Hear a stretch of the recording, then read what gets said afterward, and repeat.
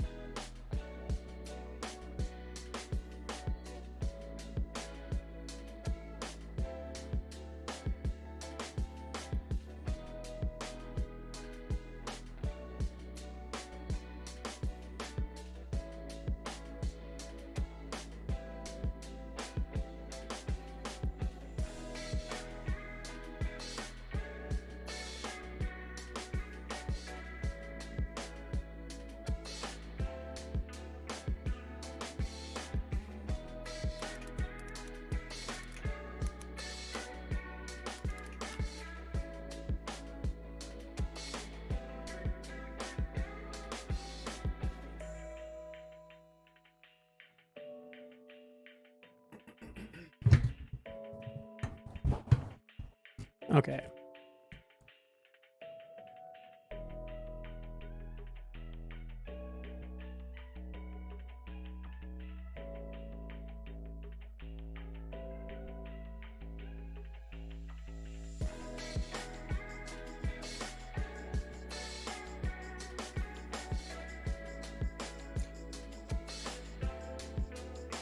We're going to figure out how to do this in real time, guys. I don't know what the limitations are on fucking on YouTube streams. All right. So I don't know what music I can and can't play. I don't know what videos I can and can't watch. But we're going to, for now, always. Well, I'm not permabanned, so.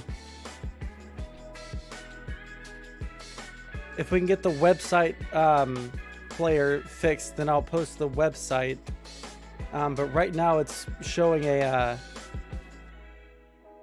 Yeah, it's showing a video from earlier where I just did a test stream to get the website working, so we'll figure it out.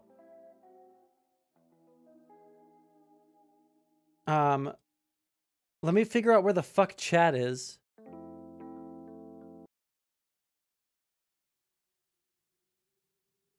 What the fuck? Holy shit, I hate this.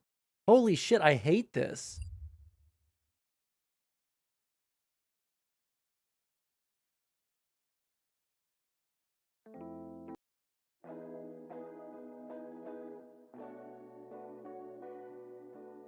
What happened to all the Harris Heller music that was like copyright free?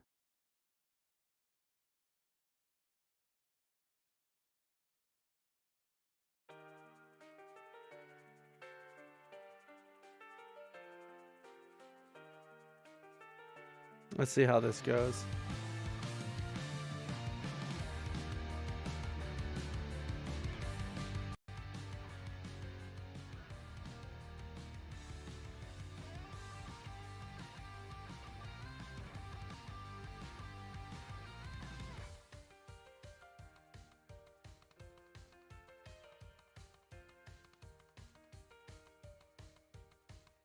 My boss doesn't know he hates you. It took me longer than it should have to finish a project the other day because he should. Gotcha. I appreciate that. Let me see here. Okay, we're just gonna fucking go, I guess.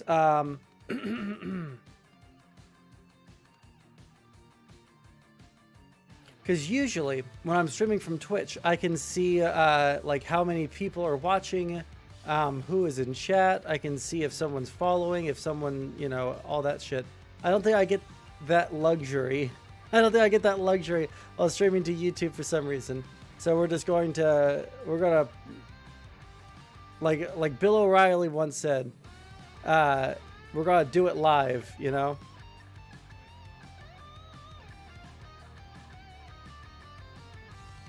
So let me... Oh no, it's using the wrong thing. Ah, fuck my life. So I set up this, right? I set up this, because all of my overlays don't work either, from Twitch to YouTube. So now here we are fucking doing this. Here, let me see. What does this even look like? I can't even tell. Oh my god, the chat is so tiny. Yeah, it doesn't fucking matter. Okay.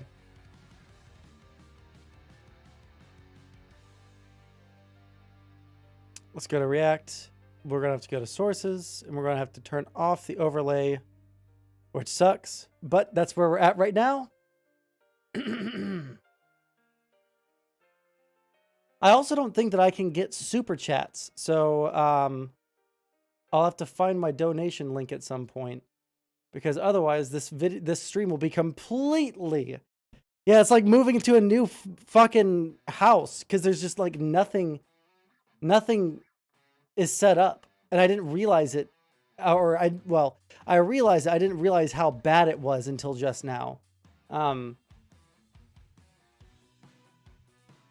Like, I can't choose any of the music because all the music I'm scared is going to get me copyright striked. And then I thought, okay, you know what? Can't share. No, you can share Twitter links on here unless there's a, hold on. If there's a setting that I have to change. Let me see here. Peter Plopper. I probably have to go to the live stream thing over here and go to chat settings maybe. Oh, look at that. There's pop-out chat right here.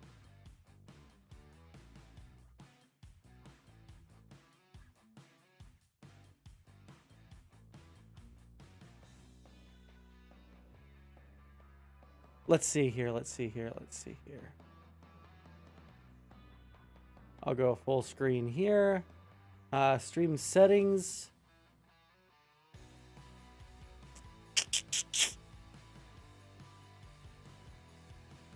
News and politics, stream VODs.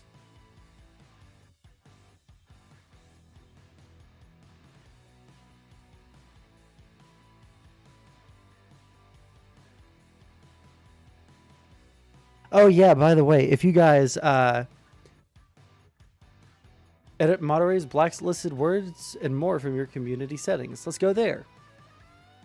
Right now, the only the only moderators are just Killer Seek and Sneaky Skeleton.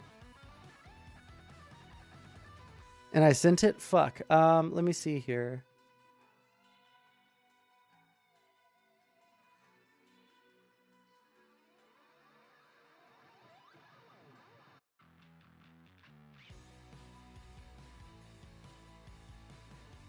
Oh, it doesn't look like I can turn that off.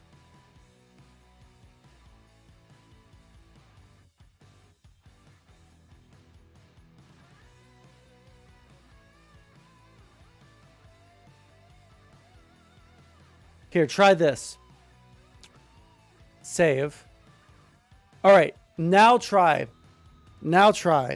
to send the link, and let's see what happens.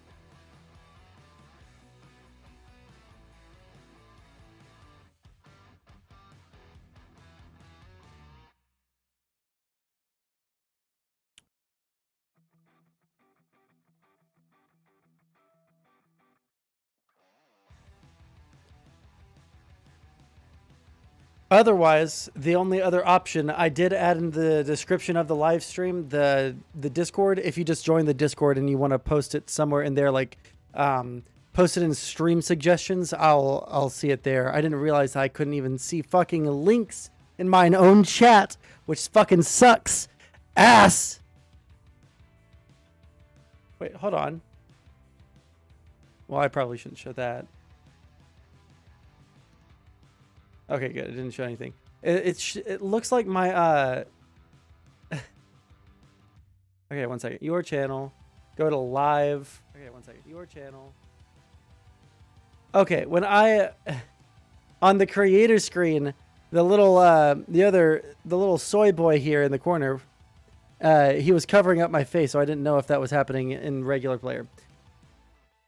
Oh man, well that sucks that we can't get easy links. I guess the best way to do it is just to just join the Discord and post links in the content suggestions, which is where we're mostly going to get our content for today, because we're just kind of vibing.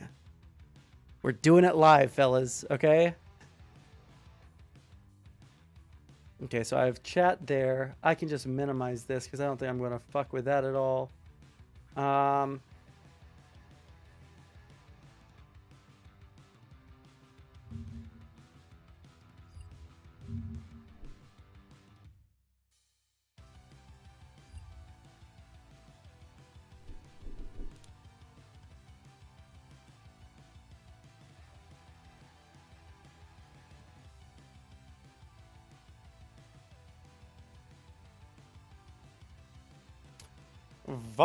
Vouch.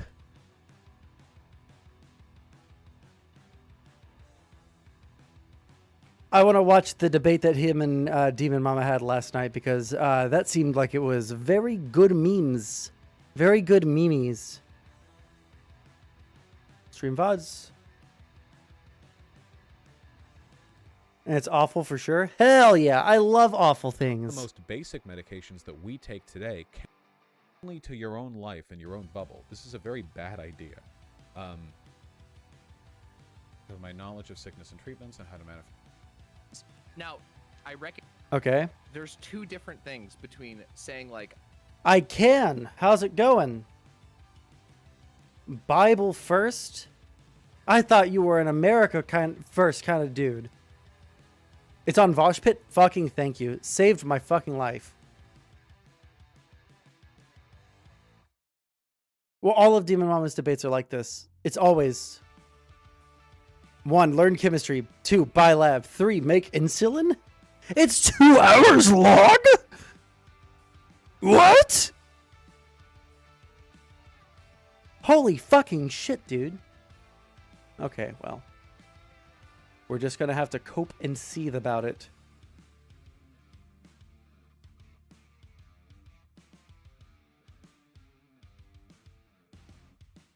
Oh, okay.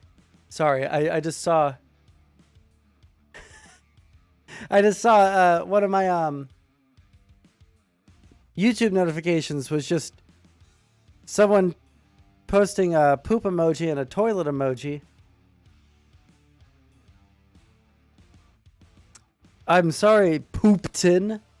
Man, I love YouTube comments so goddamn much. Hey guys, remember, if you guys want to fucking get this shit going, all right, you have to hit the like button. It's not like fucking Twitch, okay? We have to fucking actually put an effort here, okay? So if you are currently watching, hit the like button, and it'll make it to where it's you know, easier for people to find us. I don't know. I'm doing the best I can here, okay? Let's turn off the music and let's skip in my tweets versus anarchism. Demon Mama joins. Okay, so Vosh and Demon Mama debated. We know this because everybody's talking about it. What people are talking about is this tweet, which I'm going to pull up right now. And if I make this into a YouTube video, like an edited segi, then we'll probably start off with this. Let me just find the... Let me go here. Let me go to my tweets and replies. I've noticed I've started getting a lot more aggressive on the internet. I'm saying a lot more really mean things. I called someone a botched abortion the other day, which is not like me. I don't really call people botched abortions very often, but you know, it just be the way that things be sometimes.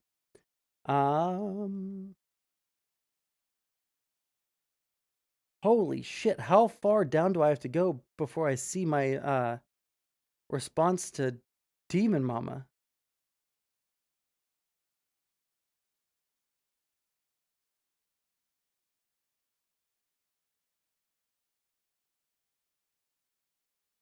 Well, fuck me. Oh, wait, hold on.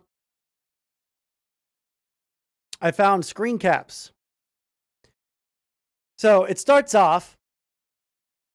Was it justified though? I think it was justified. All right, because I'm always right, and no one can ever convince me otherwise. Okay. So this is how it starts. Why would I want to manage large supply chains? To manufacture medication, or generally leverage comparative advantage to produce surplus to lower total required labor hours. This is fucking based and very fucking true. Because guess what? That's a pretty important integral part to modern life, is being able to, you know, have a surplus of things and have a supply chain that is able to get the things that people need to them. Doe responds about as intelligently as you would expect. That sounds boring and exploitative and like something I'd have more fun blowing up. Which is, you know, the most reasonable anarchist thing that she could have said. Is Demon Mama still dodging the debate with you? Demon Mama will never debate someone unless she thinks that she can get like some epic ponage on them, which means that she'll never ever debate me. But this tweet is not nearly as fucking funny, okay, as Demon Mama's response. This is literally how all specialization works. How would you produce medicine? This is fucking literal economics 101, but oh well. Make a few friends with a chemistry degree. Buy some lab equipment from one of the thousands of lab equipment suppliers. Learn chemistry or pick up a medicine book from a local library. Talk to rural doctors and healers who are already doing this now out of necessity. So here are a couple of my questions that I'll never get to ask her. Okay. Unless she already has a video out that, you know, where she does her whole Mott and Bailey. But, when she says healers, is she talking like witch doctors, or I don't know exactly what she's trying to go for there, but, or if she's just like so video game brained that she's thinking of like, I don't know, like a healer is just like one of 4 members that you have in your party at any given point. But you know, yeah. So let's just see how this conversation between Vosh and Demon Mama go, because at least Vosh recognizes how important it is for us to not nuke all of our economic gains in order to, you know, achieve socialism. So let's see how this goes. Oh, Hello. hello. Do you want me to put on video? What do you want me to do? Just Oh want me no, to be no, on- we're just chilling. Yeah. I just want to know. Okay, so we're all pro supply chain here, right? We're all I mean, anarcho supply I- chainists. what do you mean by supply chain? Like, this is one of the things that was really annoying me about this conversation. How is it that every single time someone asks her, how is it that every time someone asks her, what do you, like any question, it's always, what do you mean by supply chain? What do you mean by mandated schooling? What do you mean by this? It seems like a relatively benign question, but when you see this kind of pattern develop where she tries to get someone to give an ultra like granular definition to something so that she can fight against that one granular definition, when we're talking about fucking supply chains, which is a very, very broad topic, you know? So Conversation is that, like, so first of all, the response to my initial like 6 whatever thread deep comment was like, some people were saying that I was denouncing supply chain, some people were saying that I'm like anti-bureaucracy, some people are saying I'm anti-organization, and some people, including yourself in this conversation a little bit, have gone and implied that I'm like against people working together as an organization. And I find that like very weird. When you say like, am I don't think I against implied supply that. chain? Like, I don't know. I don't think you can be against a supply chain. I think a supply chain is something that exists, that is a way that you source something. Like, I'm not against any of those. Like, I don't know how you can be against that. So that question doesn't really make a whole lot of sense to me, and I don't really. it does, because there are some anarchists that genuinely believe in the concept of degrowth. If you don't know about like anarchist theory, there are a lot of different, it's like a huge umbrella term, right? But broadly means that they don't believe in the authority of the state. Like, just kind of broadly speaking, there are some that think that we should just get rid of the state, but keep all of the bureaucracy in place that is able to keep our economies moving. And then on the far, far, far other end of this, it was like, it's like degrowth to basically anarcho-primitivism, you know? So you don't want to go all the way there. There was someone that tweeted out, they like went into Paint. Here, I'll try and redo the image that they made, okay? So that you guys have some frame of reference here. But here, I'll try to how do I do this? Where is Stream Elements?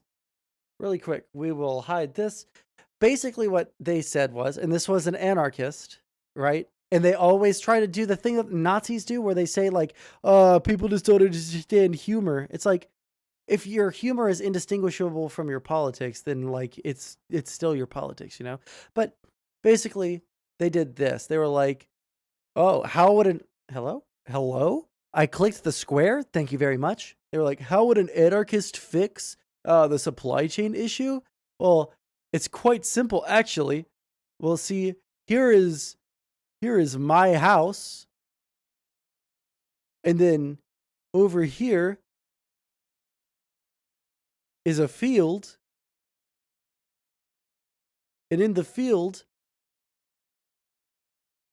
oh, I'm sorry, I should be more accurate. In my field,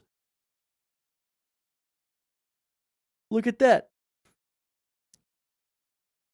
I have beans growing. And so down here, we've got beans.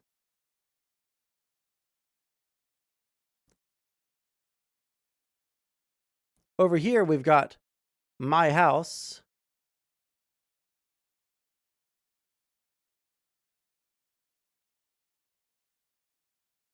Yeah, that's a you. And so yeah, this is how they said that they wanted to fix the supply chain issue, right? They wanted to move the beans from the field over to the house. And this is how you solve the supply chain issue, according to some anarchists. Okay? Before the debate, Vosh slightly went over how anarchy primitivism. Oh yeah, it's super fucking stupid. Why the fuck would anyone want to live in like an agrarian fucking society where medicine isn't plentiful, where technology and fun shit to do isn't plentiful? This feels like watching my little siblings draw. Listen, I should fucking ban you for you know, being mean about my amazing art skills, but you know what? Since we're on that YouTube grind set, and I don't have a viewer base here yet. Remember when people didn't have enough time to cook? Well, suddenly they have enough time to make medicines. Yeah, exactly. Holy shit! Fucking amazing! Fucking wow! Holy shit! I never thought of that. Poor people don't have time to cook, but they do have time to grow an entire field of beans in order to eat those beans so that they have the energy to read the medicine textbooks that will tell them how to make insulin out of their bathtub. I love. Yeah, rural healers are here and they're going to save us. Really know like what is being asked when somebody says like, are you against the supply chain? I wasn't talking about like supply chains as a concept. The person in this, listen, totally fine. I don't know if you watch me live on Twitch. I'm aggressive towards my chat, all right? And you guys can be aggressive towards me too. Like sort of random conversation we were having was saying like, oh, you can't produce medicine at all without random conversations. And I don't agree with that. I think that there are a lot of medicines that can be produced on a smaller scale that isn't locked behind. I think that they did. No, like that was my interpretation of it. And like I talked in DMs with this individual person, but like I don't know. They said, how do you manage large supply chains without bureaucracy? And then they explained why supply chains can be helpful to manufacture medication or generally leverage comparative advantage, blah blah. Right. And then this is literally how all specialization works. How would you produce medicine? They don't mention capitalism, and the positive example that you've provided so far, the Open Insulin Project, is one which would rely on the existence of supply chains and which has a bureaucratic structure. If you were to form any lab wait, hold on a second. Okay, so there's two different things between saying like advocating for the world that the Open Insulin Project is working in and recognizing that they are working in a world in which these things currently exist. The Open Insulin Project is aiming to make it possible for more and more people to be able to produce insulin. That's not just I'm not talking about just bathtub insulin, though that's certainly a potential option depending on how easy it ends up being to produce the medicine. What they're doing is they're lowering the bar like massively. They're debureaucratizing. Yes, it's still a bureaucratic organization, but they are massively taking a step towards debureaucratizing it, making it possible for smaller firms and sometimes even like tiny firms to be able to produce medicine. That's like through legal advocacy. Wait, but that doesn't have anything to do with what I'm talking about. Well, I'm asking for smaller firms and sometimes even like tiny firms to be able to produce medicine. That's like through legal advocacy. If I'm going to be honest, I think that the idea of creating a system where like very tiny firms can make medicine is fucking terrifying, is it not? Why would that not be terrifying? Because think about it. If you have a firm that is small, that means that they're less likely to be, audited or whatever by the whatever regulatory branch, because I assume that she's going to say that she's still okay with regulation. All right. If she says that she's not okay with regulation, I don't know what the fuck to do for her. But like, if she's still okay with regulation, right? then how are we going to manage all of these small firms that are creating medication that people are going to have to take in order to live, according to you, right? How are we getting that medicine to them in a safe way? Wait, but that doesn't have No, anything to that was do a with what question. I'm talking about. Well, I'm Wait, what's asking, that? like, through legal advocacy to try to Oh yeah, open up that's some of great. the regulatory standards to allow them to be produced more broadly. Well, yeah, people are going to do different things. Some organizations are going to are going to be waging war on the legal front, and other organizations are going to be saying, "Oh my God, our community, our remote community, is dying because they can't get insulin because we're not able to get coverage, and Oops. so we need to find a way to source our insulin that doesn't cost $300 per shot." Like those Okay, are but two what does this have struggles to that do are with supply connected, but they're not the chains? same.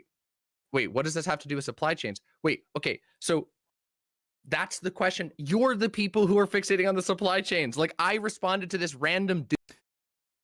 Of course we're focusing on the supply chains. That's what the whole conversation was leading up to your comment. Did you just like lol so random here let me talk about making friends with chemistry degrees to make bathtub insulin? Wait, what is she talking about?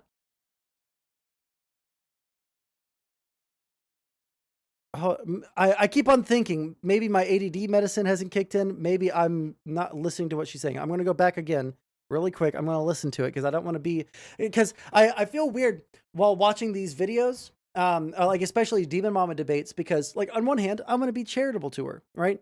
But every single time I try to be charitable to her, she's fucking crazy. And she says crazy shit. Are going to be saying, "Oh my God, our community, our remote community, is dying because they can't get insulin because we're not able to get coverage, and so we need to find a way to source our insulin that doesn't cost $300 per shot." Like those Okay, are but two what does this struggles have to that do are with supply connected, but they're not the chains? same. Wait, what does this have to do with supply chains? Wait, okay, so that's the question. You're the people who are fixating on the supply chains. Like I responded to this random dude Okay, I didn't in this make it conversation, uncool. and I've Supply had DMs. chains. By the way, hold on. Let me finish. So, and I've had DMs with this person like Let her since, which is like, finish, okay, Fosh. cool. Jesus. But yeah, my response was, no, wait a second. There are ways to start alleviating my response was to be, here's how we start alleviating the reliance on massive global supply chains, because as it turns out, there are a lot of drugs, and not just drugs, there are a lot of drugs and equipment, like whether it's from scalpels, whether it's to IV bags, all these different things. Many of these things can be produced without massive global supply chains, and those are controlled specifically. Wait a second. Wait, hold on. These things can be produced without these enormously locked down, highly centralized supply chains. Like, I mean, for example, we saw this happen with even scalpels. I would want to be under like heavy regulatory supervision. It seems super sketch to have or meth cooks. Yeah, fucking true Floyd fan. But like even something like scalpels, I feel like are super fucking sketch if they're not produced in a by a huge corporation. There are some things that I think huge corporations do better than small businesses, right? And one of those things is like medical equipment. I want that shit fucking supervised. I want it to be fucking centralized, and I want that shit to be like have a lot of eyes on it, right? And if we have a billion different corporations like in people's fucking backyards and shit, where they're making bathtub insulin, where they're making backyard fucking scalpels out of like steel that they mined from, some I don't know, abandoned mine that was condemned 4 decades ago. I don't want to fucking do that. I don't want to fucking do that. Fucking let the big corporations do it. They know where to get quality steel. They know where to get, they have all of the machinery that like makes it beyond razor sharp, right? For a scalpel, right? They have all the technology that lets you know that this insulin is going to do the job correctly and it's not going to, fucking kill people. I don't know. Issues with masks, right? Like during COVID, one of the huge issues that we saw with masks was that, well, actually, masks aren't exactly like super hard to produce. in large numbers, as long as you have the stuff prepared to do it. If you don't, or if it's an issue of copyright or all these other things, it can become incredibly difficult. So what I was saying here is like, wait a second, no, like, yes, people coming together, people with their friends who are specialized chemists, people with their allies who are specialized chemists, coming together to alleviate reliance on super monopolized big pharma controlled supply chains is a good thing. Yes, this is a way that we can do that. But they're still a part of the supply chain. You're not less participatory in a supply chain just because you're. Why does big pharma now feel like people are JQing? I just feel like people don't actually know why they believe the things they do. They just know that this is like this is the thing that you're supposed to say, right? These are the people that are the bad guys. These are the people that are the good guys. Therefore, big pharma bad. And they'll find a million different things that have nothing to do with big pharma, but they'll blame big pharma for it. Or not participating in the monopolization of an element of it. This is I never advocated against the existence of a supply chain. I'm talking about how we address the problem with hyper centralized, hyper bureaucratic, hyper gate Demon Mama, supply chains. The tweet that you were responding to was specifically defending supply chains. Wait, no, stop. You fucking based. Tell that bitch to shut up, bruh. Okay, really quick. Also, you guys go through, fucking retweet this this Twitter announcement, all right? We're going to get some fucking YouTube subs today, all right? Until we get that that unlawful and obviously deep state. Obviously, the deep state got to me, all right? Go retweet that tweet so that people know about me. All right? How's it going, Stardust? Stardust, my fellow Indian. Ah, well, that's a totally normal way to to say hello. Go ahead. The tweet thread was specifically about defending how supply chains are necessary in the production of medicine, and your response implicitly, because you're disagreeing with a person who is defending the necessity of supply chains, was this, which made it sound like we're talking bathtub insulin. That's what this sounds like. Now what you're talking about is fighting against the logistical and legal monopolization of some elements of the supply chain, but you're still a part of the supply chain. You're still sourcing your chemical I'm going to be precursors. I'm going to be a little bit of a cunt here for a second. But oh shit, we're really just now starting. Like what you've done is you're like hyper fixating on my comments with another person, and it's the only reason that you came on to talk to him. He's not hyper fixating on anything that the conversation isn't warranted to like where the conversation isn't warranted to go. Like, this is what the conversation is about. Yes, he's hyper fixating on it because that's all the conversation is about. Because you responded to someone in a conversation that you were not involved with. What did I get banned for? It seems like Groypers mass reported me, and it's just fucking stupid. But it'll probably get overturned. Just in the meantime, we're streaming here. But she didn't just say this out of fucking out of nowhere. She's directly responding to someone that said that supply chains are good. One second. Like, why can't I give super chats? Because we don't have 1,000 subscribers. Until we give 1,000, until we get to 1,000 subscribers, no monetization on YouTube. But oh shit, you know what? I have to fucking manually put in my my stream elements shit. Oh, that's so fucking annoying. Okay, one second. Let me keep this open in case people want to donate. Tipping settings.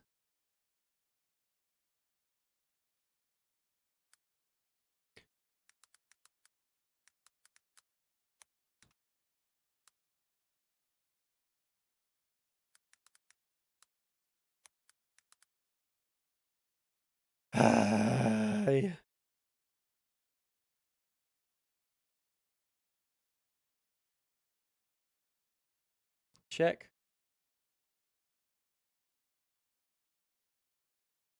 Okay, and then I go into my own stream. Pause, and then edit video.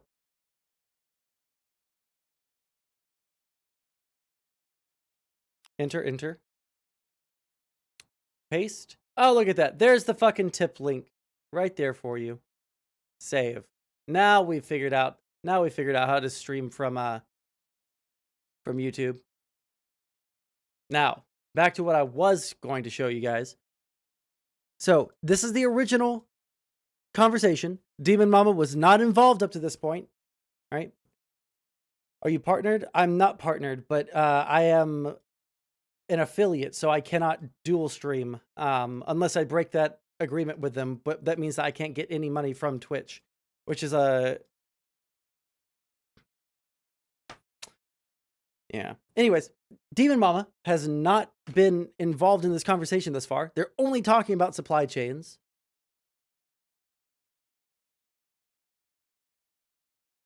Where is my response where I gave someone the screen cap of Demon Mama? Yeah. This is the next response. All specialization works. How would you produce medicine? And then here we are. There is no fucking way that there's no fucking way to read this other than she is responding to this person about specialization and supply chains. There's no other fucking way. Check out Para's latest quote tweet for some cringe. Oh shit. Again, in the YouTube description, join the Discord and you can post all of the links that you want in content suggestions until I figure out some way for people to post links in chat. Attempting Besides to me. basically project forward the worldview, the greater worldview on this topic without actually letting me leave this tweet. So it's a very interesting and unfavorable position that I think uncharitable position that I find myself in, expecting to simultaneously answer questions based off of this tweet that were not brought up or addressed in the original in this original tweet, while simultaneously not being able to like say, hey, wait a second, like I have bigger views than this specific tweet response. And if you want me to address this specific tweet response, we're both wait, pro supply chain then, right? Like we I literally, you asked me when I walked in here, you literally asked me, you walked into this conversation, literally asked are me, you against supply chains? And I told you that question doesn't make any sense to me, because but it does. Supply chains are a thing that exists no matter what you're doing. You can't just teleport ingredients to yourself. Like, I don't know where this like, again, it's this totally unhinged thing that people have projected onto me, this idea that I think that there's like everybody should have like an atomic synthesizer in their house. I've never said that. I've never been against supply chains. I don't know where that came from. Okay. My response here was what because do you disagree with from this excuse me, hold on, Twitter wait, user then?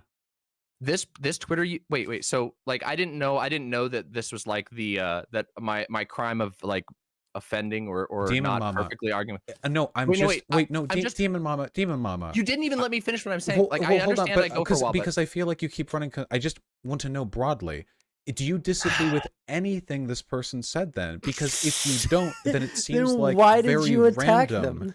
To Also in a random. tweet thread of a person you don't disagree with, who's defending supply chains, to then respond with something that sounds really weird and doesn't really address. It was just a goofy little also random haha do you like waffles type tweet, you know, like out of fucking nowhere. She's just, hey guys, did you guys know that you can make bathtub insulin? LOL. Ha ha ha. It's like so fucking stupid. There's no chat commands from what I understand. It's all in the Discord or all in the YouTube description, buddy.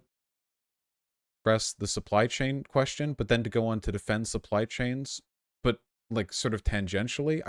Do you disagree with anything that they've said? That's all I want to know. Yes, I was pretty clear with what I disagreed with them. I said I don't think that their characterization of large hyper bureaucratic centralized supply chains. Now, I recognize maybe other people engaging in this conversation that you weren't a part of, that none of you were a part of, because this is. Hold on a second. let me finish what I was saying, because like I don't know, like okay, if your goal is to try and like force a framework onto me here and like be like you were being bad to this Twitter user, okay, yeah, maybe I misinterpreted the. Can we just engage? Wait, So they didn't Vosh, talk. Bruh. Are all of my fucking commands gone? Bruh! We had good fucking commands, bro.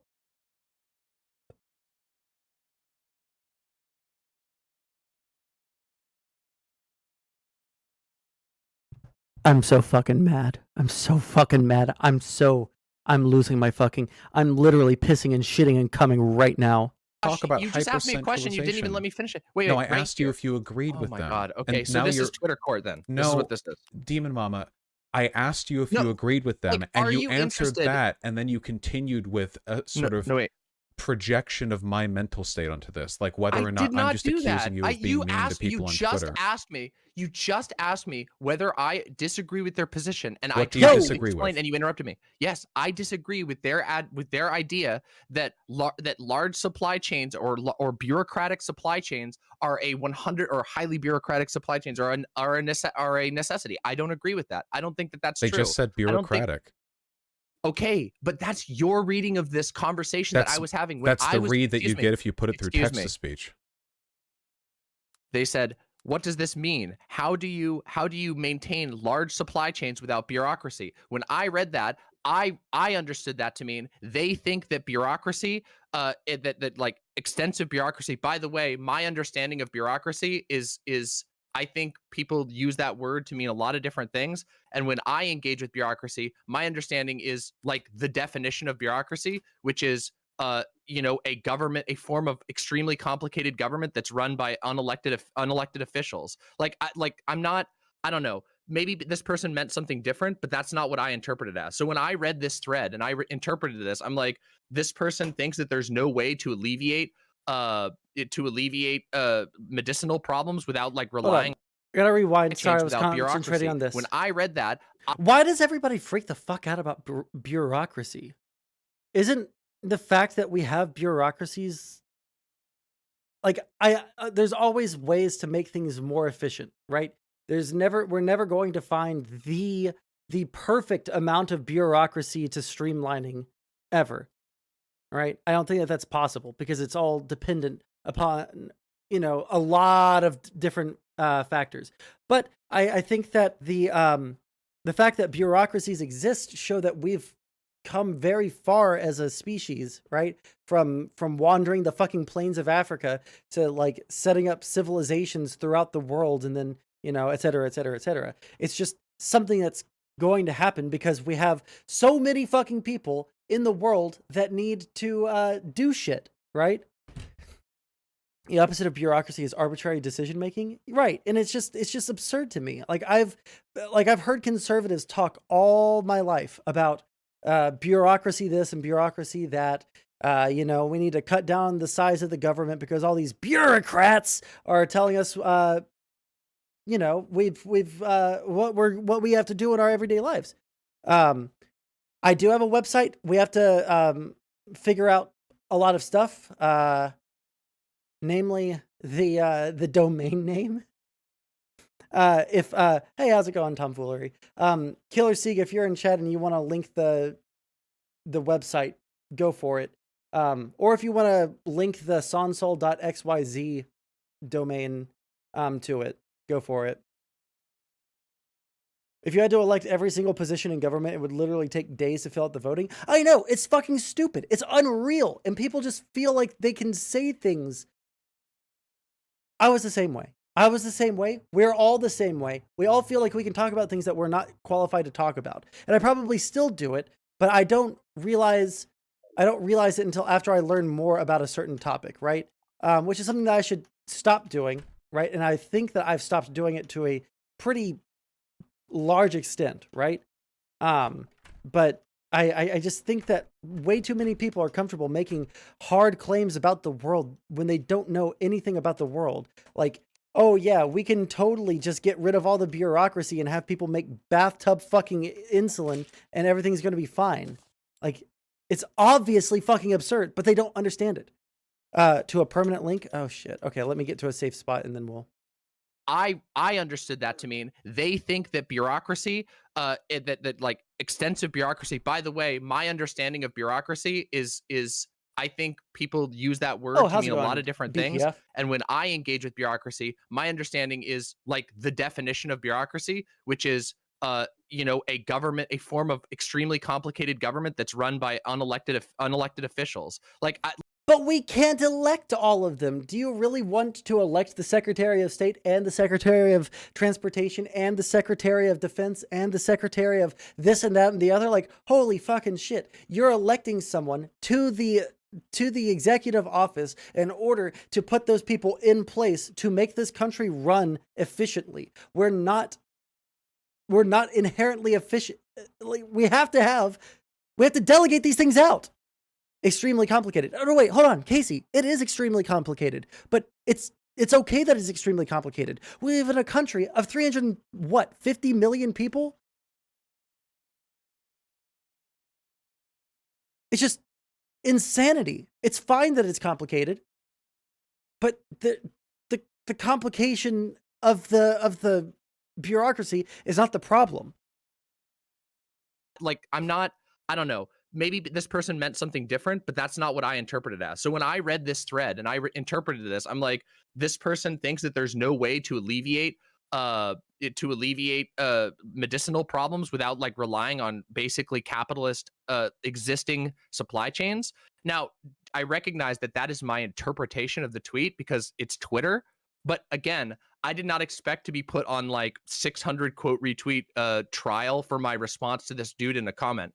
And can you please stop? Can you please stop with the victim thing? We both get attacked all the time. Wait, we both get attacked. Demon Mama, we both get attacked all the time. You whine about it just as much as I do. Don't try to play like I'm a victim. You were just doing it earlier this thread. Come on, man. We're with friends here. Like, why are you keep doing this? Wait a second. Wait, DM. Why do you keep doing this? Like, and I got attacked for this tweet this far down. I didn't. All I've been doing is asking you what you believe and trying to contrast it against contents that I see in the thread. I've been very neutral and level-handed in how I approach this. I would appreciate it if you stopped. Fucking just suplex her into next fucking week, dude. Just suplex her into next week. You don't have to be nice. You can be mean. You're on YouTube, dude. You can be as mean as you fucking want. Projecting and also, if you guys refresh right now, the new Discord link will be in the description. Also, if you guys are watching right now, you guys should like the video, like the live stream so that more people's eyes can get on it. All right? Antagonism onto my behavior. I don't think that I've projected antagonism onto your behavior, but I apologize if that's the interpretation, and I recognize that my frustration with certain aspects of this conversation are more generalized. Some of us, listen, I'll leave that one out. So I would want to be mean. By bureaucracy, I think they just mean an administrative structure. Like the bureaucracy that you'd get in a basic, like any kind of company formation. You have leaders who delegate responsibilities and tasks. You have to maintain them. When am I going back to Twitch? I don't fucking know. It depends on when they unban me. I sent in my unban request, but I haven't gotten anything back. Granted, that was over the weekend, so they might just be getting to the weekend things now that it's the work week. Actually, yesterday was Monday, wasn't it? I just didn't stream because it was my girlfriend's birthday. In the supply chain by having people who work transportation, production, distribution, quality assurance, regulation, like that kind of thing. I don't think they meant like you need like a hyper monopolized capitalist industry to. That's totally fine, and that's totally fine. That's totally fine if that's the way you interpret it. That's not the way I interpret it when I. Hey, just because we're on fucking YouTube doesn't mean that I'm gonna let people do like transphobia and shit in chat. All right, fuck off with that, BPF. Responded that way. It was 2 weeks. When I hear the word bureaucracy, that's not what I use. That's not the word I would ever use to describe like internal organization of an organization. Like, I don't use the word bureaucracy interchangeably with having an internal structure. Obviously. Why? Are they not synonyms? This might just be me being fucking stupid. Are they not fucking synonyms, dude? Because I think that they're synonyms. A bureaucracy is just okay. Another appeal over 3 months ago and still haven't heard back. Yeah, if I don't get something in the next day or so, then I'm going to like, I'm just going to hit up every single fucking partnered streamer I know. Like, hey, fucking please, for the love of God, I'm not having this strike on my account because cozy.tv wanted to fucking raid me. All right, get me in contact with someone. Like, I think it's an absurd statement to like try and say that I don't believe in organizing things. That's ridiculous, which by the way has been mentioned in this conversation. But like that's not what was being discussed here. And then again, the second part of this, which what I was trying to say just a couple minutes ago when the victim thing happened, apparently, was to say that Maybe like, don't act okay, like a victim. so then. if we can acknowledge that like there is a disagreement on what this person was saying and what I was responding to, then why don't we defer to my actual opinion on this? And then I gave you the thread, and I also told Well, but what did you say that was what is it? I don't understand what the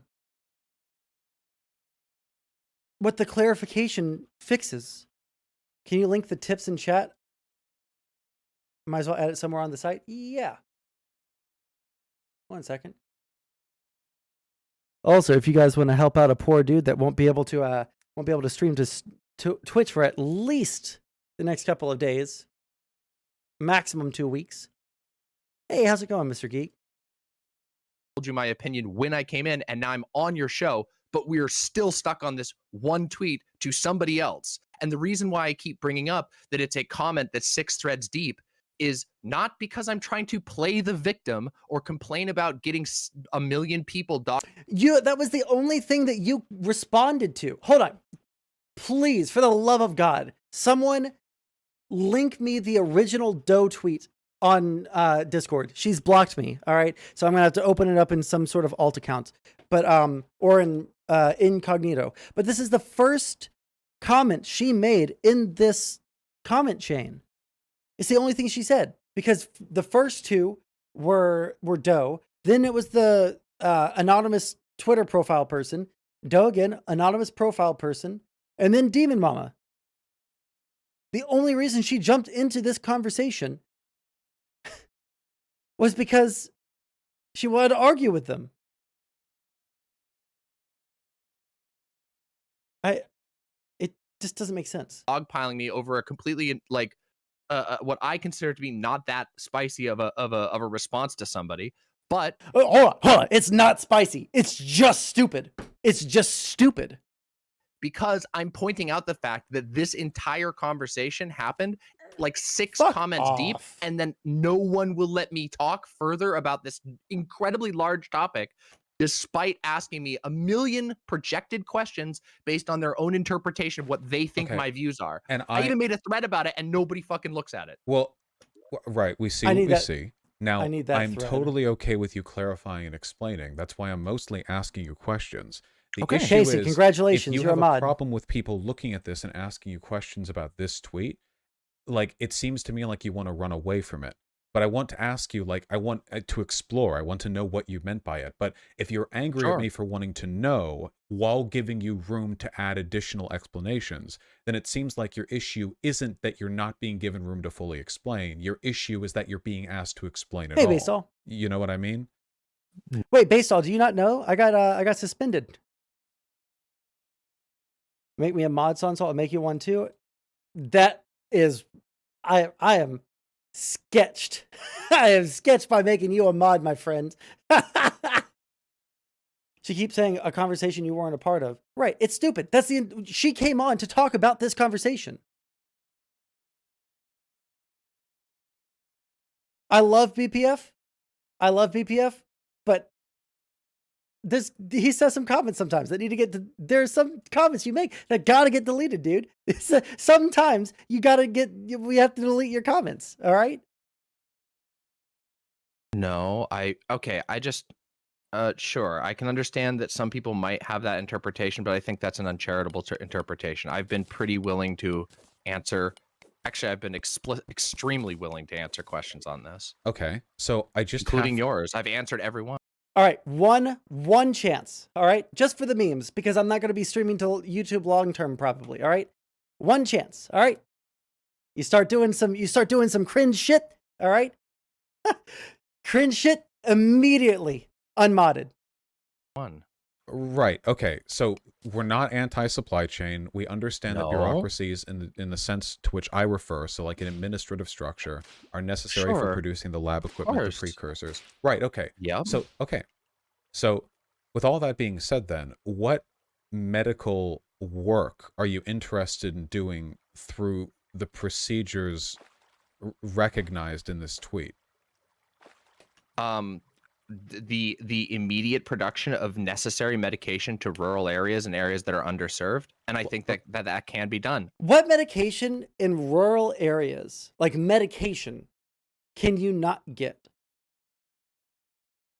I'm actually asking because my family lives in very, very rural areas, right? Like spread out in towns that are like, population 200. Okay. Some of them live in, like the bigger towns that kind of connect all these tinier towns. But is it, if I'm not allowed, you can talk smack. You're always allowed to talk smack. You just can't like be wholly yourself. All right. Don't fucking say like, a slur or something. Why rural? Is it just a virtue signal? I assume it is because I've never heard anyone say that I can't get insulin because I'm in fucking rural, like Texas or something. This is a stupid solution without a problem. Maybe Alaska. Okay, you know what? I'll give you that one. Alaska, I'll give it to you. But like Arkansas or like the rural South, like I'm not seeing like these unbelievable amounts of people that are unable to get life-saving medication because of reasons. Barrow, Alaska. Let me see. What's going on in Barrow, Alaska?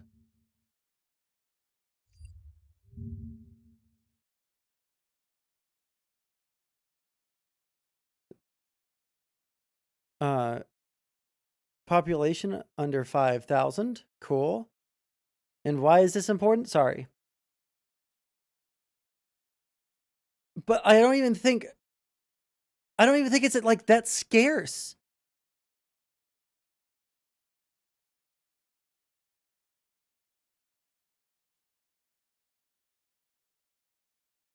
Sorry, I simply just don't know anything about Alaska. Okay, I watched a video a couple of days ago about how Anchorage is like an overpowered city because of its location, but I don't know.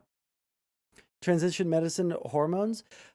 I even then, number one, it's not as simple as she's making it out to sound. Number two, making your own estrogen, I think, is harder than you would think. When people talk about bathtub, they're taking bathtub estrogen or bathroom, like bathtub fucking HRT. They're usually talking about just getting it off of the gray market, right?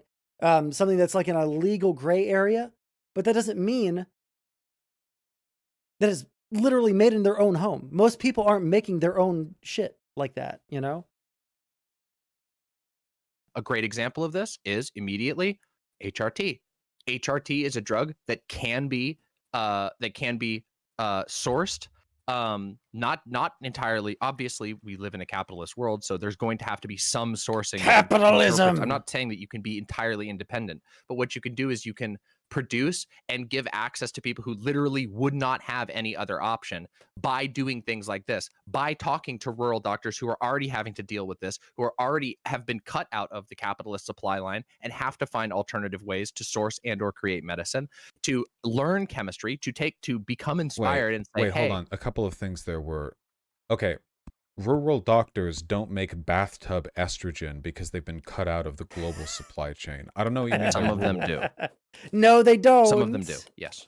Some of them Whomst. And in fact, wait, what do we mean by some doctor? particularly bad areas. Yeah, what is a doctor? What do we mean by doctor? I'm talking about doctor. I'm talking about license. If Demon Mama can have her own definition of what a bureaucracy is, all right, I think it's actually important that Vosh asked this question. What do you mean by doctor? Since doctors that literally that there are I mean, like, I don't know, like, I just feel like it's how do I tell you that there are parts of the world in which people literally don't have access to medication, or they Okay, can't wait. afford the By medication so they make it rural, themselves? by rural, do we mean like in the U.S. or do we mean like Rojava? Because I assume Both? we meant. Oh yeah, we also hadn't considered that she isn't talking about American hegemony here. She's talking about all the poor Ugandans that are making estrogen in their bathtubs, I guess. Okay, Both? in the United States, maybe this has happened once or twice, but I would be very surprised if rural doctors are being cut out of, because the American supply chain, the medical supply chain, is pretty holistically reachable in the borders of the United States. If I you don't think have they're money. well, if they're Yeah, if you have money for it, we still, yes, things do cost money, but that doesn't mean that the supply chain doesn't extend to these rural areas. The problem that you're talking about here doesn't exist in the way that you're presenting it. There aren't people like dying because insulin is just like not available in rural areas. You're just talking about people in rural areas being fucking poor. This requires a different solution, Demon Mama. It requires a completely different solution. Fuck, I hate the people that just like their entire political ideology is based around the fact that they want free healthcare, but at least that would be something that you could say that is actionable compared to whatever the fuck this is. doctors, their practice would make money from the prescribe. Well, first of all, you wouldn't go to a doctor for estrogen, right? Like the doctor would provide the eval, but you would get it like through a pharmacy. Pharmacies are licensed. I'm sure there's variants here, but like I don't know. I feel like this is, again, we are kind of talking about, we're getting off on a little bit of a tangent here, but I'm okay with talking about it. No, I'm talking about this particular yeah, what isn't she like is that isn't Demon Mama now like explicitly anti-electoralism? Didn't we watch a video where she like just said that there's no use in ever voting because the government lies or some shit?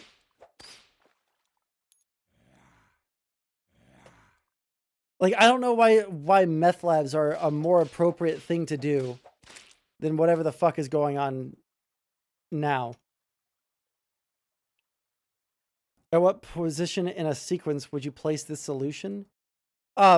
Listen, if there's a problem that requires this solution, that means that society is already fucking collapsed, bro. Okay? If we're at the point where like people can't acquire medicine because the supply chain won't bring it to them unless they have like $5 billion to hire a semi-trailer to bring them the life-saving medicine that a community needs, society is already collapsed at that point. The questions that we would be answering then are completely different. Are you fucking my ass right now? Really? Fucking traps? Come on now.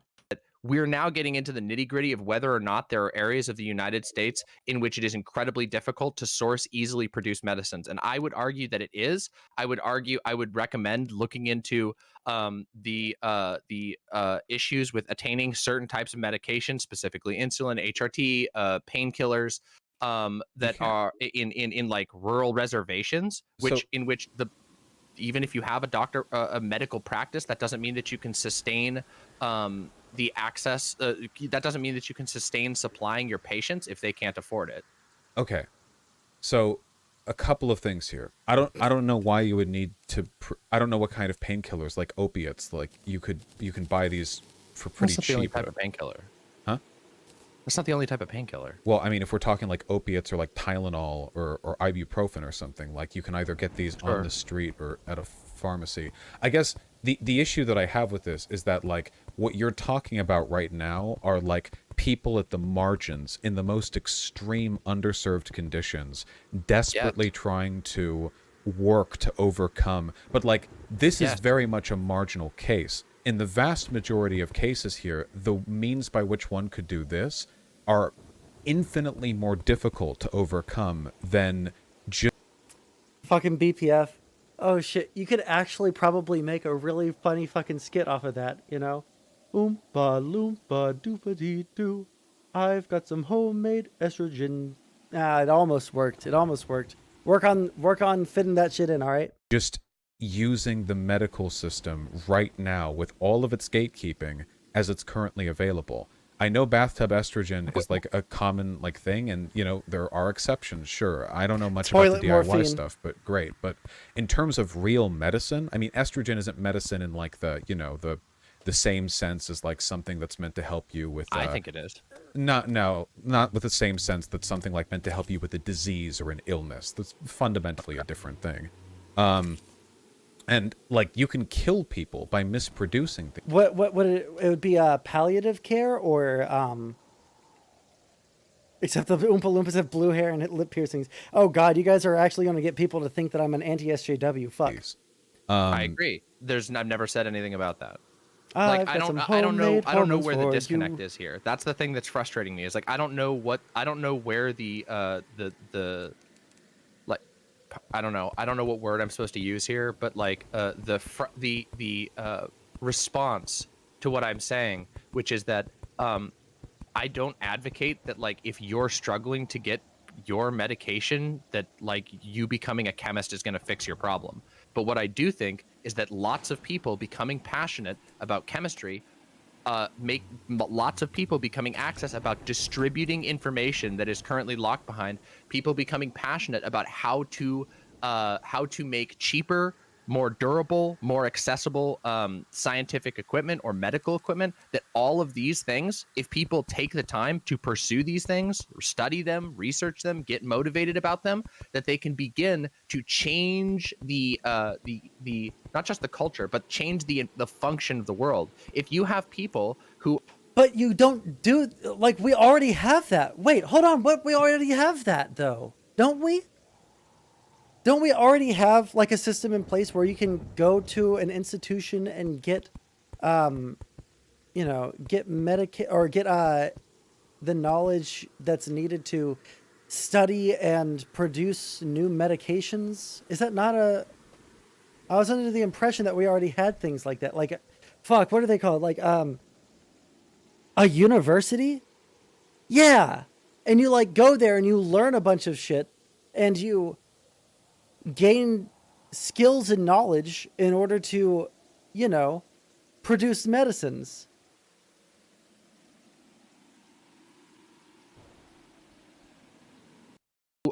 who feel disempowered, who want to alleviate problems, like what you said, which is that okay. I want to touch on one of the things that you just said, which is this idea that oh well, it's just easier to go through the standard system of medicine.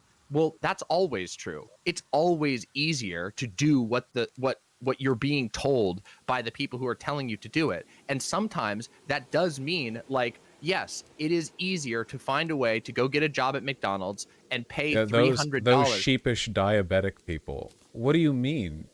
Wait, yeah. what? The Okay, ease do of you wanna let me access to finish, or, medical like- resources is obviously something we should prioritize. We need to fucking stop.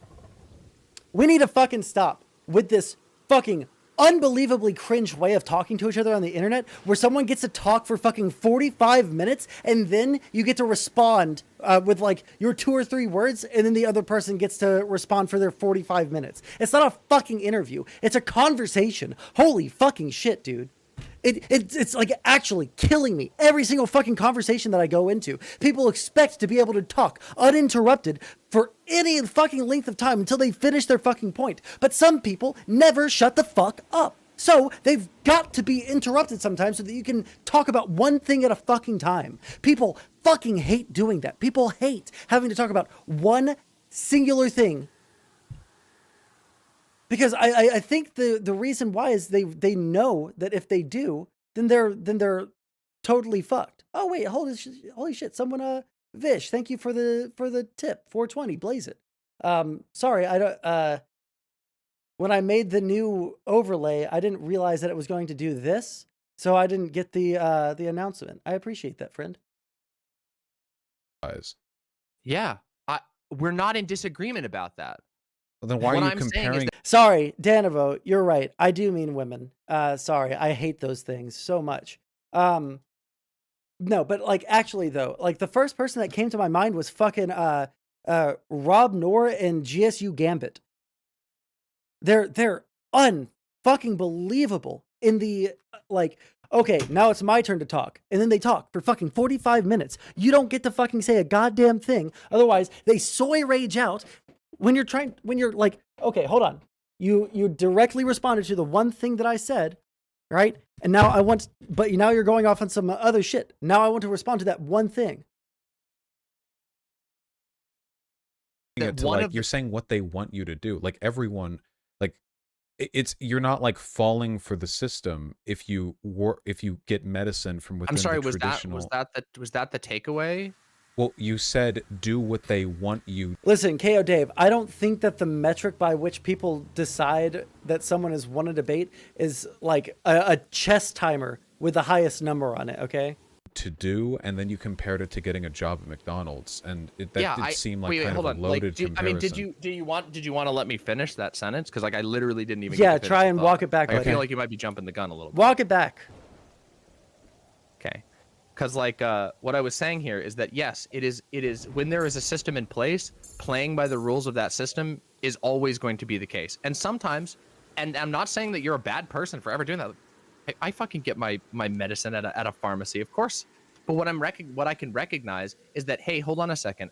A system that allows for insulin, for example, to be locked behind a $300 price tag is not a sustainable system, and that puts people who need insulin, people who need HRT, can apply any medicine here, in a disadvantaged position. So how do we alleviate that in a system that is this this locked down, when there are people who do find themselves in the position of being denied this stuff, who when they come to the end, they don't have an alternative? And the answer is, in my opinion, or I wouldn't say the answer, I would say one of many answers, is to pursue the massive ungatekeeping of the production of and research of and understanding of diseases, medicine, medical technology. That is, I think, a huge part of it. That's a different thing, though, because what you're talking about, making this medicine easier to access, less legally gatekept, easier to produce, cheaper to produce, this is stuff that's going to be done by multi-billion-dollar industries, court battles fought by high-paid lawyers, and teams of experts who combined have enough education to build black holes. This isn't going to be done by... I don't think so. Wait, it absolutely is. I don't think so. I think some things wait, hold will on. After all the fuss about interrupting, these advancements, especially stuff like cheaper production of insulin, I mean, historically, in almost all commodity productions, the way you make cheaper the production of something is by streamlining the economy of scale which allows for its production. Sometimes you have chemical breakthroughs that allow for that, but generally those breakthroughs are going to be done by people who have the biggest and most well-funded teams, and that's almost always going to be people already in the pharmaceutical industry. So if you want to make the process more efficient, you're not going to do...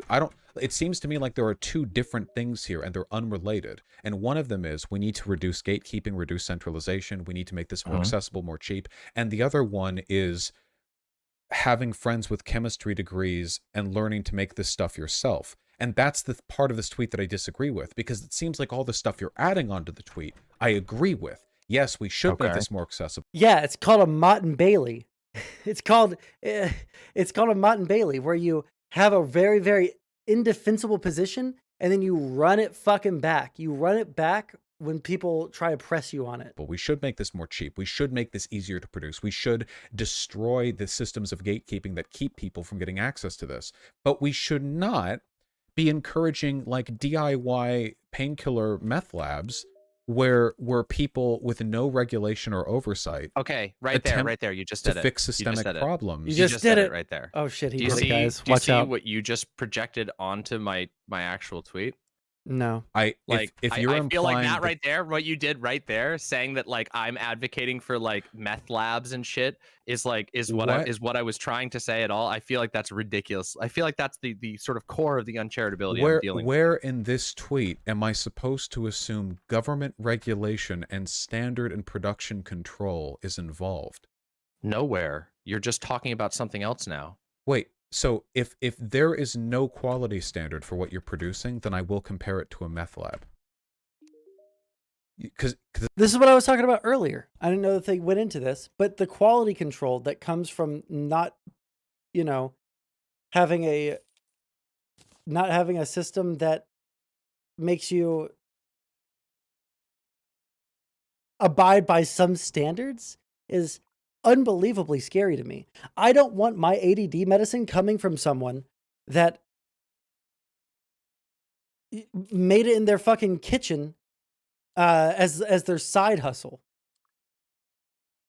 That shit's terrifying. Why the fuck would you want that?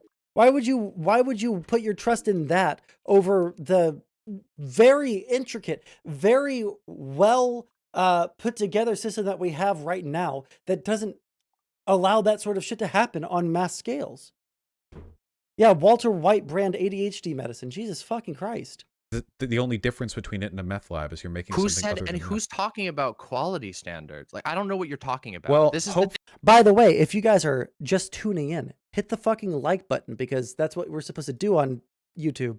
And I'm supposed to tell you guys to do that. If you guys hit the like button, that'll bring more people necessarily into chat because of algorithm nonsense. We can't rest on our laurels here of being on Twitch and people knowing who I am. Now we're on YouTube, baby. If you haven't already fucking subscribed to the YouTube, fucking do it. hopefully the this is people the who thing that need the gets me medicine. so. Yes, obviously. Wait, where did I say anything that like? Wait, hold on. You wouldn't want your focally made from Todd's shed? Oh man. But like, listen, he has only the finest Mexicans that he's kidnapped in there. All right. They're going to work hard so that they can eventually become free. Think about it. That you should just not care about the quality of the medicine. Demon That Mama, you should it's not not have about any not caring. It's that they don't have the what you're advocating for doesn't entail the regulations which would allow Yes, for good quality control. wait. I recognize that it doesn't entail the regulation. But regulation isn't the only thing that protects the clarity or the purity of a Demon medication. Mama, And is we're this a talking- joke? but again- Are we to go back to 1900s America? Are we to go Vosh, back to okay, the like, I rat just- shit dropped in the? No. Wait, Demon Mama, stop. I Stop. unironically- Stop with the indignance, Demon Mama. You're not as fragile as you're pretending to be here. Oh shit. Are not there being- or are okay, there you're just not being a fucking cunt. federal okay, sure. regulations on the production of this medicine that you're advocating for here with your chemistry knowing Of friends? course. there are. How are federal regulators regulating the production of an unlicensed lab with people who have learned chemistry from medicine books and lab equipment they bought online? Huh? But they don't have to. Wait, That's you not the just only. said there That's not is the, federal wait. regulation. That's not the only. Wait. Okay. I'm sorry. I'm unironically confused as to what you're asking me here. I'm genuinely getting confused. I'm not trying to be like, I don't know. Maybe you think I'm trying to be performative or whatever. I just don't know what you're asking me. Is there Are you federal asking me- regulation on the medicine they're producing? Are they being regulated? No. Is there an FDA? No, definitively not. Then, Definitively not. If you're doing it yourself, then no. Then But that I doesn't don't mean that think- there's no quality control. That doesn't mean that there aren't systems of quality control what that quality can be put in. control? Wait, what Which quality control? one? Okay, Yeah, what hold on. quality There's numbers of control? ways that you can do this. In fact, we already see this. One of the best examples is in is even in the cannabis industry. Even before federal regulation, long before federal regulation came in to overlook cannabis, these labs would publish the lab results. They Mhm. take a test of their own stuff, they publish their lab results, and then labs? people could. People bought from cartel distributed weed that was often laced or low quality. That's not the only place that people. Yeah, buy. but that I was don't where know. a lot of them Again, got I it just, from. This is exhausting, Vosh, because I Demon feel like no Mama. matter.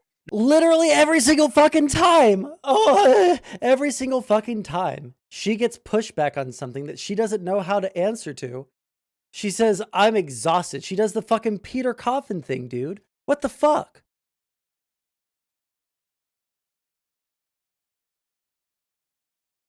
Catch you later, Baseball. No matter. Wait, stop, please. No matter what. No matter what I say here, you have a very specific. It feels like you have a specific angle on this, and that no matter what I answer, you just immediately pivot to something else, So and that is frustrating. Are to me because you I'm trying to answer what seriously you're at. advocating that the free market will self-regulate to produce high-quality products without federal regulation? No, And no, not even close. And the fact that you've Oh, come to cool. that just shows to me that I Stop feel there's no with attempt the to engage. addendums. When I ask a question that is yes or no, I can just addendum want whatever the fuck I answer. want. But I don't. You don't detracts. impose. Wait, it doesn't detract anything. You ask me a detracts. question and I speak. If you want to have if you want it to be like an inquisition and you want me to just answer with single yes no, But you're just one word. whining. I'm not whining. You Okay, are. fine. Wait, chat. All right. Vosh, DM. Okay, this. Wait. Hey, chat. Is Demon Mama whining right now? Is she being a whiny little baby? Is she being a baby who's whining on my stream right now? Hey, chat. Wait, hold on. Hey, chat. Is Demon Mama being a whiny little baby? Oh no, Vosh. Are you this has not been- advocating for the free market to No, I'm not self-regulate? advocating for the free market. I'm advocating for people to specifically take an effort to be the ones Based. who say, okay, there. Listen, Casey. Vosh's community has gotten too fucking cringe for me. All right, they've gotten too cringe. I can't handle it anymore. All right, I need there to be a split in that fucking dynamic.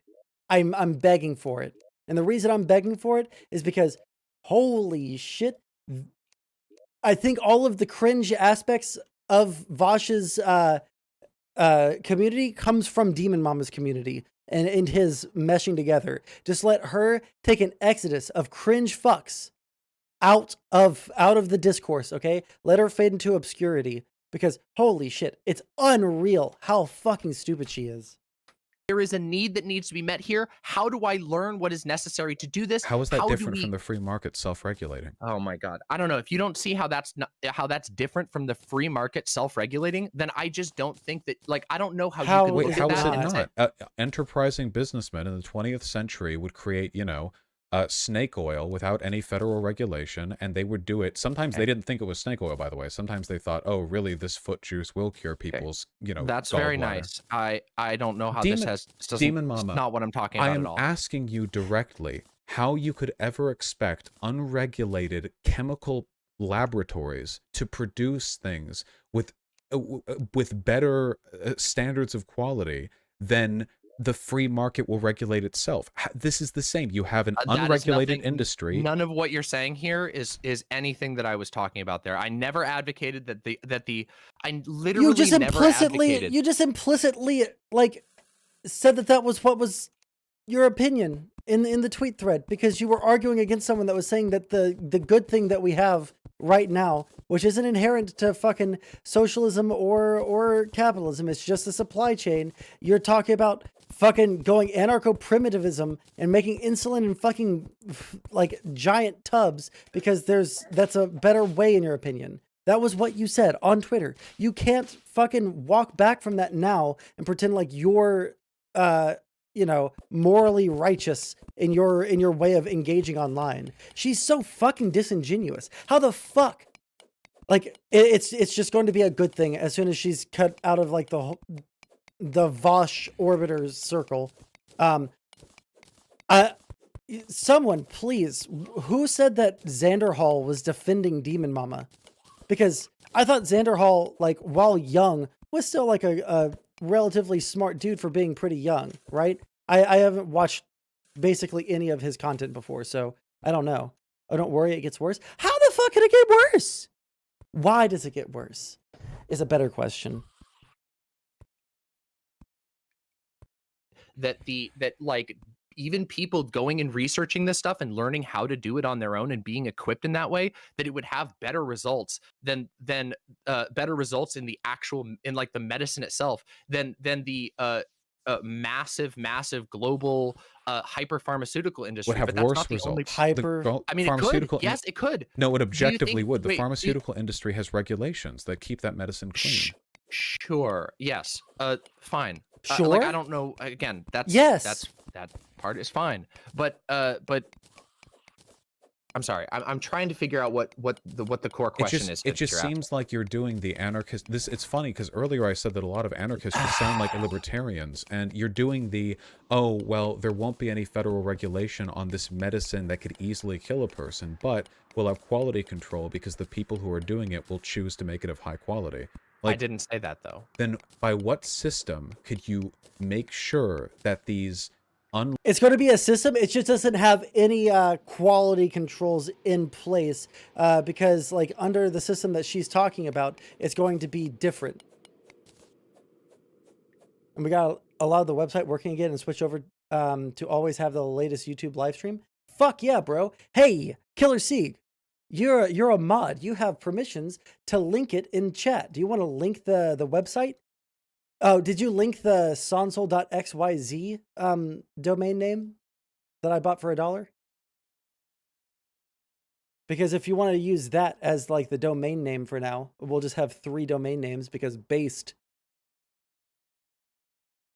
unlicensed laboratories which are producing medicines through DIY methods are of high quality. Because right now the system. Hey, yo, guys, check out the fucking website. Check out the fucking website. Yeah, what he said. Look at that. 1 second. Let me just log in. Let me just log into my own website really quick, and I need the login stuff for that right now. Okay, I'll send it to you on Discord from my phone.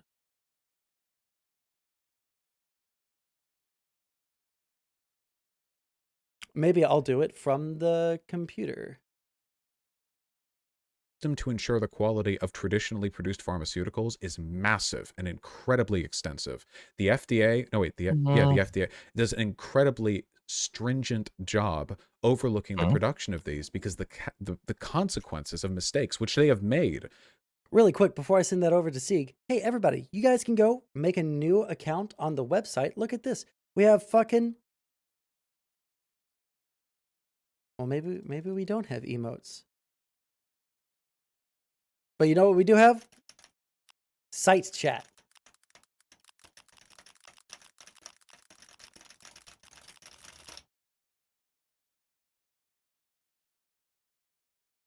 Could be catastrophic. You need experts and millions of dollars of equipment. They have those nuclear testing machines to make sure that the molecules are lined up right. And all this is done. Okay, but what is that? What are you getting at with that?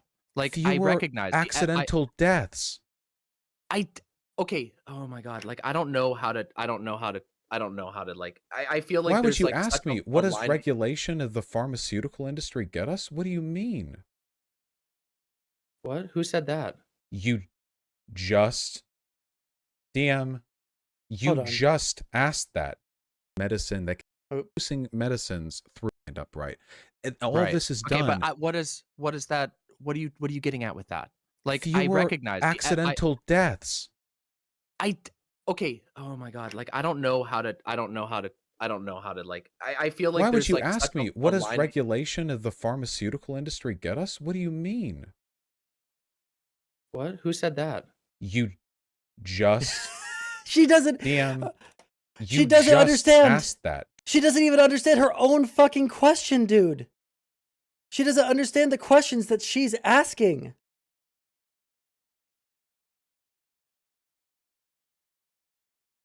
He misheard her? No, that's what she's asking. Okay. I have the feeling she has no idea what's going on. I believe so as well. That's not what she asked? Okay, hold on. Maybe I'm misunderstanding too.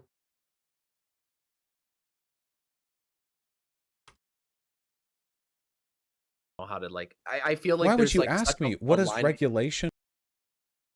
The FDA, no wait, the FDA does an incredibly stringent job overlooking the production of these because the consequences of mistakes which they have made could be catastrophic. You need experts and millions of dollars of equipment. They have those nuclear testing machines to make sure that the molecules are lined up right. And all this is done. Okay, but what is that? What are you getting at with that? Like, I recognize accidental deaths.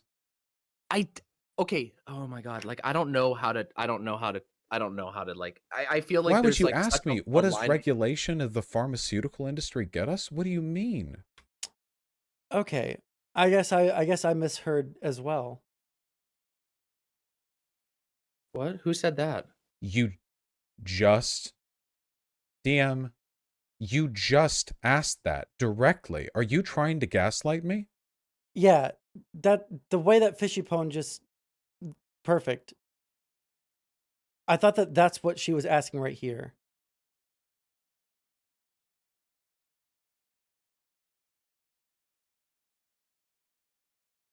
You just Oh, asked what that did I? explicitly. I'm sorry. Did I? I don't know what. I'm sorry. Unironically, I don't know what you're talking about right here. Did I Are misspeak you or something? high? No. I'm not high. I'm literally one not second. high. Like, what are you talking about? Like, I don't know what you're talking about. I don't know what you're asking me. You said I did. I said that. What does the FDA get us? I never said that. Or at least if I did, I didn't mean to. You okay. Like, what I'm So saying is, what are we talking? What are you getting at? I think literally what I said is, what are you getting at with this? I didn't say what does it get us. I think the FDA does some very good things. I think it does some very good things. Like, obviously, like, I think that the FDA is an example of a bunch of interlinking organizations that can check one another. But that's not the only thing I'm talking about in this, nor was it the only thing I've ever been talking about, nor was it even what I was directly addressing in the tweet that everybody is so frustrated about.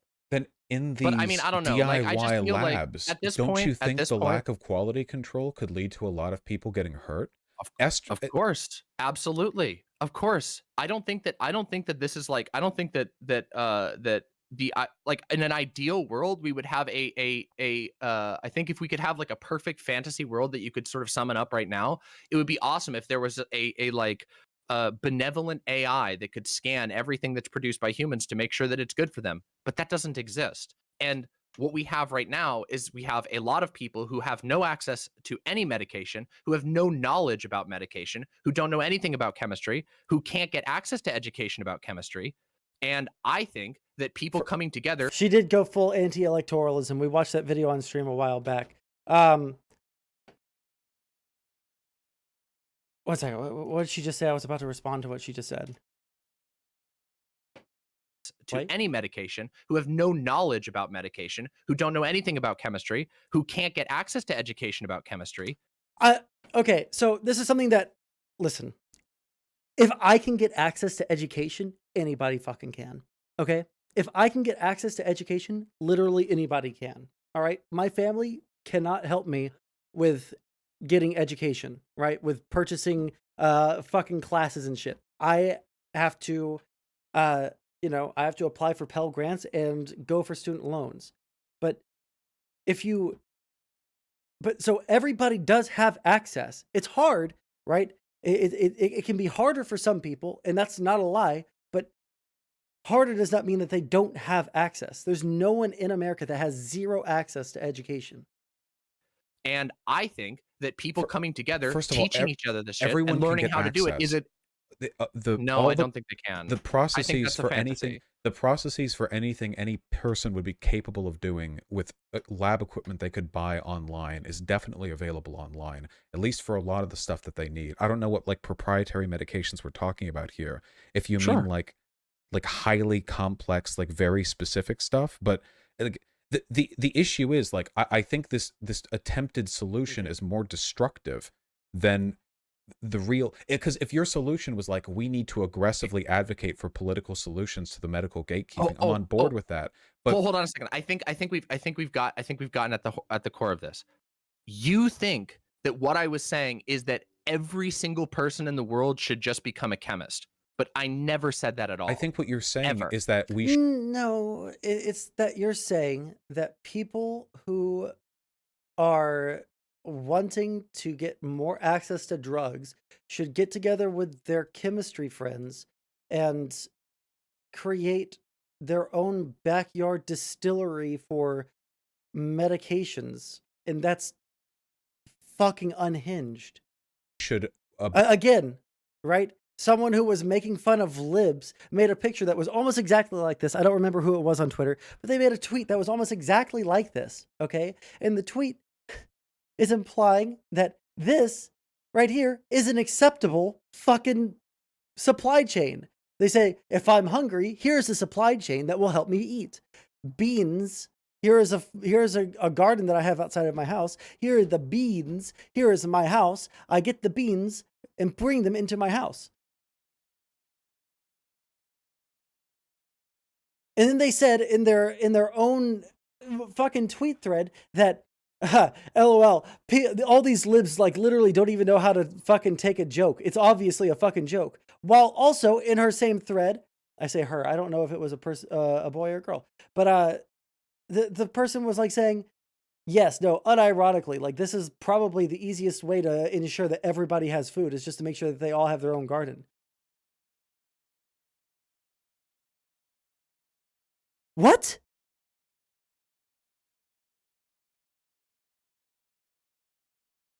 Didn't they try that during the fucking Great Leap Forward where everyone had their own backyard fucking steel mill where they smelted steel together and they had all this shit ass fucking metal that was full of impurities and everyone had their own fucking garden in their little communes and then some people starved to fucking death because they didn't know how, one, how to fucking garden. Two, they killed all of the predators that were eating all the bugs off of their plants that, you know, feed them. So yeah, if you mess up your own personal crop, you starve. Sucks to suck. It's unfucking real. Anyways. Abandon the system that allows for federal regulation of drug Minecraft brand, production yeah. and have underserved communities. Do you think that there are games like Minecraft or, you know, fucking Stardew Valley that made people lose all information in their head that could, that would point towards, hey, gardening and farming can be a very, very difficult activity. And if we're going to, you know, do this difficult activity, we should learn how to do it. And it's not an easy thing to do because it's fucking farming, something that it took us several thousand years to figure out how to do as human beings. I don't know, dude. Get the equivalent of like bathtub medications that will kill a third of them, and that this is somehow preferable to them striving. I guess, you know, I'll join you for a minute in your fucking ableism arc because this is fucking schizo posting. All that I said in response to that, first of all, is he's just like literally right. There's no schizo posting. It's just, he's just right. This particular comment that you're reading off here was a response to somebody else's conversation. And when I clarified what I mean in full in an actual thread and here, that has been constantly ignored. I've said it here like 4 times what I actually believe. With what you've said. I ask you over and over, like, schizo, and you still haven't answered. How is believing that these labs will self-regulate any different from believing I don't believe they're going to market self-regulate. Then how will they maintain quality control? I think that the only way that these groups maintain quality control is by checking one another and being checked by other organizations that are also devoted to the same cause. The same thing that we currently do in many other anarchist solutions that aren't ANCAP or free market. It's not about buying it. It's about specifically establishing multiple groups of people to check one another groups. This is a systemic, organized thing. It's not just random. Like, this is the thing that annoys me. Is the wait. She doesn't want an FDA, but she wants people to check fucking but she does want people to check to make sure that it's of quality, but she doesn't want the FDA. She wants something that's not considered a bureaucracy. Okay? Holy fuck. The uncharitability, but the FDA is a wing of the US government. See, at first, tomfoolery. We were scared that I got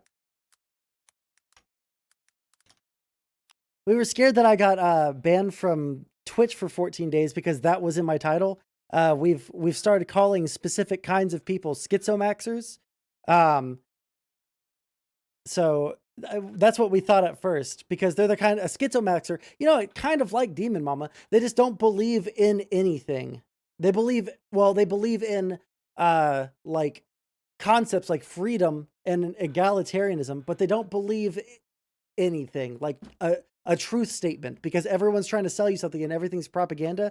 Demon Mama is less of a schizomaxer than fucking someone like Rob Nor or BX Bullet, but they are schizomaxers. They're maxing out the schizo. And also it has a very specific function. It's not like I'm not saying I'm like an anti-FDA. It's just only one potential solution, and it has its drawbacks.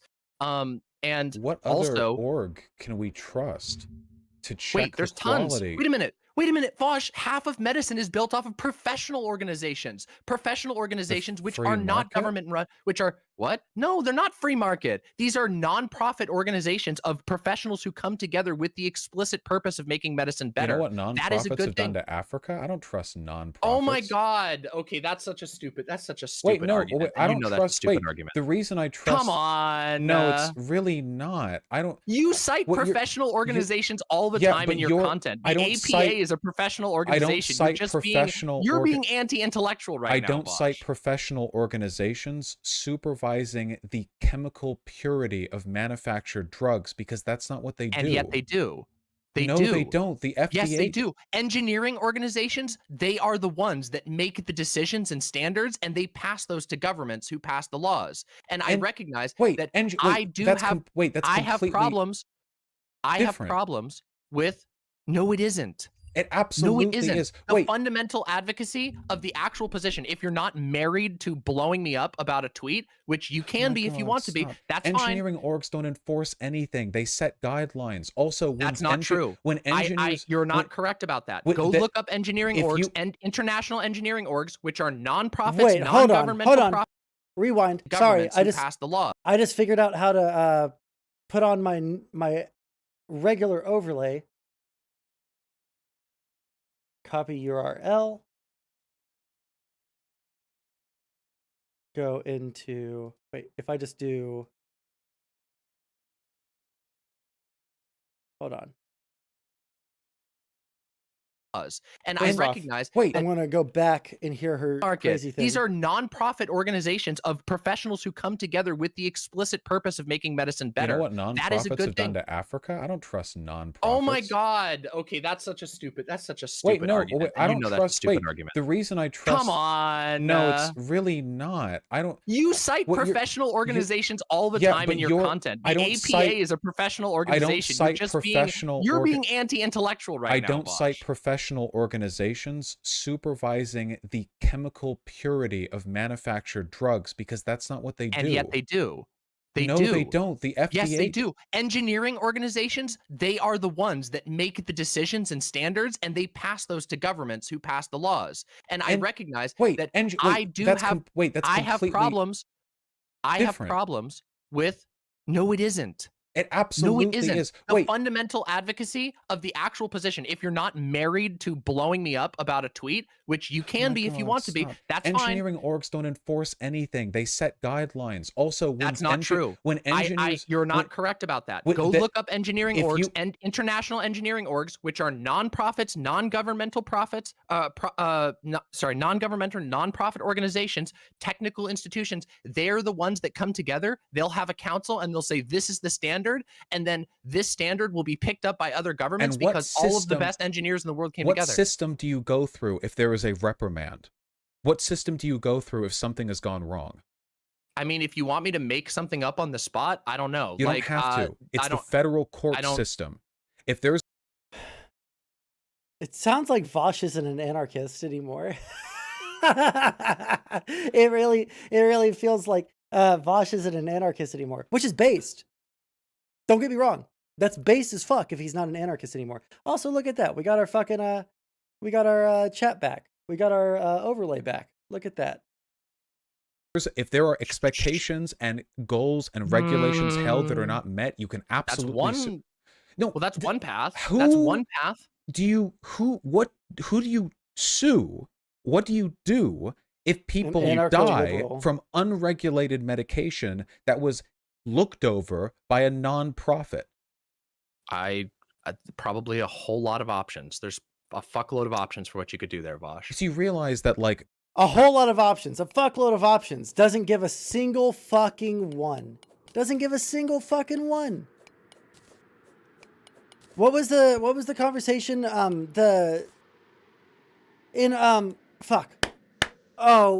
of Hikir and Demon Mama, where he asked her for like one example of something that we could do to make schooling better that wouldn't still make the institution of school that would make the institution of school like, you know, useless, like forcing kids to go. And she said there's like so many options, like an infinite number of options. That means that she has no answer. She's trying to buy enough time for her to actually come up with one.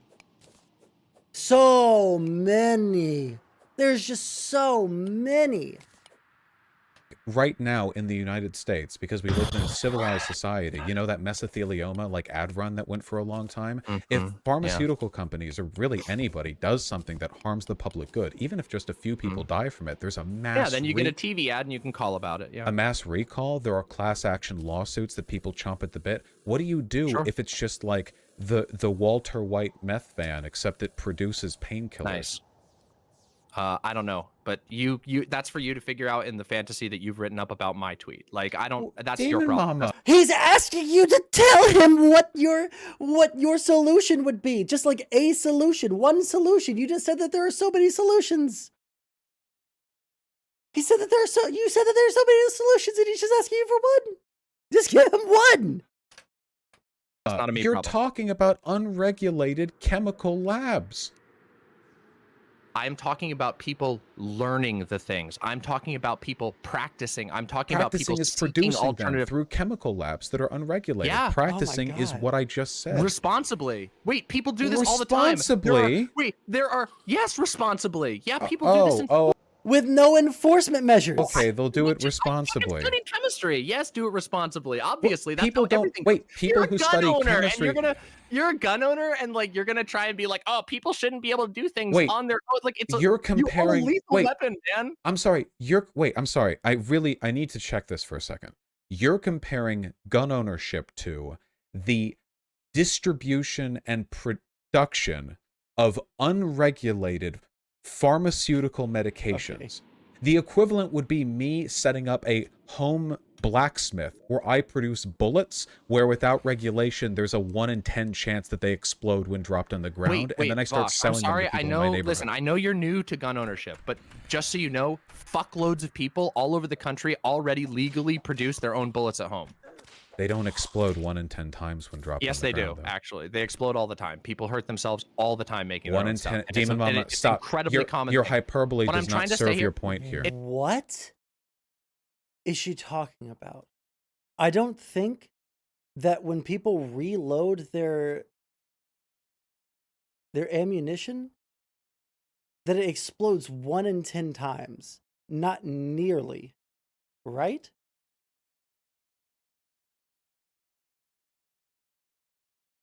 That's what I'm looking for. It's not hyperbole. It's not hyperbolizing. You're And by the way, making things selling up to and other wait, people. Wait. I'm sorry. Vosh. You are pulling things out of your ass and bombarding me with these very, very strange and pointed questions, specifically What to strange avoid. and pointed questions? Excuse me. Let me finish. Can you wait? Specifically, What strange and pointed question, Demon Mama? Yes, asking me what in an alternate world that I'm not even advocating for, in a world in which the only medication you can get is Mama? hold on a second. The question that you asked is Like, Ah! so like this. By want you to do, and then you encouraging like bombarding me with these very, very strange and pointed questions, specifically what to strange and avoid. pointed questions? Excuse me. Let me finish. Can you wait? Specifically, What strange and pointed question, Demon Mama? Yes, asking me. No, obviously, TLS, yes. Reloading the ammunition with the spent brass, right?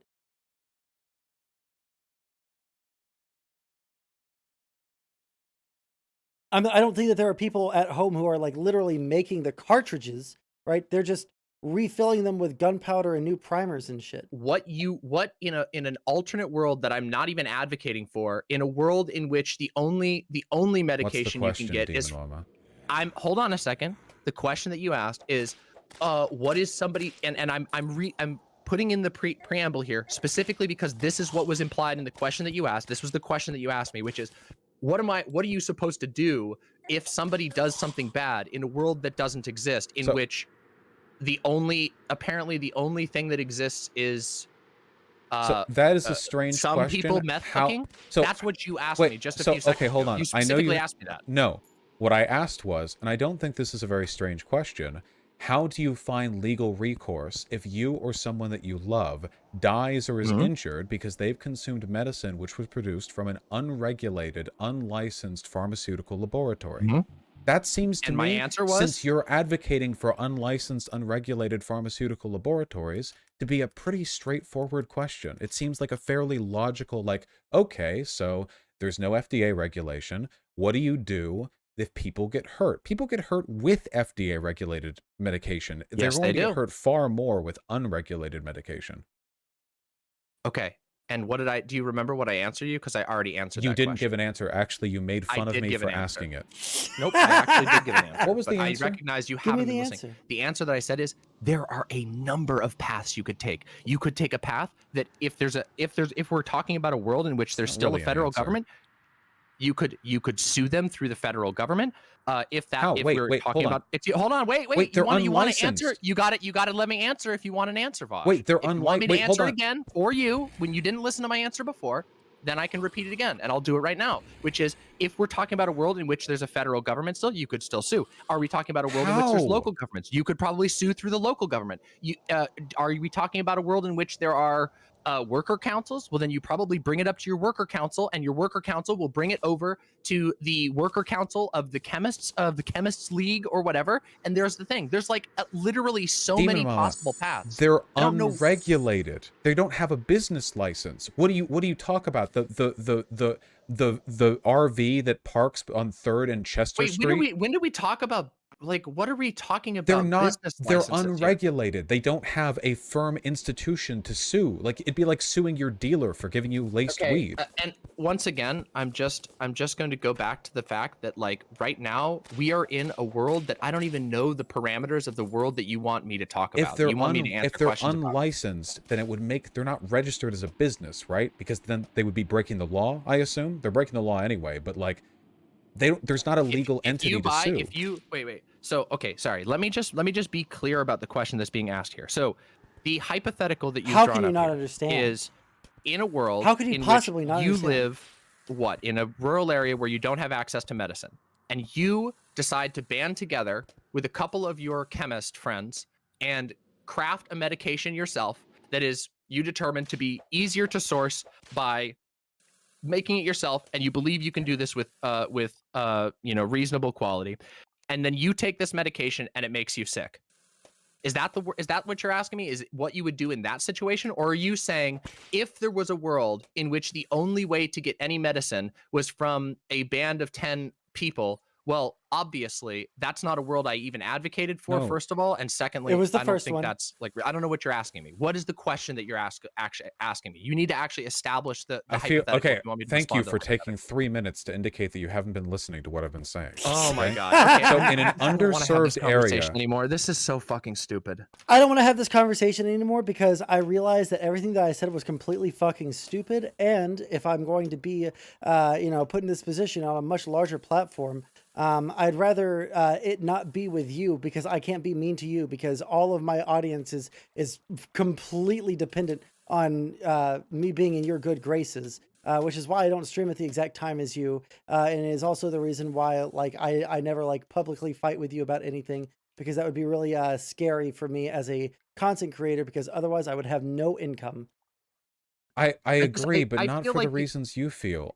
Like it seems Obviously, like it like- seems to me like you're like almost Hassan-like in your inability to take an L on Are something. you for real right now? I'm being perfectly do you- real. you- In both Okay, cases, I'm I being feel like there's so no real. way to Bosh, explain Bosh, to Bosh, you Bosh, that your Bosh. position is I untenable. have You been just so of the real victim with you, peddling Demon and the Mama. double and triple and Okay. quadruple and pentuple and sextuple and septuple down.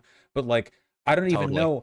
And to the point now where it feels like you're gaslighting me, like you're ignoring elements of the convo that have I'm happened earlier. gaslighting you, Vosh. This is insane. Like, this is insane. and if That's you why. think, wait. Yeah, think- I'm you think gaslighting I- you. wait, You're insane. think- All right. wait, no, I said, first of all, I literally said this is insane, not you're insane. So Am I again, the part of I mean, this that's insane? Are or you the part gaslighter? of Are this you the that's insane? gaslighter now? You changed that word there, Vosh. Are you the gaslighter? I don't know. This is silly. If you want to talk about this another time when you're less heated, or like I don't know, when you think want to you be a might little more projecting charitable. a little bit there? No, honestly. I mean, I don't know. We just disagree. Demon we just Mom. She literally cannot take an L. She can't do it. Every single time. This is the reason why I stopped fucking like ever trying to interact with Demon Mama outside of trying to pull debates with her. Because every time that I've tried to engage with her in good faith, she like can't take an L to save her fucking life. Like I was trying to like multiple times offer her some way to like argue her position better so that people didn't think that she was fucking stupid all the time, right? Because lots of people think that she's really, really stupid. And I thought there were better ways to make her arguments that were still the same point, but just like better wording or something like that. And she would just say, no, like, no, I didn't say that actually, even though she did. She did say that thing. And it's insanity to pretend otherwise. Like, it's actual insanity. 1 second. There we go. Disagree really strongly. Vosh, I know that you want to have like the final word and go, wow, this was really insane. You're a Hassan. No, you're literally, gaslighting me. you still haven't answered.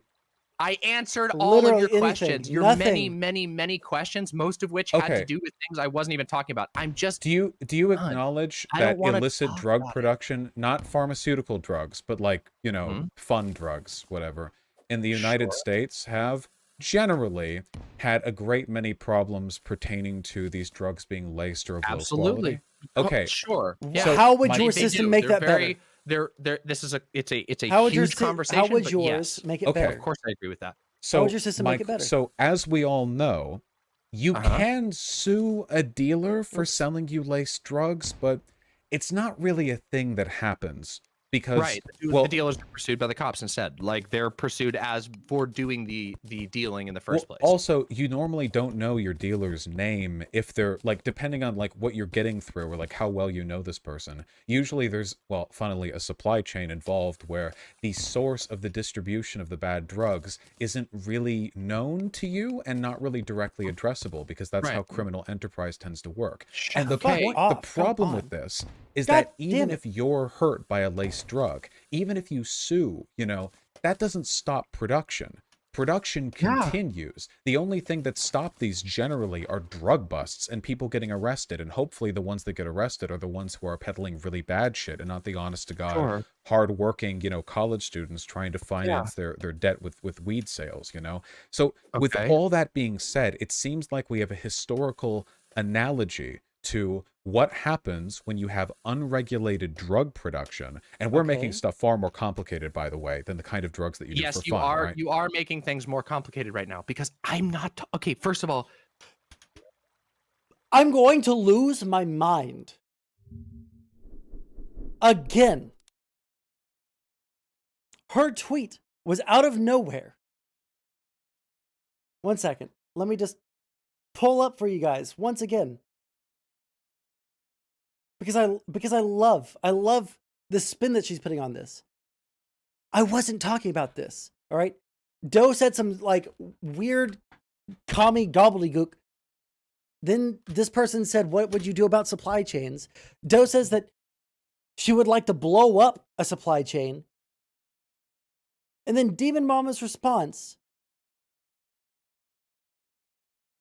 Oh, wrong one.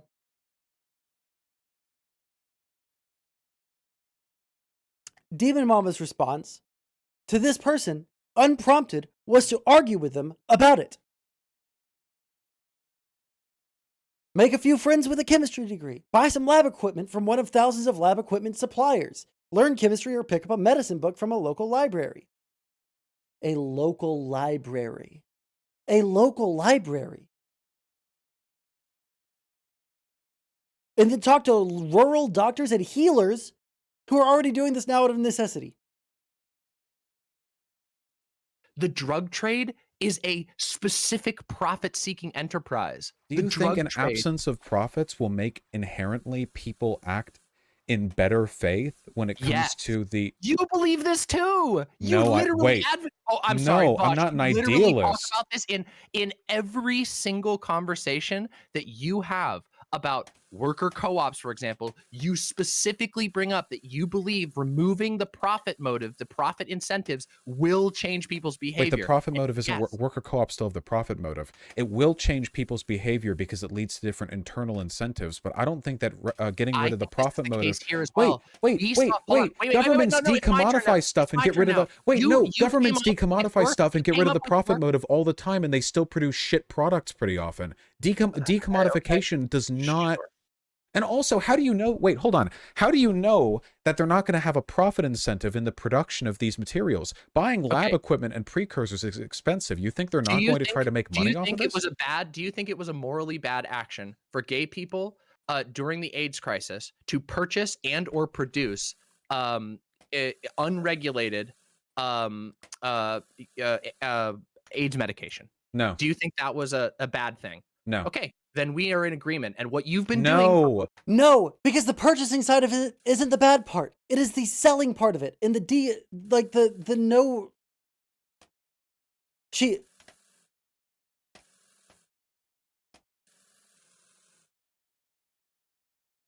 Okay, is she saying that she's defending the buying half of this? Because nobody's talking about that. No one would impugn someone for purchasing a drug that was supposed to be safe and then got sick off of it. No one would impugn that person. We're talking about regulation of drugs that are sold to people under the assumption that they are safe. She's trying her goddamn best. How do you get rid of profit motive? I don't know. I stopped being a socialist a while ago. They were given a death sentence. They were given a death sentence, and their many other people. No, they were given a death sentence, and their president. No, hold on. Stop. The original question. No. I don't want to stop. You've been projecting a fantasy understanding of what my arguments are this entire time, and you refuse. They were given experimental medication, knowing it could kill them because they knew they were going to die anyway. Demon Mama, please.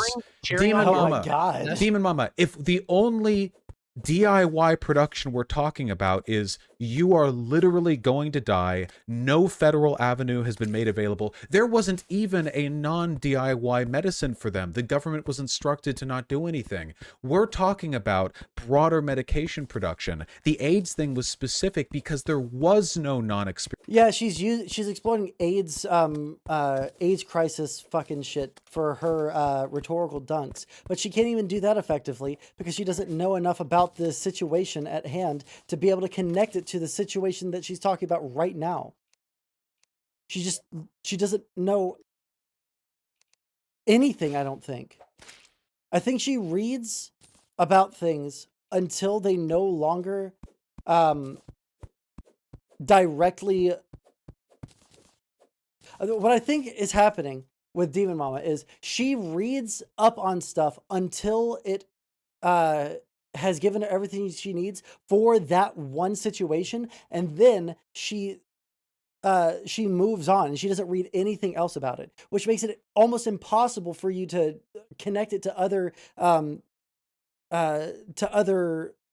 topics or other conversations. So like if you're going to if you learn about economics but you only learn about supply and demand insofar as supply and demand is good for a small business, you're not going to be able to talk about supply and demand as it relates to like labor, right? Even though they're very, very similar, you're not going to understand how labor and prices of labor and how costs of labor and you know how people get paid and all the taxes and all that shit doesn't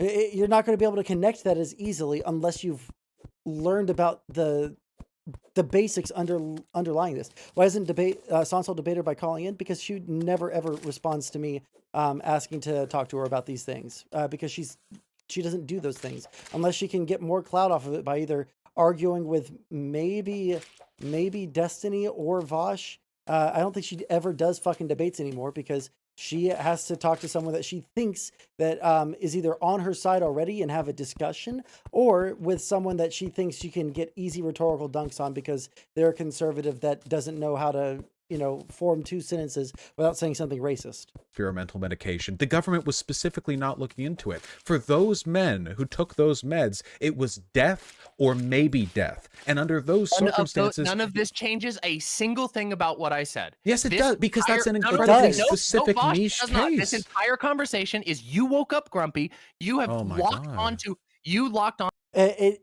it counts subs as people who are subscribing to the YouTube. So if anyone just follows the YouTube, it counts it as a sub for while I'm YouTube streaming, which is fine. Onto one tweet out of a literal like I've 10 tried to that I engage made, with everything that you've said here. No, that's Yes. interesting. You've tried and you failed to engage, because this is really interesting. Every single question that I've tried to answer here, which you have asked me a lot, You've tried and you've failed. She always comes off speaking like a fucking Metal Gear fucking supervillain, dude. answered, and then You've immediately tried after and you you accused me of failed. gaslighting you That because I is disagreed with absolutely something. not the case. I You said that just once, did and this. it's Watch because the you're fucking doing it right That's now, by not the the way. first So time. what you're doing right now is still gaslighting, because I have explicitly Okay. All right, engaged Vosh, with Vosh, I every don't single wanna point that gaslight you, you've so made. please, I don't want to gaslight you. Dan, So you're free to let's- hang let's- up if you're going if you let's want to fucking- run. I- Okay, I need It's not a you matter to of running. understand. I'm getting tired of this. Then Like, you are can- you then are you go to having sleep. You know what okay? you've done? You've made me tired. This is not comparable to the AIDS crisis. We've been talking I this think it entire is. time about the I think production it of absolutely- medication you that don't has a even know what I federally was you're talking produced about. You insane. never alternative. even tried to engage with what I was I talking about. asked you which specific medications, and you didn't give me an answer except for I bathtub did. estrogen. Oh my fucking god! I literally gave you specific answers. The first thing I talked about, and this is why I'm getting so annoyed. You will be able to watch this. You are going to go and watch this VOD back, and you're going to. You know what I want? You know what I want? I'll tell you what I want. What I really, really want. What I want is for someone to send Demon Mama after every single one of her debates where she gets super frustrated and ass mad like this, right? I want them to send her, like right here, she's making a specific claim that she did give Vosh examples. I want someone to send her a copy of the debate, but edited with all the times that she doesn't realize that she's lying to people or that she's lying to herself. Because I don't think that she's doing it intentionally. I just think that she's incredibly dumb and doesn't have any self-awareness. See where I literally immediately answered. You're your not questions, going and to then watch 2 this minutes later- VOD back. You're What? not. You're not Fucking going to watch true. this VOD back. It would not be in your interest to do so. I don't need to. I'm going to publish it. People in my community are going to agree with me. I'm that's disgusted awesome. by your Good for behavior you. here. I don't Please care, be disgusted. Demon Mama. I don't Be care, disgusted. Demon Okay. Mama. All right, I don't Vosh. listen. God damn, I wish Vosh would actually do fucking blood sports. I wish he would actually do blood sports instead of sounding like a college professor who's disappointed in his fucking students, okay? I wish that he would actually just like engage in the blood sports. I want to see it happen because there was one time he came on my stream after he raided in and we were just talking with, I think it was him, me, maybe Mixed Vivian Wolf, Brittany from Politically Provoked, and Killer Sieg, right? And holy shit, he was doing some fucking edgy fucking memes. They were funny as fuck. This dude can be fucking funny, okay? It's just that he doesn't because of like the optics of it. I wish he would just go fucking full blood sports on her, you know? All right, Vosh. I don't He can't care run me super close if to you're DM. in. But I thought, listen, now this isn't me trying to like drama bait. My understanding is that him and Vermin are broken up. Oh, you know what? It was Rain. It was Rain. Correct. Please be Lord disgusted. knows I have been wrong before, okay? The attitude you take when disagreed with is repugnant You're and one abusive. to talk about taking an attitude when you are disagreed with. I my am. friend. I'm so Yeah. sorry. The attitude you take You're when people accusing us disagree in a with you disagreement of is gaslighting. insanely bad. Yeah. Okay, I spare me. I have please. tried my Spare me- best to engage with spare what me you've the said, but condescension, like please. Hassan, I Oh, God. legit No, don't for spare you the to talk of condescension. condescension, Go Demon harder. Mama. Yes. Be more Legitimately, condescending, like Vosh. Hassan, More bad faith. I genuinely don't know how no, I'm one could Hassan disagree now? with you. I'm Hassan now. Okay. How all right, could I Vosh. disagree Have a with great you? Day. Have a great day. How could I'm you Hassan see, now. Demon?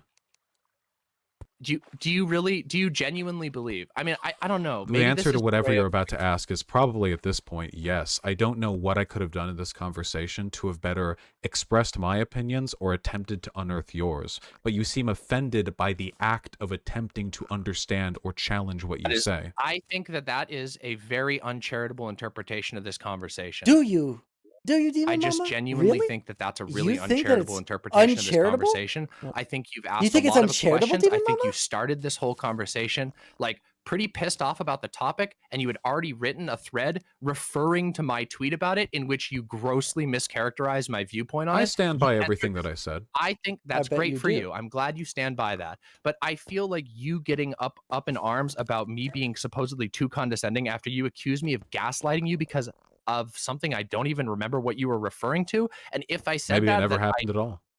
maybe it never happened at all. Maybe that's true. But I think that my response to it was like, why are you accusing me of gaslighting? I don't know what you're referring to. If I misspoke, I misspoke. That was my response. And you called that gaslighting. Listen, Zan's friend Cherry is fucking cringe as fuck, okay? Cringe as fuck. Why the fuck would anyone ever listen to that fucking Cherry person? If Booksmarts wasn't down bad with his own drama, he would be all over this debate.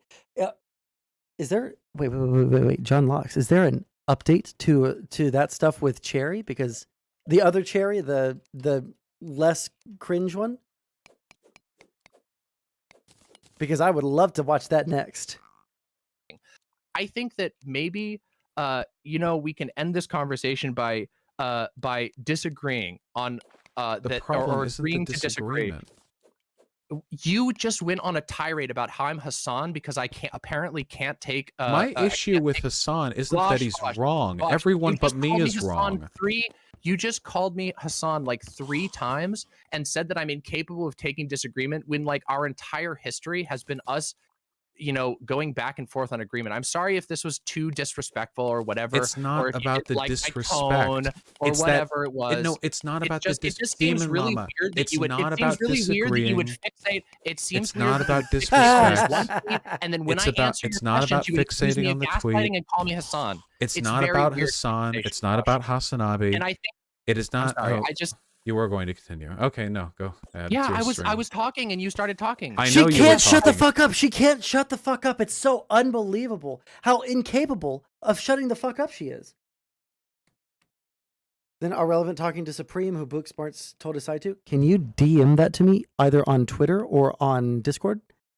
I would love to see that, please. Thank you. It's Oh, been yeah. emblematic of the entire conversation. I feel like I've had to struggle to wow, get every weird. word in. A conversation, 2 people talking. All right, Vosh, have a nice day. Is that what she read from what I said? You just Oh, I thought you'd already left, so that's why I said she instead of No, I didn't. you. Okay, that would have been good timing, but I'm fine to continue. I'm not tired and I'm not in a bad mood. Okay. It's not about disagreeing.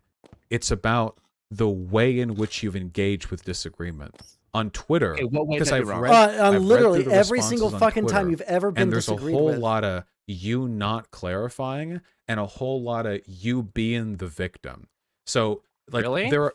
Yes. Yes. As you've done in this conversation about 24 times, you're very quick to remind me and everyone how bad faith you're being treated in. And listen, No, as I- someone I who Yes. gets disagree with treated in this bad part- this- faith please, Oh my god. as somebody who gets treated with bad faith pretty often, I very much get the desire to rebel against that perception.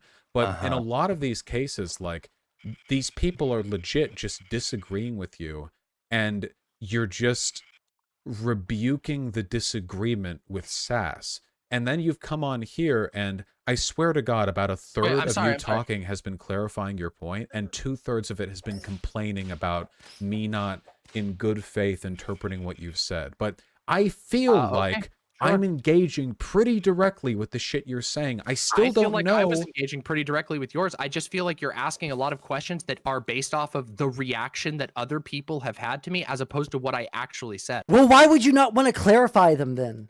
Wait, hold on. Why would you not want to clarify it then? If someone is treating you in bad faith, is it not in your best interest to then talk to someone who is, more good faith with you and more like willing to give you that, that charity? Like, is that not the move? Because it feels like that would be the move to me, in my humble opinion. That feels like the move. While you have the chance, you should talk to someone that is willing to sit there and listen to you explain your stupid fucking thing that you said on Twitter instead of dunking on you about it. But instead, you decide to come in here and fucking lie and fucking you know, do a million different way, like say a different thing 5 million times instead of actually just answering one question that Vosh asks you. Hold on. Okay, I'm not underwater. Cool. Cool. Thanks, little fairy. I appreciate it. I just don't Wait, know. hold on. No. You just had your little bit where you got to present your interpretation of events, which is what I mean. which is It's like based the on you. 1/3 to 2/3. Excuse me. What do you mean? It's the grandstanding, can't DM. respond. It's the grandstanding. You just grandstanded. That's not what You literally- grandstanding is. If you All think right, grandstanding is just okay, when you okay, talk, then all no right, dude. wonder you think that we've both done it in equal measure. That's her entire way of conversing with this time. people. No, God! You're spooking me. You can't go quiet like that after saying, you know, I'm gonna leave. I'm gonna leave. I don't have the Discord window open. I keep thinking, oh, now I can have the. You say things that are just blatantly false. Like, I don't know. Yes, did if you go to that tweet and like there's a response to Cherry, who's my friend and producer, in which I'm like, damn, this tweet got blown up, which was like 10 hours. Oh, that's why. That's why Xander Hall is defending Demon Mama on this, because his producer is the same producer as Demon Mama's producer. Interesting. And very, very interesting. Hours after I made the initial tweet, my first still response. doing it. Excuse me, let me finish. My first response to that, to the tweet, was me to make a thread clarifying my views. I even made a joke about it. I even made a joke. Wow, people are getting really fucking mad about this tweet. A thing you do all the time. Clarify for me, please. How could we expect any of these DIY pharmaceutical labs to produce material of any greater quality than the DIY drug production, which has run rampant in this country for decades? Okay. If the question is how can we ensure that DIY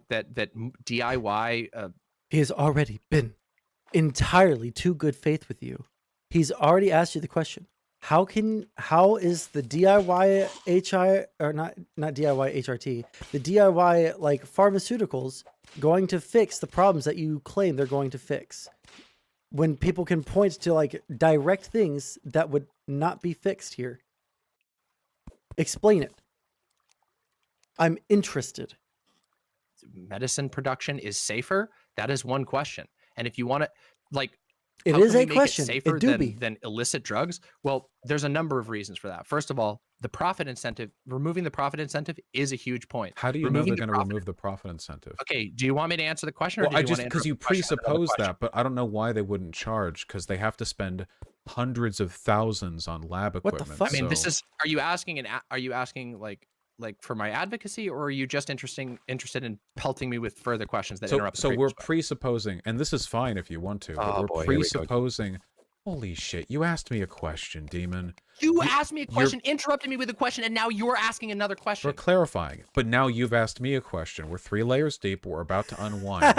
Are you presupposing then that you're only advocating for these orgs to produce pharmaceutical goods if they're nonprofits? Let me go ahead and break down what it means to be in a conversation for you here, Demon Mama. I'm sure this will be a quite a salient point in your everyday life going forward. You know, this is a very important skill for someone in your line of work, to be able to converse with people and have every party in the interaction on the same page. You know.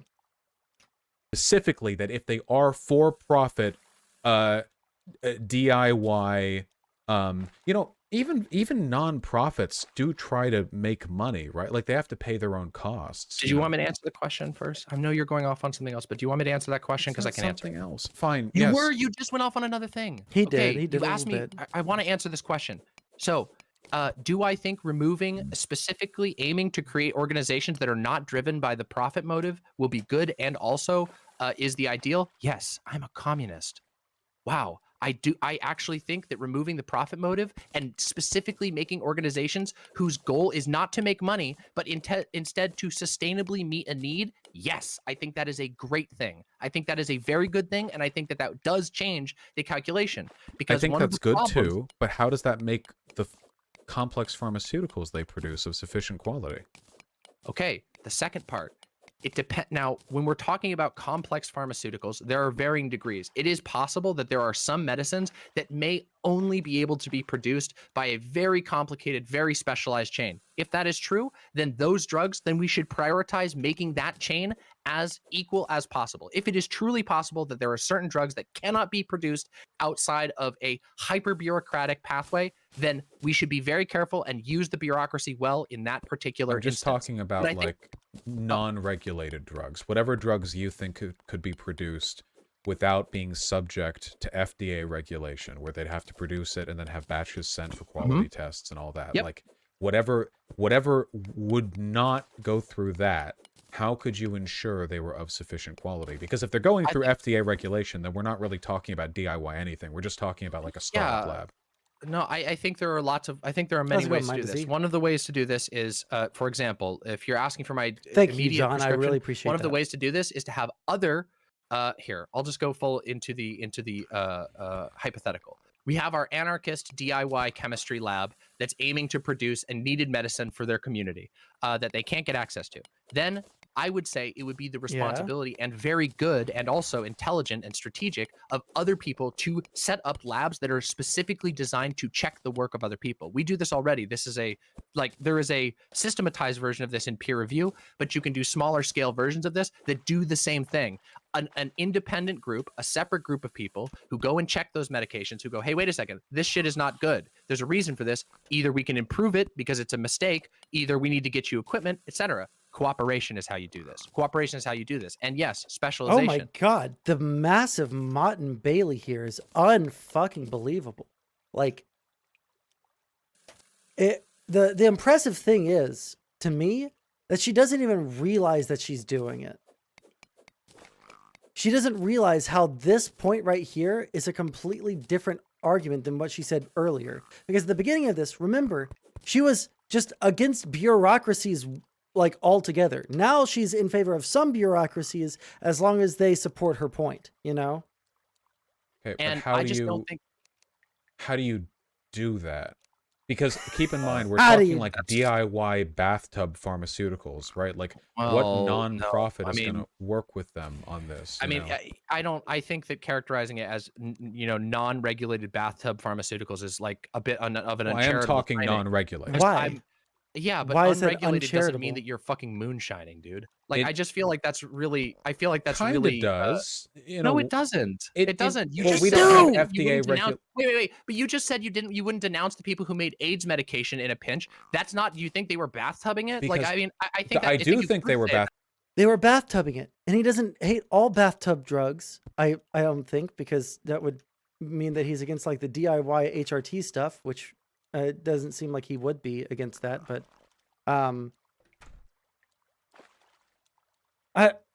Okay, hold on. I'm just gonna listen for a second. I need to listen. I'm a little behind live when they were discussing private engineering versus EPA enforcing pharma standards because they decide the values. Car engine based morphine? Yes, I do. I'm sorry. I don't understand the question. Is that like saying we don't need police because we have electrical engineers that decide? Yeah, it's fucking stupid. It's like incredibly stupid. Yes. Yeah, and not sure, literally, but don't you feel like that's a allegorically. little bit And slanted? the reason the AIDS thing is exceptional is because there was literally no What the fuck did- alternative. We do have alternatives right now. There was alternatives, but there was alternatives. Not like those. You could go immigrate to another country. You could go to another country. Many people did it that I don't way. know what- I'm just saying. I There don't are think always this is, alternatives. wait. First of all, AIDS medication was not the alternative we're talking about here. It's not like there was some Oh, no, I'm solution far or cure or with all my remedy equipment. that was That's not produced at good. the time. Everything was highly experimental, and Yeah, I it agree. was right. So There are this lots isn't of situations where comparable this to is the people case right having like now. the flu or having like a herpes outbreak or something and wanting medication for that. Like we have systems right now where as close to perfect of a medicine that we know of can be produced to assist them. And Sure. we're usually not talking like comparable death sentences. Just to clarify, but because I don't know I don't I don't know if that's- advocate for people to do self-surgery either, because historically that don't work. I don't either. But if you're gonna die in like Definitely doesn't 30 work at minutes all. unless you get the bullet out of you and you're hours away from civilization, fucking go for it, right? Last resort, Yeah. sure. But that's not what Look. we're talking about with this DIY pharmacy stuff. We're talking about Well, trying you to serve are. a Like, community. you kind of are. Like I was what I How? was talking about, which I've tried to explain, and I feel like you keep framing it as from the beginning, which is one of the things that agitated me, is you kept framing it as me being a victim when I was trying to explain my rationale in the way that I responded in the offhanded comment, and also my rationale in making a follow-up tweet or tweet thread, and also my rationale in coming on here to try and talk about it further. I just want to Like- know about how to quality control these Sure, laboratories. yeah, I think so there you are a say lot of we'll ways. have like another non-profit who will look over them. Well, how do we not know that they're buddies and they do it together? And if you're a Well, consumer, I mean, okay, if- wait, hold on. Let me answer that. Like, before you go on to something else, let me answer that. We already have that problem. And Vosh, you talk about this problem on your. We only have that problem in unregulated markets like the black market where you purchase illegal drugs. This is not the same thing.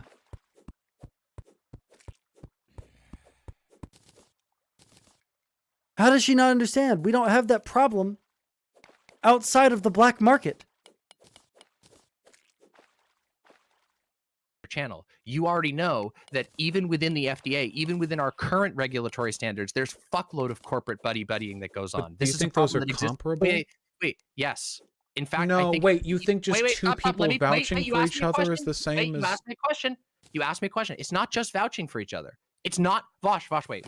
You asked me a question. Let me answer it. It's not just people vouching for each other. It's people showing their work.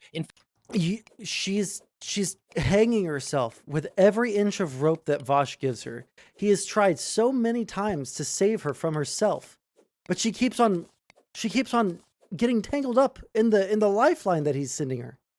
In fact, this is a foundational aspect of I'm gonna other speed this up industries slightly. that have worked to be more to liberate How themselves does a from the nature. consumer validate that?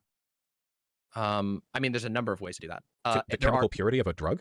Oh well, I mean, consumers can have limited options right now in how they do that. They have No, to trust. they have usually- FDA regulation. That's how they trust it. Yes. No, that's not always true, because FDA. Okay, I think that's a hand wave. Saying they have FDA regulation is a hand wave. Of What? how the actual mechanics of that. You're asking me for mechanics, but then when I tell you that the process that the FDA does is actually more complicated than you're making it, then you're saying, No, that's a hand wave. No, it's Because not a I'm hand being wave. It's that expected to answer- you are talking about things outside of the existing system of FDA regulation. Yes. Now, Yeah. the existing system of FDA regulation is, to give credit where it's due, an unparalleled masterpiece in ensuring chemical purity of the drugs that are prescribed. Is it perfect? No. Is there corporate buddying? Yes. But given historical parallels we have to this kind of stuff, this is basically the apex, or comparable stuff in other developed countries. I think you might be being. I think the hyperbole doesn't necessarily suit the. It's not. topic. Wait, it's not. Wait. Sure. What system for I mean- ensuring chemical purity in pharmaceuticals exists that is better than the state-regulated drug enforcement? Like what? Do you want the honest truth? Right now, private industry. All the FDA rests entirely on private industry right now. Like all of the FDA's technology, they use No. outsource to third-party private industry labs. So it's actually not the. They outsource to other labs making the drugs, not the safety aspects of it. What is she talking about?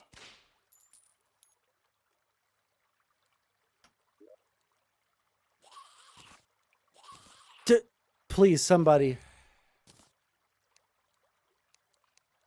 Somebody, please tell me.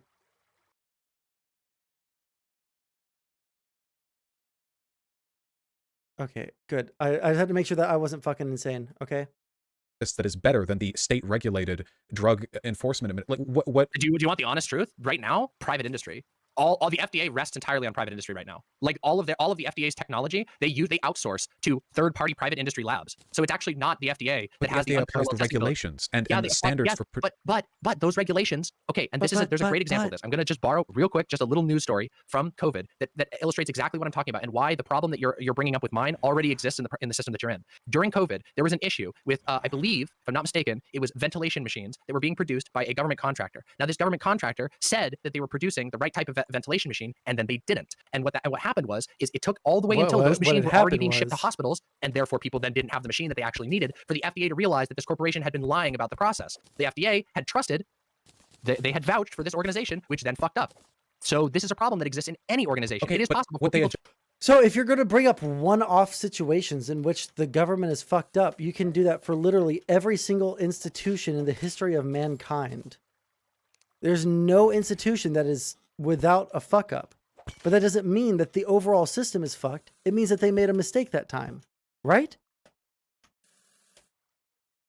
This isn't an argument against bureaucracy. It's the argument for better bureaucracy, not for no bureaucracy, for better. And they caught them. Yeah, I don't know, dude.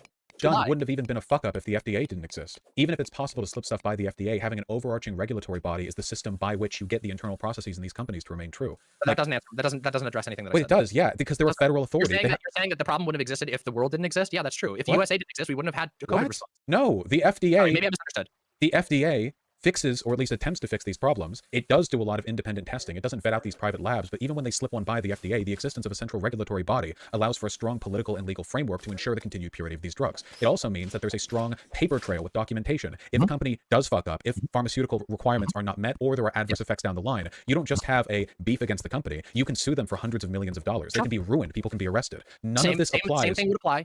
Absolutely would apply to any sort of non-state anarcho federation or anything. The exact same things that you're saying that could happen there would be able to happen here with a few minor modifications to how they unfold. The reputation of an organization. In fact, a great example of this, I can give you a perfect example of this that any person here in the chat who doesn't believe me or whatever, go look at how highly complex open source projects of basically any variety operate. Documentation is encouraged. Projects that do not document. You can't trust people with this, DM. It's pharmacies. Stop. You're flying off the handle. Give me a minute here. Secondly, you're flying off the handle, Vosh. Right now in medicine, and I know this because I used to work in a hospital. I used to work in IT in a hospital. I used to do this shit.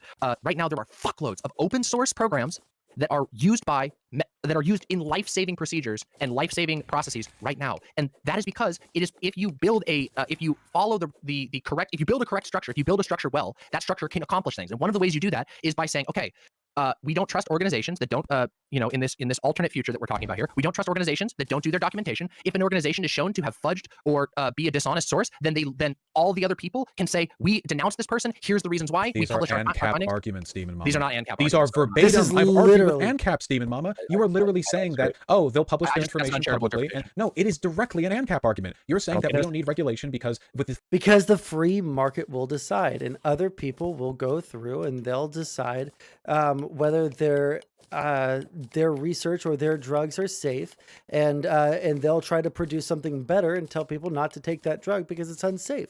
That's an ANCAP argument, yes, because you can't appeal to a third party, that being the government, for anything for help here, because the state doesn't exist under her paradigm. So yes, she is making an ANCAP argument. Free exchange of information, we can trust the reputation. I literally never said that. You asked how regulation would work. Federal regulation. No, Demon Mama, please. We're talking about an absence of FDA. I agree, it's incredibly annoying. Wait, you are literally do you listen to yourself? We don't need federal regulation because the reputation of these institutions will allow for people to make good decisions about whether or not to work with them in the future. These are verbatim ANCAP arguments. That is not verbatim an ANCAP. Have you argued with ANCAPs? Yes, I have. Then you're either forgetting or lying. Hey, God, it's the free market. The invisible hand of the free market will come through and self-correct all of the problems that we have in society. It's the market is their deity, and he's going to fix everything, right? And that's what Demon Mama is arguing for right now, just through but using the feel-good arguments of an anarcho-communist. Okay, well, I disagree with you on that. I know, because you're not even listening to yourself. Declare that if you want to. You would recognize this if someone else was saying this. You're so lacking in self-awareness. Okay, I'm sorry. For the last 30 minutes, we had a back and forth, and then you started getting frustrated, and then you didn't let me finish my answer, and now you're going off on how I'm identical to an ANCAP. I don't get it. I know you don't. You're locked in a prison of your own perceptive capabilities. Sure, yeah. Yeah. You need to look outside of the box, Demon Mama. Okay, yes. These are libertarian arguments. They're not good. Okay. They're bad. Sure. Okay, that's fine. Okay. I disagree with you. I disagree with your character. I disagree with your characterization of my arguments. I think that I've been very, very willing to answer your questions, and that after a couple of seconds of me talking about my issues with the FDA, and if you think you've only ever gotten a couple of seconds of uninterrupted convo in this that's conversation, not what I was that would saying. explain why if that's what your takeaway is, that's okay. That's not what I was trying to say. I was just generally referring to. It seems like every time you say something that's indefensible, when I say whoa, what do you mean by this? You accuse me of being essentially uncharitable for interpreting. right now with the ANCAP stuff. You just made ANCAP arguments. The arguments you made were as ANCAP as Putin's blood and soil arguments were fascist. There's no room for analogizing or argument on this. Again, this is just, I think this is just really uncharitable schizo. I literally just said when you don't like how I characterize your arguments, you'll say I'm uncharitable and crazy, and then you just did it. You're not even self-aware enough to realize when you're like walking into rakes and letting them hit you on the forehead over and over. I asked you for an example. There's one rake in a field that's an acre wide, and you keep walking onto it, DM. I don't know why. Like, I don't think you're correct. I asked you which of my arguments. I think you just, I don't know, maybe we're just talking past each other. We're not. I'm trying to talk to you. You said your arguments, your response to the arguments is this. I just gave the example. You're not even listening now. I just gave the example of you doing this with the ANCAP like thing. But now it's a meta argument. You can't actually address what I say, so it's about the offense and the meta discourse always. Well, I don't think you're listening to me on this, or I think you're lying, or you're crazy, or whatever. But it's like pulling teeth. I only have so many teeth, DM. Let me just address this then. Let's take a step back and let me address that one. You think address that it, my DM. argument in which I say that there are ways to build systems of mutual verification, documentation, and inter-regulation. You think that argument is the same as ANCAPs, who believe that voting with your dollar is how you determine the good or badness of a organization. The anarcho-capitalist argument. Yes, because people don't want to buy DIY fucking drugs from a company that is all, you know, gross and does gross stuff with their DIY drugs. So the invisible hand of the market, you know, people no longer purchase the drugs from there, and that's their reputation going down the drain. You're talking about people's reputations and working with them and stuff. It's just an ANCAP argument. It's like 1-to-1 an ANCAP argument.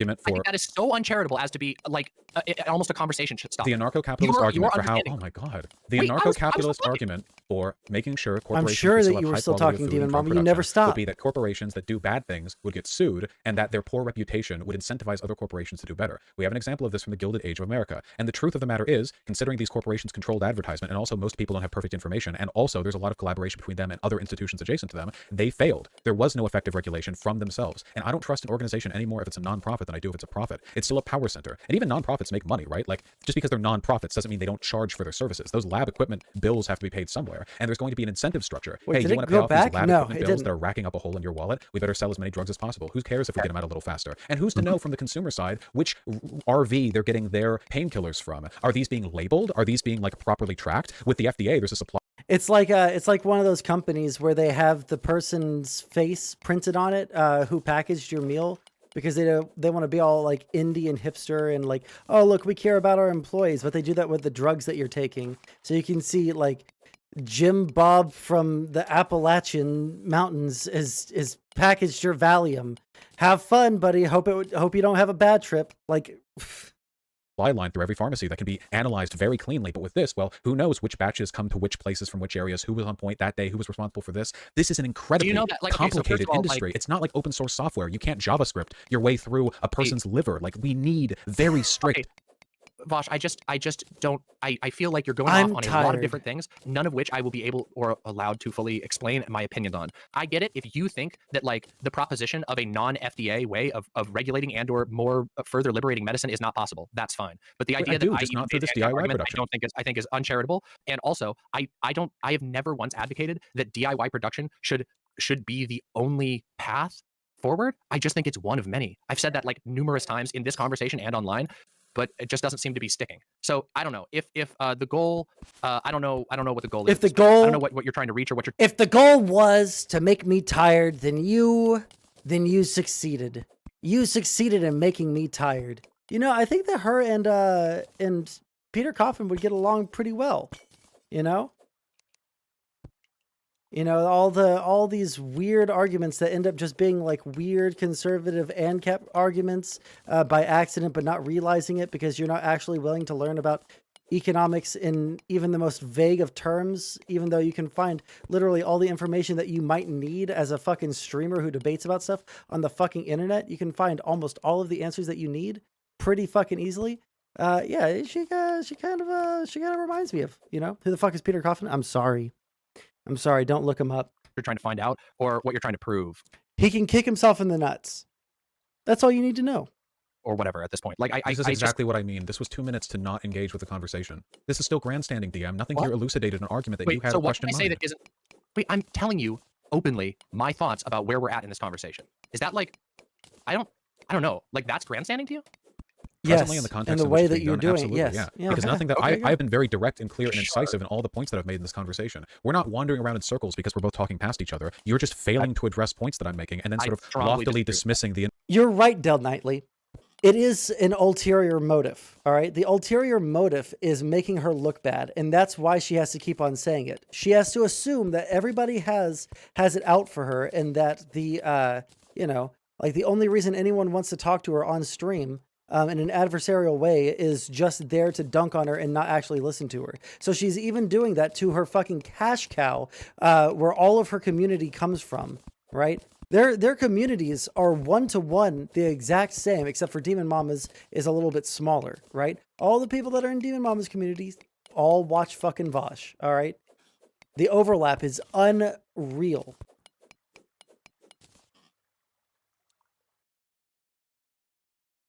invalidity of the argument as a I whole. strongly disagree with your characterization of that, and I think the VOD will speak for itself, but okay. All right, well, The VOD will speak for itself. if you take It any will. medication in the near future, just make sure it's properly sourced, okay?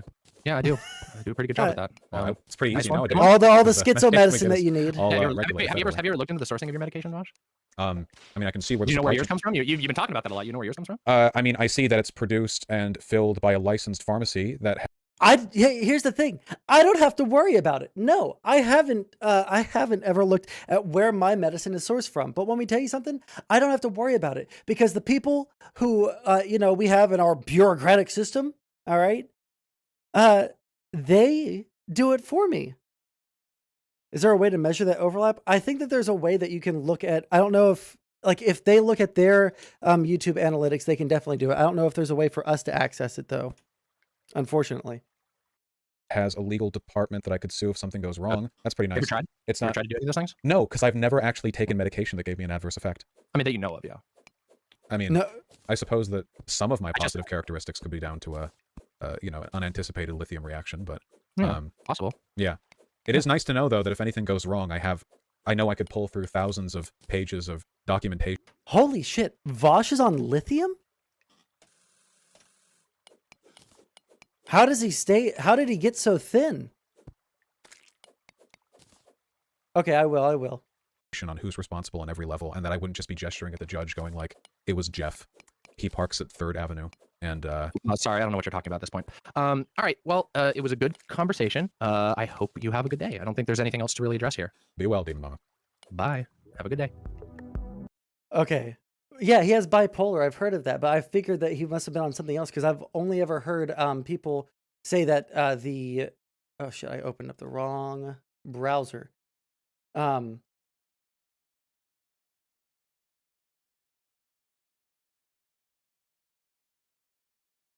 Like advocating for They do work in Southeast Asia, in Africa, and Latin America. A batch is produced out of London. Just said when you don't like how I characterize your arguments, you'll say I'm uncharitable and crazy, and then you just did it. You're not even self. sticking. So I don't know if the goal. I don't know what the goal is at this point. A batch is produced out of London. I do think that's it's an interesting juxtaposition. I don't think it really does seem like a lot of people who are anarchists are just like gross. Yeah, I don't want to say this because like I've been friendly with DM. Reloaded ammunition without a license. Yeah, I thought so. I think she said to know though that if anything goes wrong, because we're both talking past each other, you're just failing to address points that I'm making and then sort of loftily dismissing the invalidity of the argument as a whole. I strongly disagree with your characterization of that, and I think the VOD will speak for itself, but okay. All right, well, Yeah. if you take any Bye-bye. medication in the near future, just make sure it's properly sourced, okay? Yeah, I do. I do a pretty good job at that. Well, it's pretty nice easy one. Good nowadays because the medication we get is all regulated. Have you ever looked into the sourcing of your medication, Josh? I mean, I can see where Do you the know where supply yours chain- comes from? You've been talking about that a lot. You know where yours comes from? I mean, I see that it's produced and filled by a licensed pharmacy that has a legal department that I could sue if something goes wrong. That's pretty nice. Have you tried? It's Have you not. tried to do any of those things? No, because I've never actually taken medication that gave me an adverse effect. It's so I mean, funny. that you know of, yeah. I mean, I suppose that some of my positive characteristics could be down to an unanticipated lithium reaction, but Yeah, possible. it is nice to know though that if anything goes wrong, I know I could pull through thousands of pages of documentation on who's responsible on every level, and that I wouldn't just be gesturing at the judge going like, it was Jeff. He parks at 3rd Avenue. And Sorry, I don't know what you're talking about at this point.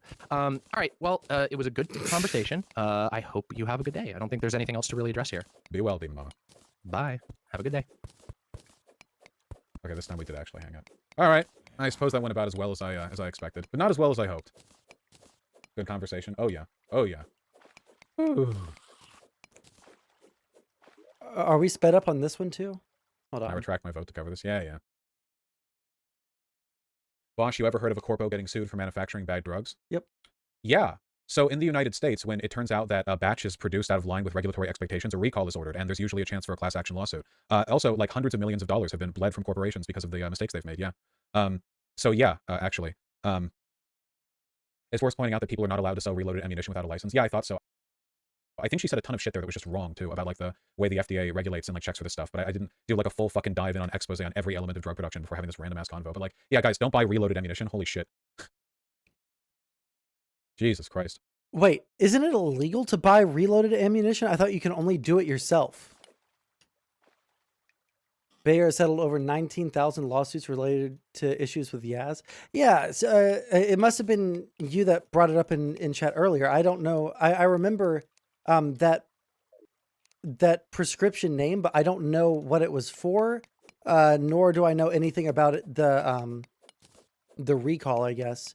But yeah, people like anarchists just feel like the world can be made into some sort of like perfect utopia where everyone just kind of hangs around with people they think are cool, right? And that everything will be like just fine and dandy because of it. It's the fucking weirdest thing.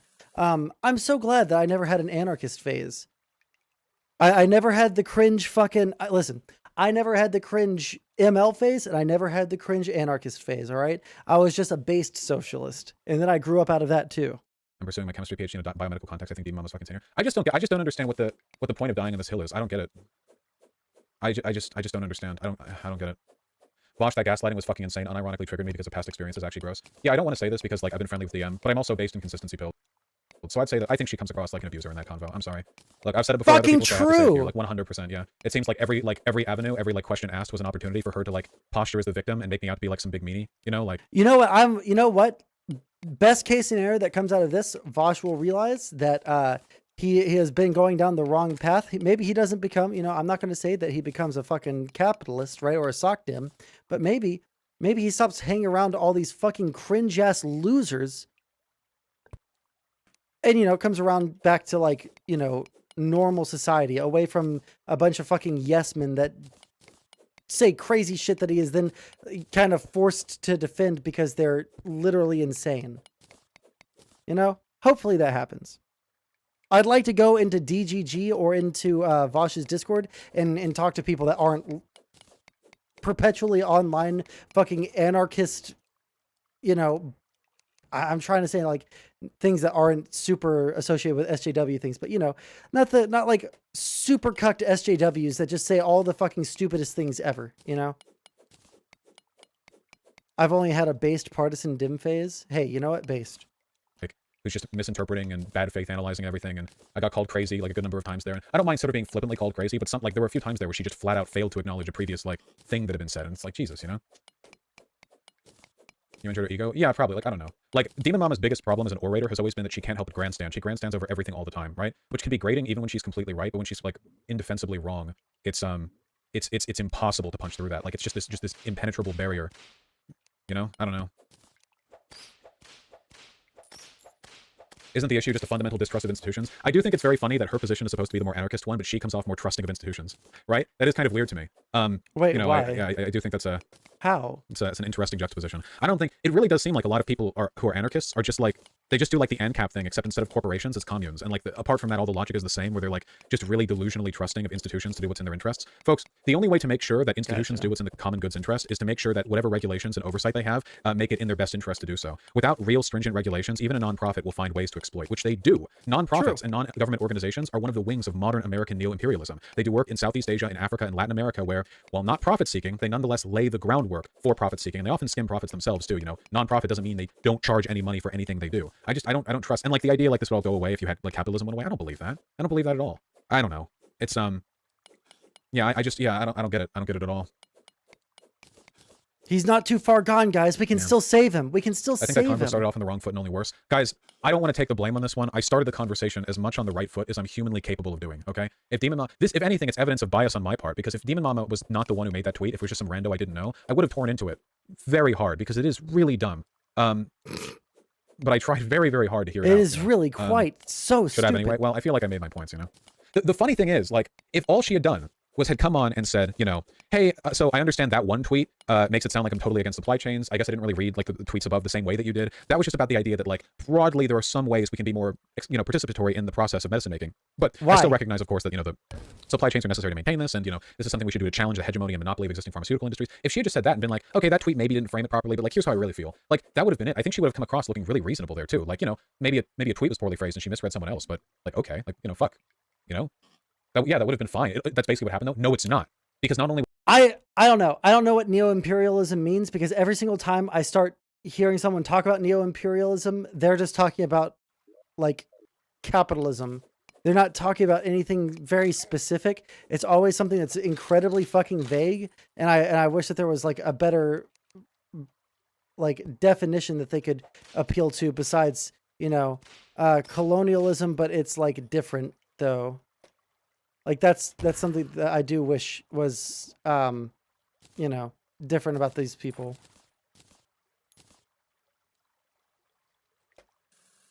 One sec. There we go. I'll let it play. It was getting that from her like pulling teeth, but every additional bit of info she added was like a justification for not being willing to back off. She was never able to back off the initial. Wait, also, by the way, if you guys are just coming through, or if you guys haven't already done it, like the YouTube video so more people can get this in their recommendeds and shit. All right. Of it. There's a huge difference between coming on and saying, oh yeah, that wasn't like a perfect representation of my position. Here's like a fuller one, and you know, I misread some stuff, whatever. And coming on and arguing with me for 2 hours and gaslighting me on shit that she said, like basically lying to me. And then every time she gets pushed on something, she doesn't back away from it or clarify. She adds additional info on top of it while like pulling and fighting the whole time through. Like that's like, it's very, very, very different. Very, very different. Very true. Huge, huge, huge difference. And she still can't explain. So condescending too. Yeah. And she said, I don't know what you're saying like 8 times. Guys, I know I don't have a problem being easily understood. She never folded anything, yeah. She did say that bit very condescendingly. I assume it's due to the stress of the drama. With the greatest respect. One second. I'm sorry. I'm going to keep on commentating because I don't know what the rules on YouTube are because of like things. But anyways, here's my thing. If you are unable at any point in a discussion to concede basic reality or basic facts that of the world that we all share and live in, right? If you're unable to do that, then that is your problem as an interlocutor, all right, in an intellectual conversation. If you can't like concede anything, you're always going to look like an asshole. You will never look good. You will always be that person that is just arguing to argue. And I feel like that's what Demon Mama is at this point. Respect to Demon Mama, who does get a lot of shit online, and I understand how that can affect a person, probably more than almost anyone else online in the online left. I will say that if your response to that stress is to treat me the way that she treated me, when I'm trying to, in as good a faith as I can, understand what she means, then that's really on her, you know? Like, I can only do so much there. The real gaslighting was telling you were angry, ranting at her. Yeah, that was the most frustrating shit. I can't believe either she was so dishonest or so, like, not capable of introspection that she was accusing me of being heated. like it, you know, not to project my feelings onto you guys, but I have a feeling that comes across as quite silly given the context of the conversation, you know? Yeah. Maybe it's time to move on instead of shit-talking her when she's not here to defend herself anymore. What happened. Nah, fuck it! Why do you guys apply double standards like that? Like, talking after a debate is finished about the debate that we had is a thing that I've done for literally everyone. It's so clear when people are just friends, you know, like they like the other person, you know? I know, they're gonna have a field day with this one. Of course, it should be noted that, like, Destiny frequently and aggressively defends stupid talking points just as often. The difference is that Destiny is really, really good at playing into the comedy of him being wrong. Destiny fans don't like Destiny because he's right. He's often wrong, and really stupidly so. They like him because he's funny, even when he's wrong. That's the real difference between Destiny and Hassan, you know? They'll both not ever acknowledge when they're wrong, but Hassan, like, screams like a man-child on his stream, whereas Destiny will irony post his way through it, ban the people who keep complaining, and, like, land on the other side smooth as he can. I'll, like, credit where it's due. It's that when, like, Wait, when did that happen? When has Destiny just memed his way through being wrong. It might have happened. I just don't know about it. Wait, Somniostatic was mad in chat? Hold on. Sorry. Hey, wait, hold on. You just brought up something that I'm going to want to see. Hold on. Wait. Are you telling me that someone that I've argued with in the past is coping in his chat? It's like skateboarding in Tony Hawk, pro skater.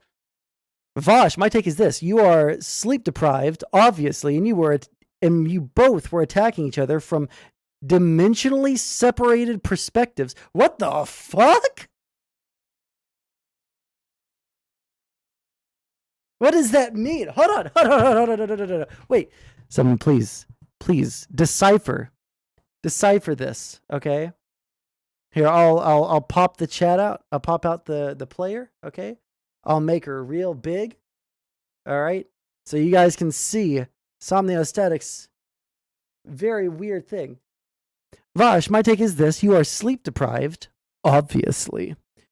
And you were both attacking each other from dimensionally separated perspectives that never interacted a single time.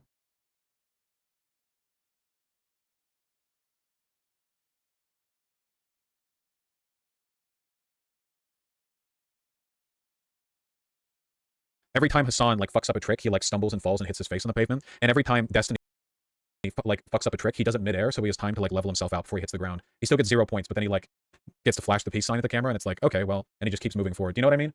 Hopefully that analogy lands with you guys. You know. Oh, he's just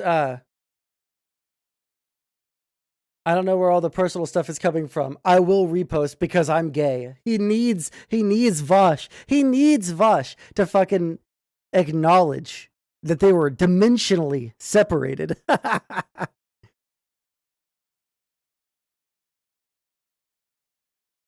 was a misunderstanding where you misheard DM and then said she was gaslighting you. She said, "What are you getting at?" As in, "What is your point?" You heard, "What do you get with that?" and answered, "More death." Did I mishear that? I swear to God, I heard her say very clearly, "What do you get with that?" Either way, I stand by my points. I don't feel like she was engaging with or listening to me. You misheard? Okay, that's fine. Then I'll retract that specific thing, but I still feel like the entire convo was like a cavalcade of her like trying to run away from Don't you think being mad at DM is an optics failure for the left? Shouldn't I be pushing back against... Wait, what? Then I'll retract that specific thing, but I still feel like the entire convo was like a cavalcade of her like trying to run away from -69. Yeah. Don't you think being mad at DM is an optics failure for the left? No! It would be an optics failure to just like accept what she said with no pushback. What are you talking about? Shouldn't I be pushing back? Why do they think that there's like this grand fucking battle between like the leftoids and the rightoids on the internet? It's not some like great battle. People are just arguing about politics. It's not some sort of epic, you know, where, oh no, these two people are split off. Now they can be surrounded and we can attack them from the cliff tops. No, it's not that deep, dude. It's just fucking internet blood sports. Against stuff like that? Notice me. I need acknowledgement. Like, I don't know. I don't want anarchism to be like represented soy. Some of these ideas. Let me close the window. Hold on. I feel like the Destiny approach is worse than Azan, right? Well, Azan is a bigger figure. Destiny's defended some really morally heinous stuff and said some pretty stupid shit. Whoever the fuck said that is fucking insane. Hassan comes off fucking horribly all the fucking time. Obviously, Destiny's doing something right. I gotta say, Hassan's position on the whole Ukraine invasion thing is... the severity of it is really magnified by his position, you know? Nobody really treats Destiny as like the forefront political voice of a given issue, you know? He's pretty obviously like the edgy, like debate pro kind of like sideline, and you know, like, you know, it's not like he's the biggest liberal commentator. But Hassan is the biggest lefty commentator, so yeah, it's kind of modified by the scale of the issue. I don't know. All right, how much more of this do we need to watch? Oh, look, Revere Life. God, okay.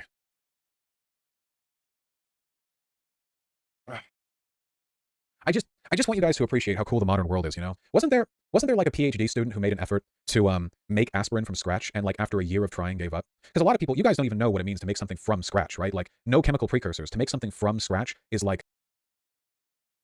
Diva Mama was never advocating for imprim shit though. Yes, she was. Like you're out there like gathering a bunch of leaves that you boil to get the chemical, which you then put through a charcoal filter to. It's like, oh my god, like it's like impossible. It's like not possible. You know, you guys know the story of the guy who took 6 months to make a chicken sandwich because he did it from scratch. So like he raised a chicken and he like grew wheat and cut the wheat. Oh, it was a full year. Yeah, yeah. I guess the point that I'm getting at is like a lot of you guys. I just want you to imagine tooth pain. Okay, I just want you to imagine tooth pain. All right, you ever had tooth pain? Real bad tooth pain? It used to be back in the day that if you got tooth pain, that was it. That's your life now. People would go for the rest of their lives drinking soup because it was soft or having to only eat with one side of their mouth. You could pull teeth out, but gum infections take root. And, you know, past a point, there's only so much you can do. That's life, you know? That's pre-modern medicine life. And the chemicals necessary to keep your teeth clean, you guys would not be able to make them from scratch. To make toothpaste, to make painkillers if you have something wrong, to make antibiotics. Like, I just want you to imagine tooth pain, okay? Supply chains entail bureaucracy, but they're a necessary evil because, I'm sorry, my dudes, if anarchism means giving up everything made after the agricultural revolution, I don't believe in anarchism. Thankfully, that's not what anarchism is, so I don't know why some people on Twitter pretend that anarchism means that. It doesn't. But, okay, bad example, Vosh, there are well-known tooth pain-killing chemicals in cloves. Yeah, but like, not for a lifetime solution, right? Like, Vosh, that's a super uncharitable reading of DM's point. No, I'm talking broadly right now. DM has said that she's pro-supply chains. The ultimate issue, I suppose, ended up being about, like, making sure... It just felt like such an unnecessary hill to die on, right? Like, I don't know... Somniostatic is running so much defense. So much defense for her. Yeah, cloves are also not, like, universally accessible. I want to live a cottagecore, so must everyone else. I feel like a lot of people who want to live Amprim lifestyles would, like, die in 5 minutes anyway, so maybe we should just give them, like, a patch of forest or something, you know? People don't understand how many natural inequalities have been alleviated through modern technology. And, you know, accessible knowledge as well. Not to mention our bodies, folks. Folks, the body of a human hunter-gatherer is infinitely superior to your own. Even if you're an athlete in chat, you do not have the internal gut bacteria to protect you against the kinds of foods that you need to eat. I'm not watching this for very much longer, okay? So if he doesn't start, like, going full soy rage in chat, then we're moving on. Don't have the natural immunities and resistances. Even the most physically fit people watching this right now, in a survival environment, would be just dead compared to a human being about 20,000 years ago. It wouldn't even be close, really. If you want to go back to that lifestyle, it's just a death sentence. And for what? Like, oh, you know, I may have to spend 14 hours every day foraging for food, but at least I don't have to spend 8 hours a day in an air-conditioned building doing service work. Okay. It's like, we have freed ourselves from man-made hierarchy, and now we live under the crippling, brutal regime of significantly worse natural hierarchy, where we have to fight for every moment of survival. Like, wow, we sure are more free now than ever before. I mean, even wage slaves in the modern West sometimes can fly to other countries, you know, see people, talk to people, access infinite information, but, you know, they have to work 40 to 60-hour work weeks. Too much, by the way, not defending that. I'm just saying that there's something worse than overworking, something worse than Japanese tier work culture, and we built our way out of it. All right, sorry. Yeah, it's a positive negative freedom there. It's the same mistake libertarians make. I said this before, but libertarians act sometimes like not having laws restricting them makes people more free, which ain't true in a lot of cases. Legal systems lay the foundation for the structure of self-protection that allow people to live free lives. And likewise, you know, anarchists, at least Twitter anarchists, you know, you get rid of hierarchies, then it's like, well, now things are better. Like, well, in a lot of cases, yeah, but not intrinsically. Anarchism has never been pro-law. I am anarchism. I don't give a fuck, okay? When I hear a person give a convincing argument for anarchism as they describe it, I'll see. But for now, a political philosophy oriented around individual freedom, freedom from hierarchy, coercion, from the flattening of power structures, that's me, that's my shit. I'll live with it, you know? And if I think law improves that process, not necessarily the modern legal system, of course, but as a concept, then as far as I'm concerned, yeah, we're going to have anarchist police, we're going to have anarchist prison, all right? We're going to do it, baby. Vosh, it just feels like you're blinded by capitalist realism. The fuck are you talking about? I'm not talking about capitalism. Nothing that I've said here has anything to do with capitalism. I'm talking about governmental structures, not even a state. You're literally giving non-compete to your points. You want to explain why, Lady Antifa, since you're the person who don't know the difference between capitalist realism and advocacy for governmental bureaucracy? Okay, I'm done with it. We're moving on. Also, I don't know if there's anybody in chat that hasn't subscribed to the YouTube yet. Hey, this is my stream. I don't need that.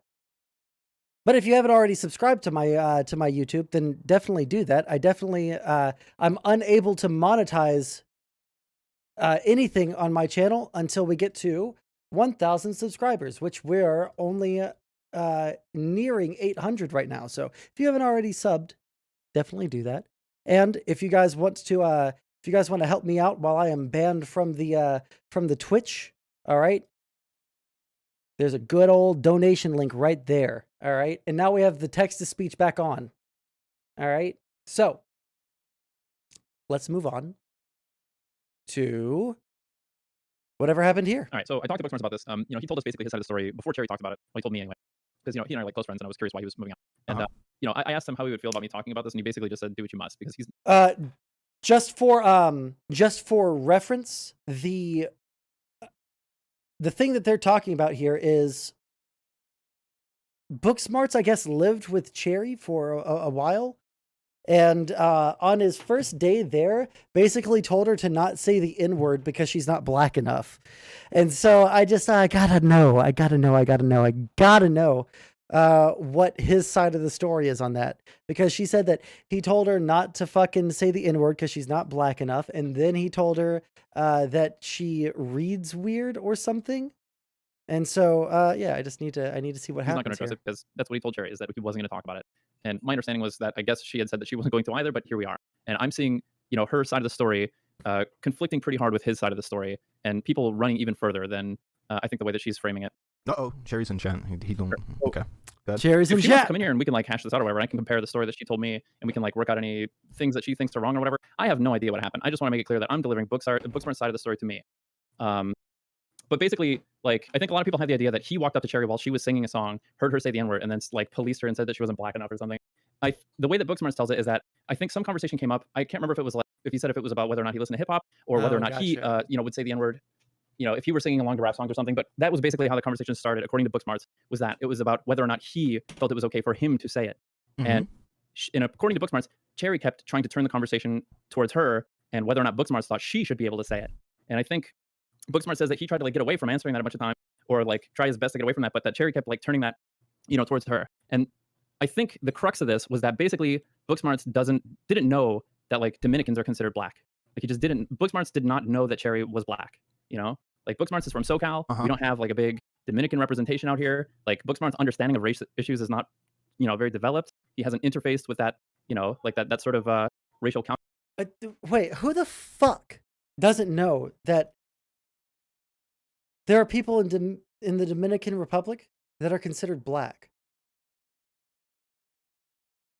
I don't think that that's a thing. I think that that's a lie. I think that someone...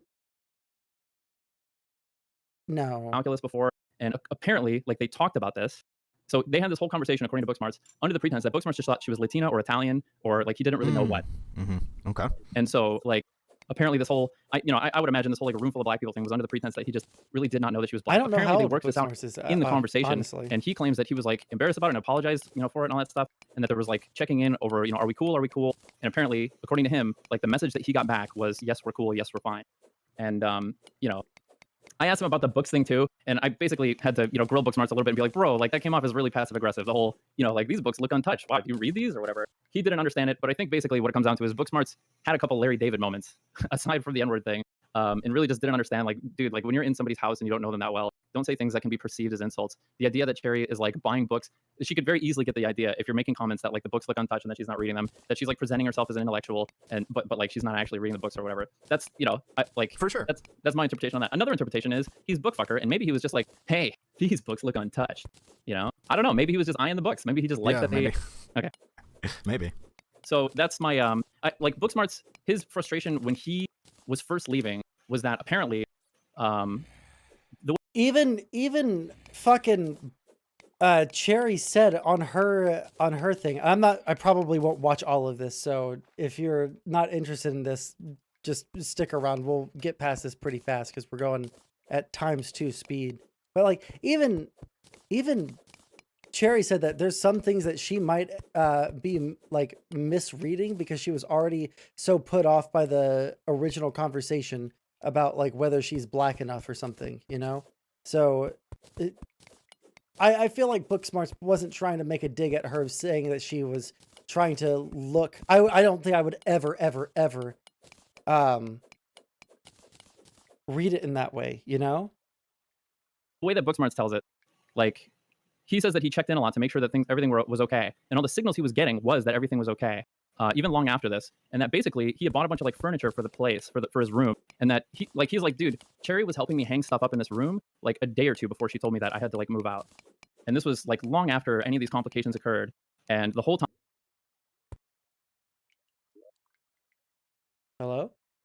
time, like I'm under the impression that like we had worked this out and that everything was okay. And ultimately the message I got back was, you should have been able to figure it out, that things weren't okay. Okay. So yeah. That's his side of the story. I don't know what happened. There's no footage for me to go over.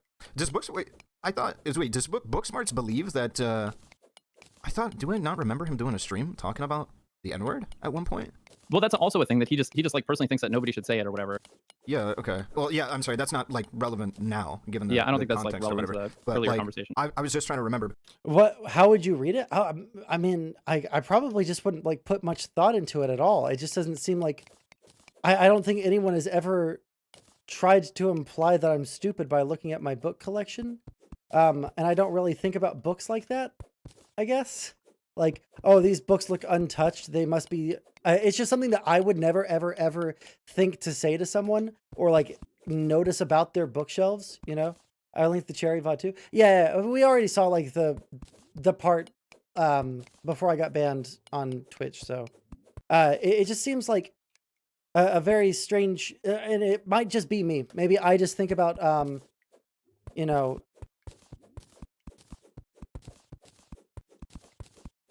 It takes a lot for someone to offend me when they're at my house, is what I'm saying, right? This isn't like a dig at Cherry or anything like that. Like I just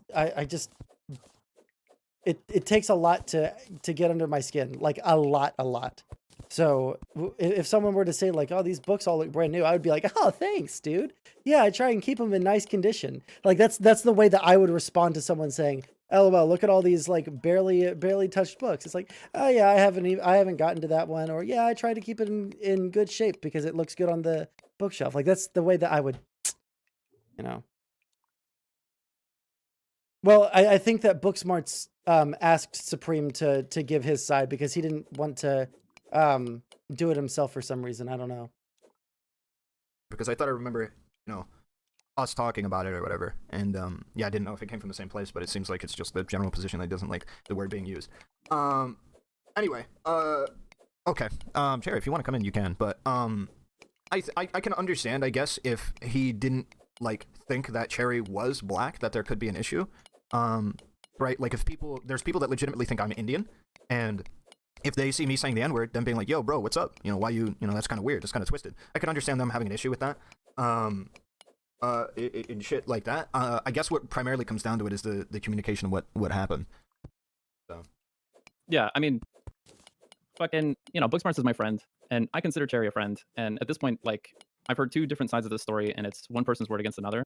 Mm-hmm. I'd be really curious to see them, like, hash it out or whatever with a mediator or something. I'm getting to my computer. All right. Somebody said I'm white passing, right? I hope that's a joke. There's no world where I would be. Way. I don't know if it's the camera or what, but like I've talked about on stream before, I've never once in my life ever had one person not see me as black. There's never been one person I have ever met IRL that said that I was anything but black, which was incredibly weird because there was a fair amount of people when I came online were like, oh yeah, this guy's an Indian. It's like, what the fuck? I don't know. I have the exact opposite experience. Poor you. You had the you were born Caucasian, but only to be stripped away of your titles. Earlier, A for Andre asked me what life was like being white, and I told him it was like playing Breath of the Wild. And I don't know what that means, but it just feels right. Pretty good. Yeah, that's it. That we're not white. Skip to where Cherry is. It seems to always like there's people. It's a weird thing because I say that there's people that think that I'm Indian, and stuff, but you won't see very many of them in my chat because a lot of them like heard that I wasn't or read that I wasn't or something, and then like. Wait a second. Hey, really quick. I just thought about something. Before I ended up getting banned, or I say banned, before I got suspended on Twitch, I was getting a whole bunch of like disconnections. Do you think that I was getting DDoSed before the ultimate, like suspension? Because now I'm doing the thing that I'm usually very scared to do with Twitch VODs, which is like skip around in it trying to find the correct time. Usually if I let it play, it's fine. But if I have to skip around and find specific parts, then it'll cause my stream to crash. Do you think that could be like in some way connected? I have no idea. I don't know how to tell if I've been DDoSed, but it's kind of weird how I was getting like disconnected all day that day. Were you losing internet completely for a couple of seconds? Yeah. Well, I'm not watching this on YouTube. I'm watching this on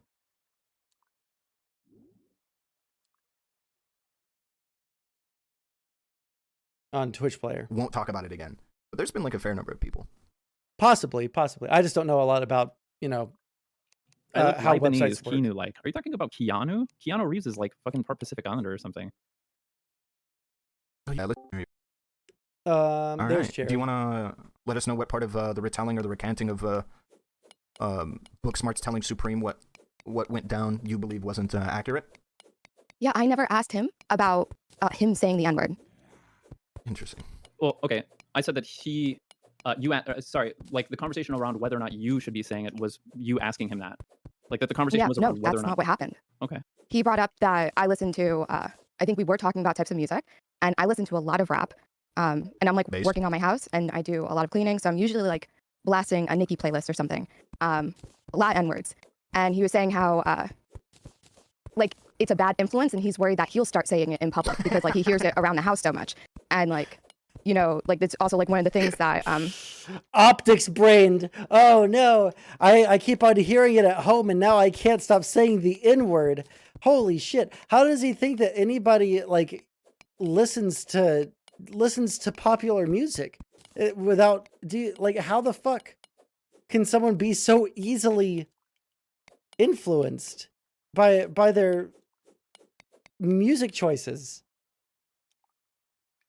It probably should have stayed between them. Yeah, I think it's kind of weird that Cherry brought it up, but because she brought it up, it's out there, and now it has to be talked about because Booksmarts was made out to be like a real jerk, as some people would call his actions, as described by Cherry, jerky. that he feels like dangerous about like Destiny because you go to Destiny to a restaurant with him and he just starts saying the N-word all over the place. And like from there he just like commented that like, and I feel like you shouldn't even really be saying it because, you know, you're not like, You like I feel like a room full of just said black about people. Destiny, maybe you should have not said it just now. What do you mean? Okay, well, You go asked ahead. me how it, Okay. you asked me how it happened. All right. Okay. So. Wait, Oh God. Wait. Oh Jesus. was she referencing a real event? I thought she was saying a hypothetical. Did she say that Destiny said the N-word at a fucking restaurant? That he feels like dangerous about like Destiny because you go to Destiny to a restaurant with him and he just starts saying the N-word all over the place. And like from there he just like commented that like, and I feel like you shouldn't Sorry, I even thought really it was be a saying it because, you know, hypothetical. It's funny as you're fuck. not like, You Like, I feel like a room full of just said black about people. Destiny, maybe you should have not said it just now. what do you mean? Okay, well, You go asked ahead. me how it, Okay. you asked me how it happened. All right. Okay. So. Oh God. Jesus. Okay. So was the context with which he was saying that, like, you know, maybe you shouldn't be saying? Did you get the impression that he believed that you weren't black? Right. You were talking about that. Like, was the impression not that necessarily, because I think there are two separate contexts, and maybe you disagree with me, with believing you're not black enough versus believing just that you're not black. Yeah, Go ahead. I think he thinks I'm too white passing, and I know that that's not him saying that I'm white, but that's. I don't really feel like getting into this. I'm not Sure. like asking people to freaking cancel him, but he definitely went on stream saying that he doesn't like he's upset about like the moving out situation. There's people who think that I fucking kicked him out. I asked him to leave at the end of the month on like the 20th, and this happened maybe like the end of January, the beginning of February. And maybe you could be confused that like I thought everything was fine, but really I was in an awkward situation where I already like told you that you can live here, and I was given the go for any moment that I want him to leave to ask him to leave, and that he's used to traveling different places every month. Hold on, I just like fucking lost my trail of thought. A couple questions. Like, did it come up that you like educated him on the whole Dominican thing, and like, did he eventually? Yeah, that was the debate bro thing, and that's like that was me sitting in my kitchen for like 20 minutes, like going through it slowly, and it ultimately ended with yeah, that's fine. Like I don't want to make you uncomfortable. I'm not saying you can't say it. Like it's fine. I think you're fine. You can do whatever you want in your house. I'm just saying I think like black people wouldn't agree. That's even when I explained it, like it still ended with that. And then even when I talked to him, like what was it, like an hour later or something, it was still the whole, well, I'm not saying like you can do whatever you want in your house. I'm sorry I made you uncomfortable, and I'm sorry that like I offended you. I just like I don't think he's a bad person, and I don't think I would have had a problem with this conversation on a panel, but I don't want to live with someone like that. I understand. Yeah. I don't think anybody's disagreeing with your right to be able to not live with the person. And if you and I agree, you know, the possible necessity to clear the record of like clear your name of any allegations of you just kicking out Booksmarts to the curb for no reason. I understand the necessity for you to be able to combat that narrative. Yeah, and I guess Holy shit! Why am I so But thank you for letting me on. Yeah. I'm sure he's still a really cool guy. Anyway, bye guys. oh, okay. Yeah. That was it. All right. Well, my work here is done. Yeah. Okay. And then there was one. All right. Well, that was very a awkward. short conversation. Hoping somebody else would say something. Okay, so then if we take that account as 100% accurate, then I would say probably the best faith that you could give book smarts would be that he didn't understand that Yeah, I think nobody wanted to have to deal with this fucking conversation at all.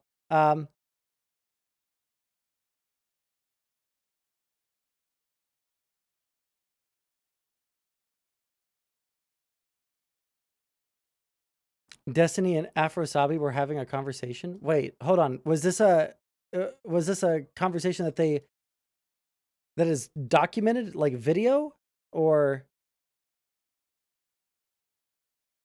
I'd be interested to learn a little bit about that. Okay. Well, now we've gotten that. I think it's a little bit fucking cringe. I think it's just a little bit cringe, but I don't think it's enough to be like super like upsetty spaghetti about, you know?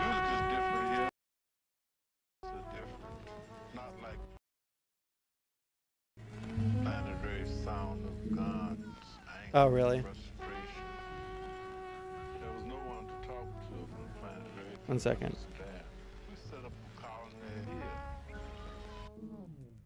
The light of the past is the light which was. The wisdom of the past is the light of the past. The light of the future was the light which is to be. The wisdom of the future was the light of the future, see. Yesterday. All right, give me a couple of seconds. I really, really, really desperately have to fucking pee, okay? I am very, very on my last leg on holding it. I will be right back. And post in chat what we should do next, because I'm thinking, what were my topics that I wrote down? Demon watching chat links. Okay, so I don't know what we need to do on catching up on Ukraine. So if you want to like give me links to watch it, Discord link just updated right there. Yeah, I'll be back in about 30 seconds.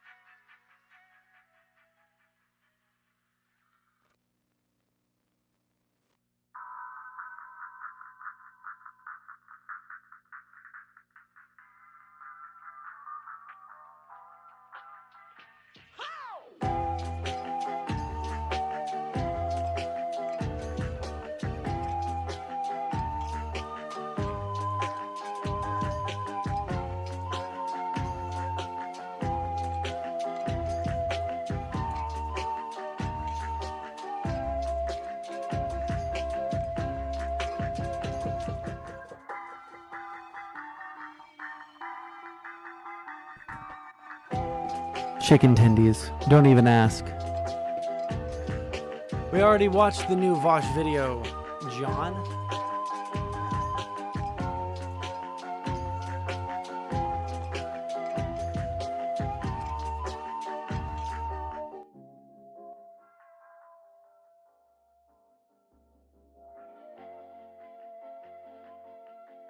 Which one? Which new Vosh video?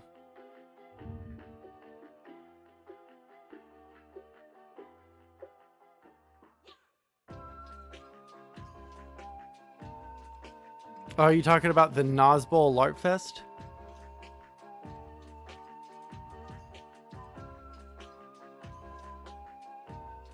Did you cover the woman who disappeared after showing a no war sign on RT? Fair point. I should do that.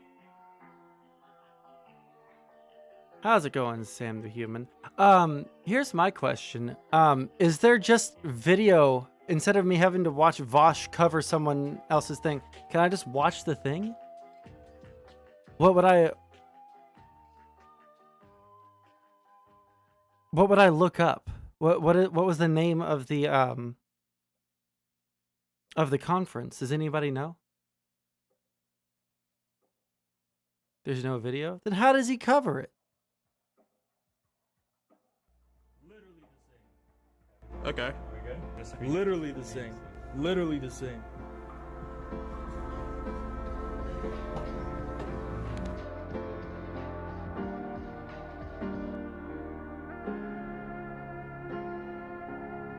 To be okay. Just so that nobody gets made a fool of by pointing that saying that Haas had to step on something, okay? Listen. This was holding up the fucking weird Abraham Lincoln in the background with the mohawk. 1 second. Oh, it doesn't show the mohawk of Abraham Lincoln. He's still short. We know, but don't say it. Okay, got it. I didn't know if people actually like were thinking that was something he was standing on. Because I did for a second, but then I realized.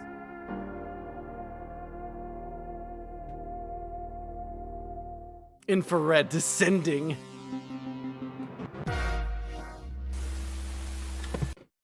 Is there a full video?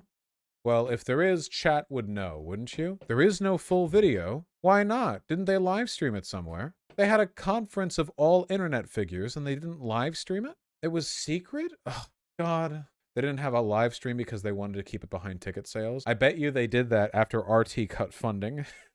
Sure, President Sunday, because I respect you. Attention, comrades. Thank you. What a great way to open the segment. This is probably the best thing I've seen Destiny tweet. It's people in my community were, you know, retweeting and stuff and couldn't help but see. Apparently, and again, there's nothing wrong with being a short man, but it is funny when it's Haas being a short man. You know, that is funny. Where's that? Oh, there we go. Yeah, there we go.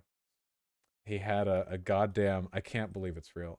He had a goddamn footstool behind there. They had a little wheelie. No shot? No, it's actually real. That is quite funny. Yeah. Listen, okay, all short men can be kings, all right, but some of them are not, including Haas. Anyway, these are the clips we have, so sure. Let's Haas watch speaks them. the CPI conference. How'd you get these clips? Femboy progressive, high progressive. Wait, can I just watch? I'm gonna watch them from fucking High Progressive's point of view. Fuck that shit. I hate having to fucking watch someone else's coverage of shit. That's irritating as fuck. High Progressive. What do I have? What do I have? 5,000 fucking.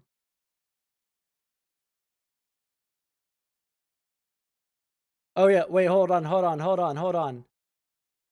The person that I love to hate, Ellen Degenerate, all right, needs us to signal boost this tweet, okay? Because Ellen Degenerate is trying to fight Haas, and Haas is pussying out. It's a no bars held fucking non-cage match. It's out in the fucking streets. And Infer Haas has not said anything after posturing online. It's all of the things that he said that he needed, you know, no referees, no rules, just right, just a real man-to-man brawl, and Haas is not going for it. Oof. How sad. Okay, let me look up High Progressive really quick.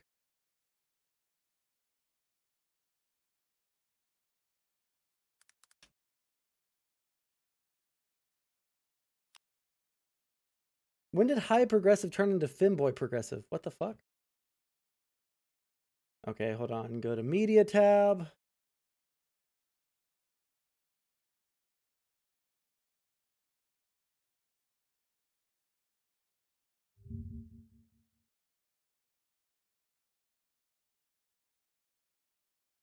All right, here we go. Fucking dope. Let's see here. Haas speaks at the CPI conference. We should cease to see lefties as a reservoir from which we should attempt to draw support. As far as leftists are concerned, we owe them nothing. We don't need this acute minority of parasites on the working people of this country. So one thing that's like super fucking funny to me is how much he's leaning into the conservatism memes, because he doesn't want to he realizes that leftists aren't going to like him because he hates trans people, right? So he's moving on to trying to pull as many conservatives as possible. So much about this stuff about decolonization and, you know, this stuff about critiquing white people or whatever and Europeans. I know, it's funny as fuck. Here you have a situation of all of the guilty world, right, Europe, uniting under the banner of NATO against Russia, which is a semi-Asiatic country to the east. I mean, the irony is incredible. So the leftists, the same ones that have been telling us for so long that, oh, the problem is uniquely some kind of European guild, are rallying behind a kind of pan-European supremacist renaissance, a revival of neo-Nazism, basically, against Russia, and now also against China. So, okay, hold on. We'll keep, okay. We'll keep watching. And it's not simply an irony. We should draw a fundamental conclusion from this. And for me, that conclusion is that the so-called American left, in its entirety, cannot be redeemed whatsoever.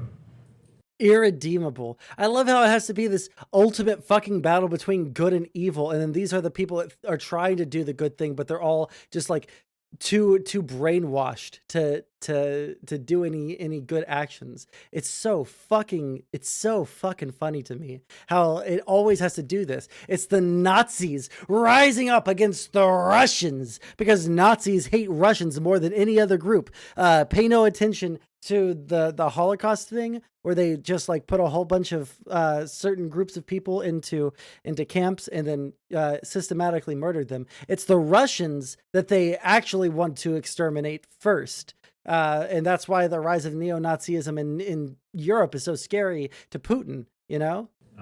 It's not simply that we can build something from scratch, but we should cease to see leftists as a reservoir from which we should attempt to draw support. The support for anyone who's interested in a real initiative to oppose the status quo is going to come from people who are either apolitical or who are right-wing.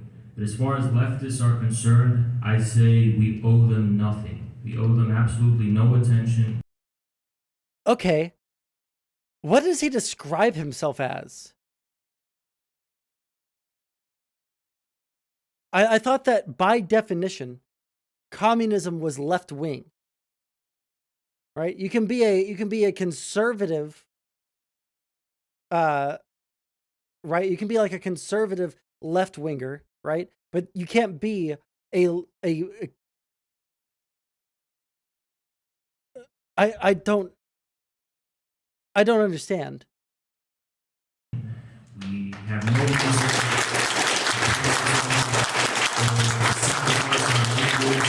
It would just be leftism. It kind of is, James. Walking on eggshells around them. We don't need this acute minority of parasites on the working people of this country. Okay. Everyone knows how much of a drag on the average working people those horrible trans leftists are. You know, it's just unbelievable how those soy leftists are hurting everyday Americans somehow. These political orientations from scratch. I mean, leftists are leftists because they're committed to a certain principles, and rightists are rightists because they're, I guess, metaphysically evil, they're demons. I don't know. I mean, you have the Jabba, not to spoil the mood by mentioning Jabba the Vosh. He talks about the so-called Nazgul vortex, clearly evoking this idea that leftists are people who have to be neurotic, and we have to kind of. I like how he gets so fucking mad. Okay, so conservative commies do exist. Yes, conservative communists exist, right? They're just conservative insofar as like socially conservative, right? So, yeah, that's what a conservative communist would be, right? But they would still be a conservative leftist. This is the way that I understand it. Okay, if I could be wrong, but is this actual horseshoe theory? No, because he's just a conservative. He just hates leftism, right? But I love how he cries so hard about people not understanding his points, right? It's always people just like never listening to his points and spinning them in their own way. And so, you know, people are obviously never going to be able to beat him in a debate because they don't understand his points. When he doesn't understand why, I guess, the leftists dislike conservatives, and it's because of, you know, the racism and shit. It's not because of metaphysical evilness, right? Like economically left, socially right. Exactly. Yeah.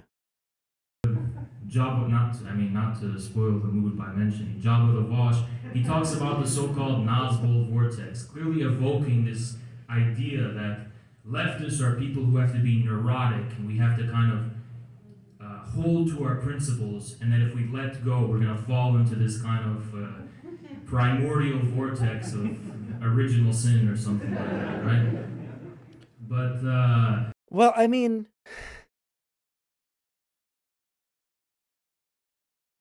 are principles not important?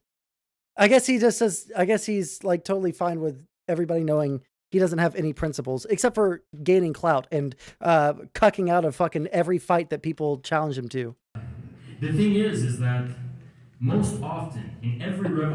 Oh, what inspired him to be this way? Well, interesting question. I think that anybody that has this kind of politics that's like an extremist, right, probably has some desire to be, they probably have some desire to be different, right? They have some desire to be, you know, have some sort of, what's the word I'm looking for?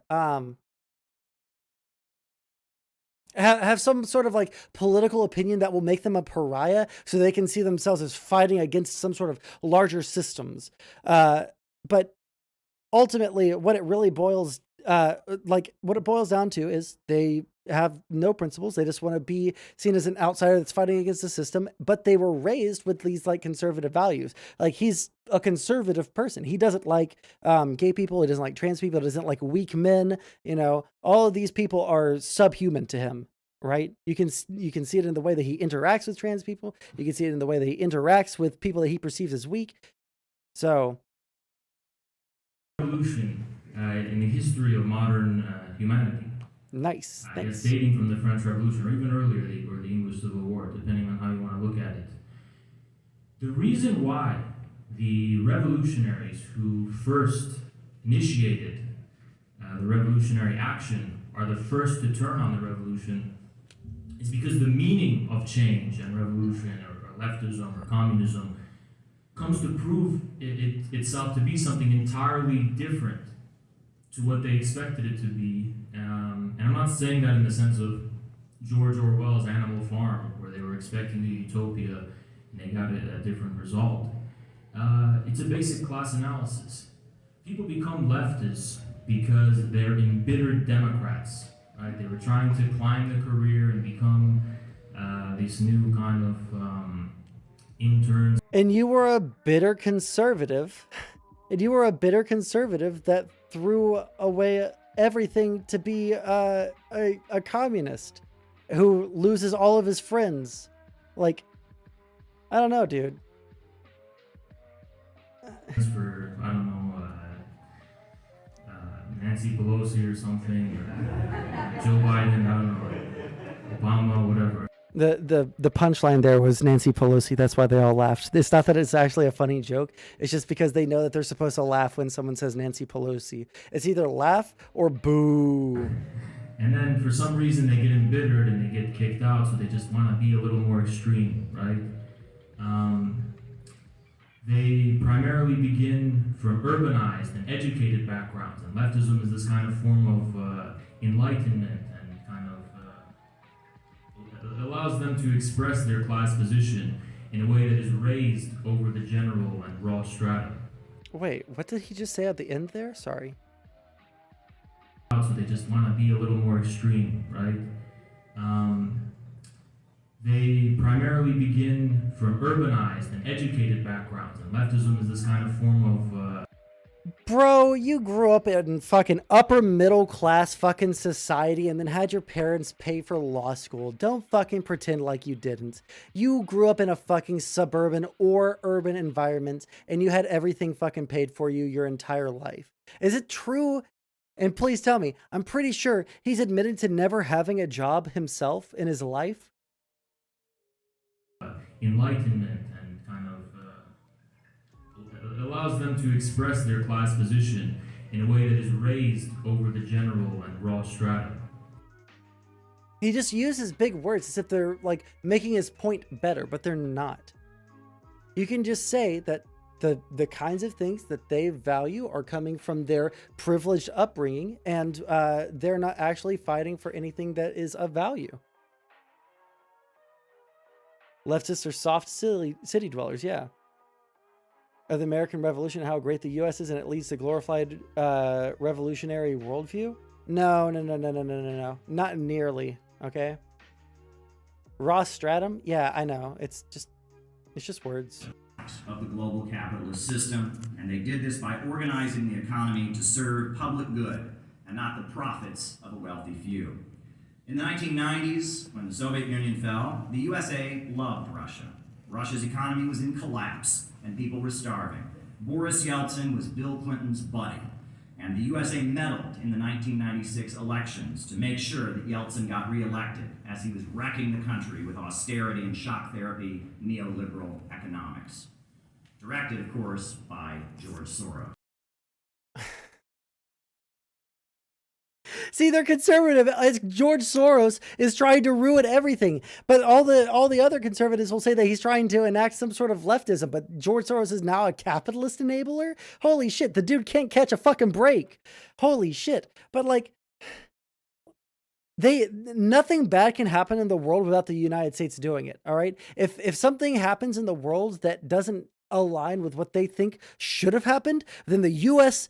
is absolutely there and making sure that the bad thing happens because they're just metaphysically evil. Neoliberal economics. Directed, of course, by George Soros. But things in Russia started changing in 1999 when Putin came into office. He restructured Russia's economy to be centered around government-controlled oil and natural gas resources. He used the energy revenue to rebuild the industries of Russia, and he made Russia once again a strong economy. And that is why U.S. media demonizes Russia. That is why the U.S. government of the global capital. Russia's economy is comparable to that of one of our states.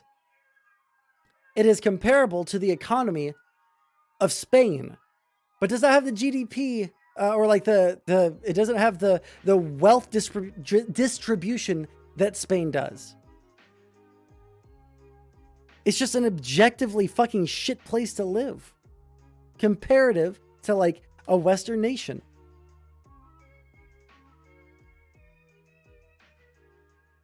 Putin has not done much to help the Russian people. Like, again, well, I don't know what the Russia GDP over time.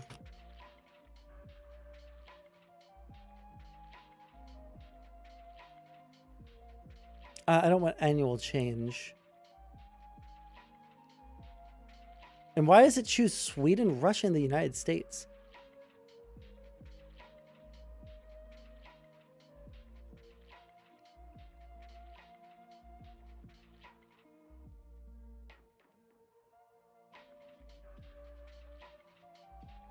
Look at this. So, holy shit. Was Russia's economy really that small compared to...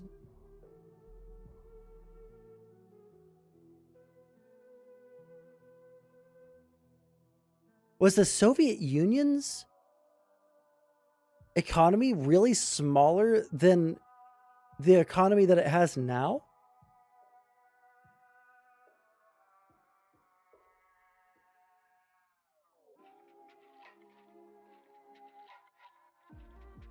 And then started stagnating? Yeah, right there. One of the good guys, not a quote. Basically, the summary is Russians would trade money to keep their macho culture. I've heard things like that. I don't know enough about Russian culture to like say. Might not be adjusted for inflation. Let me see.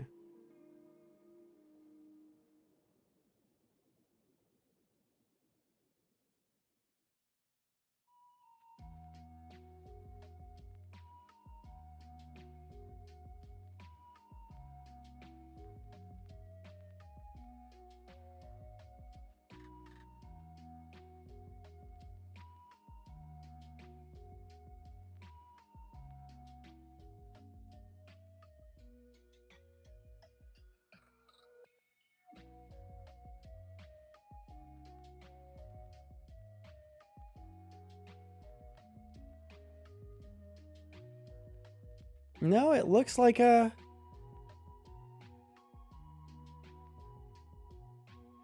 It looks like they were on par with the United States back in 1988. And then they just... Like, I guess that was just like the size of economies back then. Holy fuck.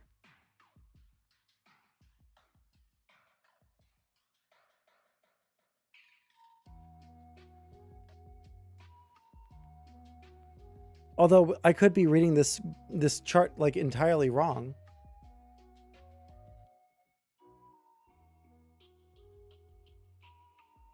They were struggling to industrialize under a planned economy. Capitalist system to make sure, directed of course by George Soros. But things in Russia started changing in 1999 when Putin came into office. He restructured Russia's economy to be centered around government-controlled oil and natural gas resources. He used the energy revenue to rebuild the industries of Russia, and he made Russia once again a strong economy. And that is why U.S. media demonizes Russia. That is why the U.S. government of the global capitalist... Again, Russia's economy is the size of one of our states, that being Texas, right? It's comparable to the economy of Spain insofar as like the size of it, right? I don't think that we're that threatened by their economy. Russia's Orthodox Church is patriarch. Well, yeah, because the Orthodox Church was only allowed to make a resurgence under Putin, so it would make sense that they would back everything that he does.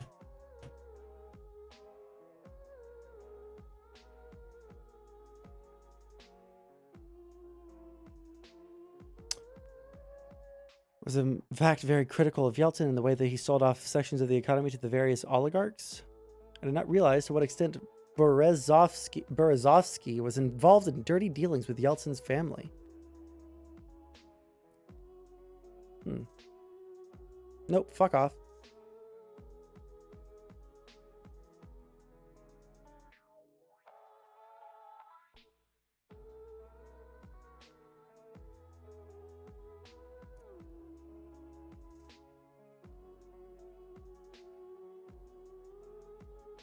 It's not often that the state is the one with total control over the church. I mean, there's the fucking Church of England, right? Don't unless they dropped all of that. It's good to see so many normal people in here, you know? No, I'm serious. Like, you all are like very normal people. I used to be involved with all these lib groups. I was Oh my god, does that not sound like the opening of a fucking Nick Fuentes speech? What are we talking about? We're talking about the CPI conference. Does Jackson Hinkle's opening here not sound like a Nick Fuentes opening? It's good to see so many normal people in here. Normal people. They fucking hate trans people more than anything, right? They're just like the conservatives that they're now, I guess, allying with over any leftists. I hope that they just come out so that it's easier to, you know, call them, and so that they, you know, it's harder to argue with someone with their mask on, you know? I'm serious. Like, you all are like very normal people. I used to be involved with all these lib groups. I was an S-lib for years, and like it was just like the weirdest people that I'd always see at events and stuff. I'm like, am I one of you? The answer is I wasn't. I grew up in Orange County, California. It's a very like affluent area. Everyone's white pretty much. Goes on to describe 2014 Odessa clashes, conveniently neglects to mention that pro-Russian separatists were the ones who instigated the conflict by attacking pro-unity demonstration with guns, rocks, and stun grenades. Power. We also saw in Odessa after this. The Committee for Political Innovation, something like that. It's just, it's Caleb Maupin's fucking cope group. This coup took place against the Yanukovych government. There was an uprising there. Peaceful uprising. There was a group of individuals who were in support of the Yanukovych government, you know, coming back to power, who set up like a tent occupation in front of what was called the Trade Union House in Odessa, Ukraine. Okay, just like with the resistance movement in eastern Ukraine and Donetsk and Luhansk, the ultranationalists and the neo-Nazis, they didn't like the fact that there was a resistance group forming in Odessa. And it was actually particularly damning for the new coup government for that resistance group to be forming in Odessa. Very strategic areas, big port area, you know, and the fact that they were already sending forces to fight in eastern Ukraine and Donetsk and Luhansk meant that they were in a sticky situation with the new resistance forming in Odessa. So what did they do? On the night of the Ukrainian national football, or as we call it here in America, soccer championships, the Ukrainian nationalists sent in dozens and dozens and dozens of far-right, you know, trained militiamen insurgents to go to Odessa right when this, you know, national soccer championship was taking place. The next day, the coup government is the exact same government that they have now, or that they had then. The government never changed. Only the leader did. The government never changed. Only the leader did. Right? There's nothing else that changed. They installed a new leader using elections that were overseen by third-party neutral organizations that said it was all fair and legal.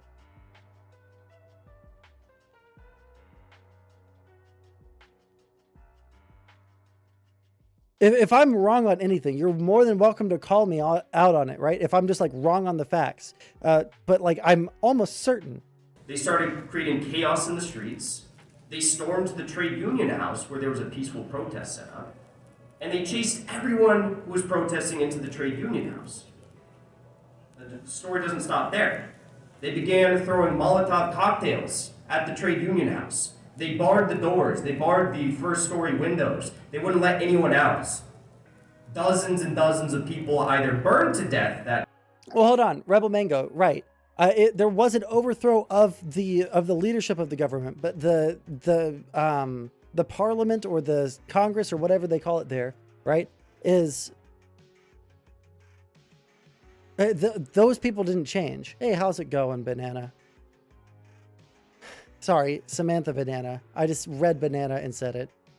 I don't want to come off like fucking Britney.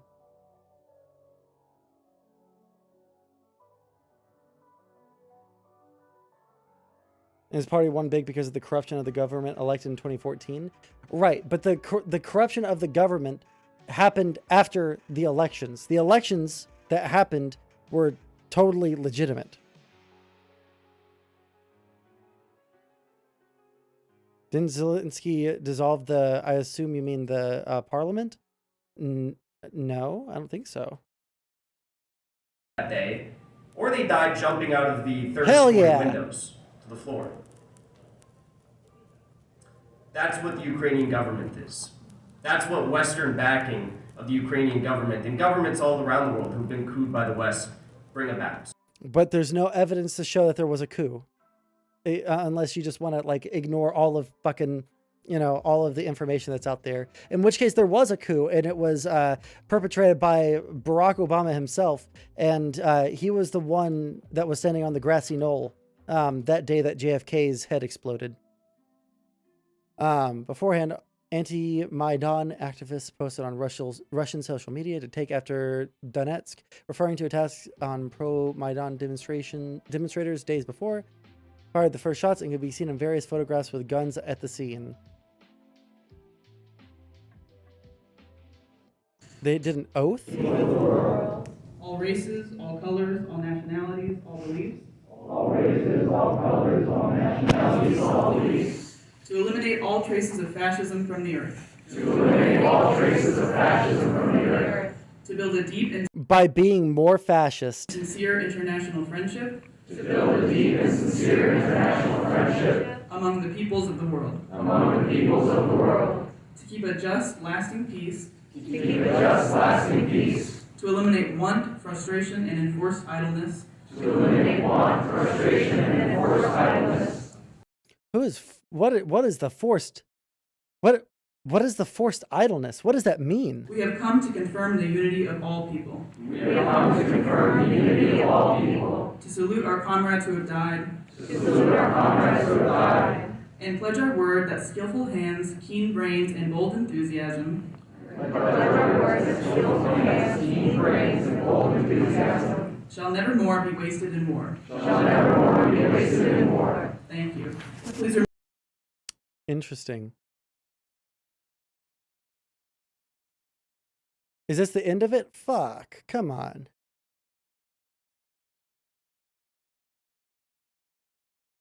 Oh, fuck. I wish there was more.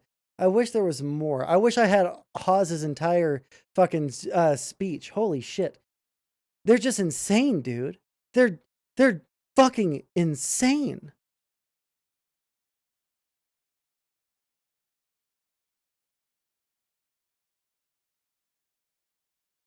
Yeah, as long as Russia gets its way. Holy shit.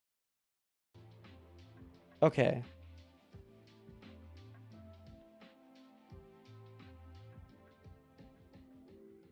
Let me go to content suggestions. Sonsol's a transphobe. That's me. I hate him. I hate them all. Pause. Pause. Hold on. Let's see.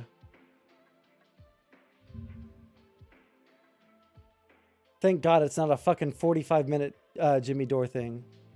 Oh shit, DC Perspective. Hello, ladies and gentlemen. Welcome. Oh, we haven't seen this guy in a long time.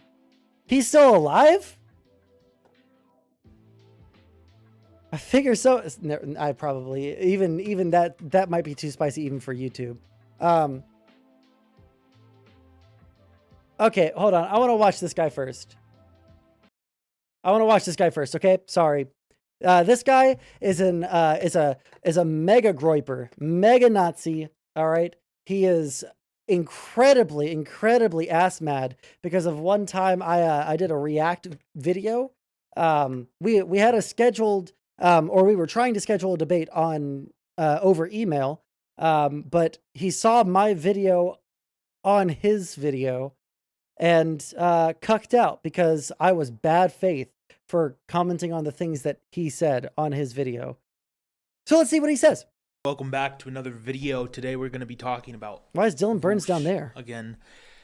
There's this interesting thing going on with Vosh in this video, and I just wanted to briefly touch on it. So I'm going to play the clip that I have in mind, and then we'll get into my rebuttal, my response. Sorry, Vosh. Rebel Mango, if you have if you can like shoot me documents and stuff, join the Discord. It's in the live stream description. As right-wingers go, I'm pretty moderate/liberal. I'm pro-LGBTQ rights, but I support the Don't Say Gay bill because it's really just saying convos about gender/sexuality are unnecessary at the primary school ages.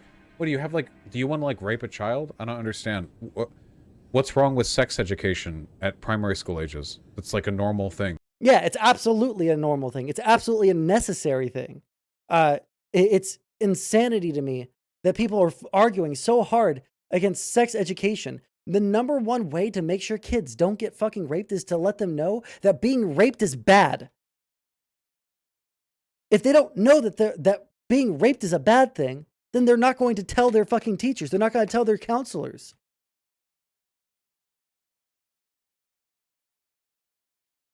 This is why we teach kids at very young ages, even in first or second grade, usually starting, right? That like, if someone's touching you inappropriately, that's bad. And you need to tell another adult, right? You need to tell like a teacher or something, because that's really bad. And they don't need to be doing that, right? The amount of, when people argue against this, what they're saying is, I don't care how many kids get raped. We should just like punish the rapists instead of trying to prevent those rapes in the first place, right?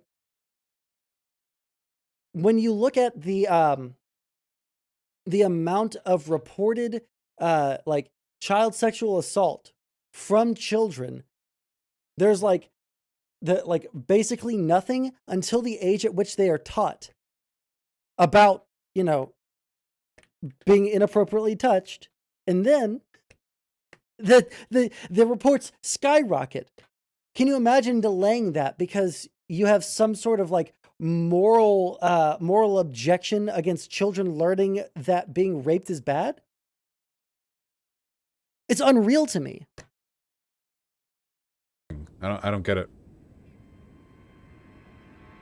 So the question is, oh, you don't want to teach children about sex, therefore you sexualize children, right? So this is the position that he's holding. That is... Yes, because if you don't want to teach them, that would imply that you don't want them to know what's happening to them is bad, implying that you are the person that is wanting to rape the children, yes. Logically what he's saying. He's saying because you don't want to teach preschoolers about sex... Probably doesn't have to happen with preschoolers.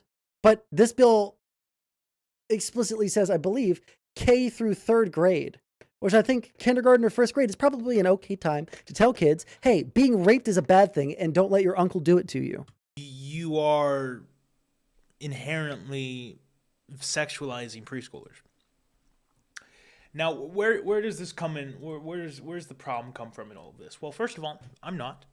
You can go and look at some of the sexual content that they're teaching these kids, and it's really graphic and it's disgusting. Firstly. Secondly, this is... What is the graphic things that kids are being taught in schools? They'll never bring up an example. I've never heard an example. Oh, you know what we should watch after this? I'll bring it up while I'm saying this, but we should watch the Gothix video about this that I quote tweeted, because fuck Gothix.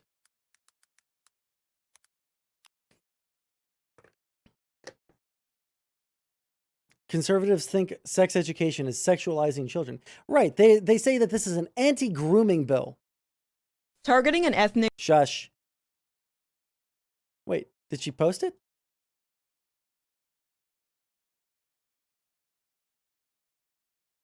Yep, there it is. Okay, cool. These politics... We'll watch that next. Why do all groypers have this weird lip curl sneer smile that makes me... Yeah, because they're trying to be like snide. You know, they're like that anime character that's walking around eating an apple, right? They're just like the edgy dude. Yeah, I'm sorry. I don't know how to get the BTT emotes to work. Maybe I do. So yeah, they're just like making arguments against teaching kids why they're getting raped. They're making arguments, and it's all in service of being scared that the children will be made to be gay by being exposed to people talking about like people having two dads or something. You know, I don't know about you guys. Listen, I'm not like. I'm not trans. I was raised around gay people my entire life. I was raised around gay people. I never once thought, hey, you know what? Because this family member is gay, I should go and transition. Never once in my mind did that thought cross. But for some reason, these people think that that's the way that it works. The biggest divide between us and Vosh. Vosh is not a normal human being. He's not held by any view of the world other than one which is self-satisfying. So he seeks any higher good, and in that he means anything that satisfies. So if Holy, not understanding what utilitarianism is, Batman. What the fuck? Did he just say everything that Vosh does is entirely self-serving and that's the way his morality works? That is not at all how this works, like whatsoever. If it makes you happy, that means it's good, right? If it's useful and makes you happy, that makes it good. He'll say he's utilitarian. Oh my God. He doesn't understand the word happiness in terms of like a conversation about morality. Happiness is a placeholder because it's the easiest word that we have to describe. Or you can use utils or happiness, or, you know, you could use any of these things. It doesn't mean that that's just okay. Utilitarian, I believe. Okay, well, I'll explain. I should actually explain things instead of just like snidely saying them. Okay, so basically, when you have a conversation about utilitarianism, right? You're going to be talking about like increasing the benefits to society. How do you measure the benefits to society? Well, some people will say, well, let's use a stand-in word since we don't have a concrete way to describe this, right? Let's use the word happiness, or let's use the word utility, right? Utils, or something along those lines. This is a way for us to communicate with each other how we look at the world without like having the expressed language, because we don't really have access to that, you know, metaphysical realm. So when we talk about happiness, if I want to say, why should a utilitarian save a child that is drowning, right? You're walking down the road. Do you have a moral obligation to save the child that is drowning in the pond, right? Well, I would say, yeah, you probably have a moral obligation to do that. From a utilitarian framework, you would say that, you know, it'll increase the net amount of happiness in the world, both right now in the immediate term and in the long term. In the long term, you know, this kid could grow up to be a doctor, and therefore he could, you know, create a whole bunch of medicines or do surgeries that save a lot of people's lives. Therefore, the amount of happiness has gone up because those people are happy that they're alive. The people that they're around are happy that they're alive. They can then create more happiness by producing whatever they do at their jobs. That's like one way that you could talk about this. It doesn't mean happiness like, ooh, it's my birthday and I'm real just knackered about it, real happy about it. He is merely pursuing gratification. Whereas we understand that temperance and patience and long-suffering are virtuous and actually bring a more fulfilling and more satisfying life and life after death. Wait, sorry, say it again. Patience and long-suffering are virtuous and actually bring a more fulfilling and more satisfying life. Why would anyone want to suffer? Unless you feel nothing. Why seek out suffering when you can avoid the suffering? If suffering is bad, right? It's something that causes pain. We should probably do things to try and not suffer, right? So on one hand, we could say like, I think that to live in a, you know, a fully agrarian society where everyone's just making like growing just enough food for them to survive, subsistence farming, right? That's probably a lot of unnecessary suffering. We should try to streamline this and create large farms that fewer people have to work on because we have machines that can do this. And, you know, that'll decrease the amount of suffering. More people are happy, right? Long suffering is virtuous. Yes, it's like a fascist thing. Fascists believe that in order for you know, true what's the word I'm looking for? Self-actualization to occur, you have to suffer a whole lot. You have to sit there and struggle and fight, both for yourself and for your country, or for your, depending on what kind of fascist you are, if you're like a nationalist, or if you're like a Nazi like this fella, right? It's all about, you know, if you're suffering, that means that you are working hard and putting in your effort into the world. Like, these are the kinds of things that they look at, you know?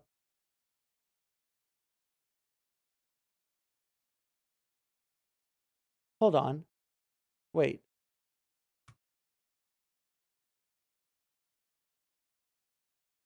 Sam the Human, type something else in chat really quick. Because it showed your name, but I don't see you on my chat. It showed your name on my OBS, but not on my actual chat. So I don't know why that would be, but life and life after death. That's the difference. Okay, so Vosh is working from a point of view that is very worldly, that is very in the present, that is very in the moment. And we have to keep that in mind when we're talking like this. He says, well, why can't a child, and this is how this conversation would go, this Socratic method maybe would develop in this. So I would say, well, Vosh, don't you think that it's kind of dangerous to teach a 3-year-old or a preschooler about like sexual things like masturbation? Don't you think that would mean they would start experimenting earlier, and that's kind of... You're presupposing that sex education in like 1st or 2nd grade to keep kids from getting raped? No, I see it now. I don't know why it didn't show up earlier. But it is going to be like you're presupposing that all sex education is the same and isn't tailored for a certain age group, right? Which is obviously not the fucking case. That would make absolutely no sense. They're not teaching kindergartners how to fucking masturbate. They're giving them enough information so that they don't get raped, which is a good thing, actually, in my opinion. In my humble opinion, it's probably good that we keep kids from getting raped. Leads them to ways where they could be manipulated and put themselves in harmful situations. And he'd go, well, it's going to happen anyways. Firstly, secondly, if we educate them, then they're less likely to be manipulated, which isn't the case, by the way. It is absolutely the case. There is no school counselor that would ever agree with you that telling kids that being raped is bad is going to hurt those kids. It's the only way for them to be able to start telling people that they're getting raped is for them to first know that it's bad. Absolutely not the case, but it'll happen anyways. It's not in preschool, not in 3rd grade. Where did you grow up, man? Like, were you a victim of sexual perversion at a young age? Were you exposed to the internet way too soon? This stuff is so weird, because what does happen if we go and we tell 3rd graders about this stuff, I'm sure there are some 3rd graders that are exposed to television, that are exposed to modern degrading pop culture, and they are curious about sexual things. It's not to teach kids how to have sex. The Don't Say Gay bill is put in place to make it to where people can't talk about gay shit in school. You can't talk about having 2 dads is okay. Having 2 moms is okay,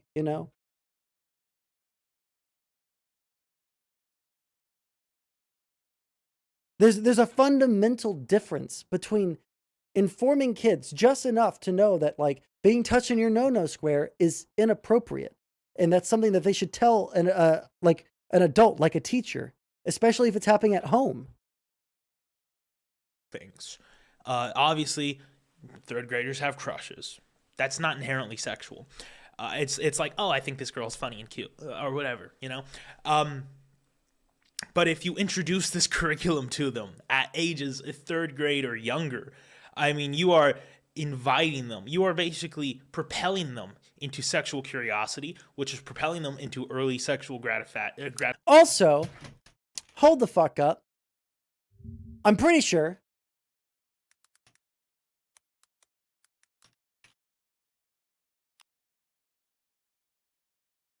Where's the article we read? AP News. It doesn't even have anything to do with like sex education. I'm sorry. I got baited hard into arguing against what he's saying here because he's not even arguing about the Don't Say Gay bill. This bill from its introduction has been used as a vehicle to marginalize and attack LGBTQ people. The bill states, classroom instruction by school personnel or third parties on sexual orientation or gender identity may not occur in kindergarten through grade 3 or in a manner that is not age appropriate or developmentally appropriate for students in accordance with state standards. Worded in such a way as to make it incredibly dangerous at the very least to talk about these things for the teachers.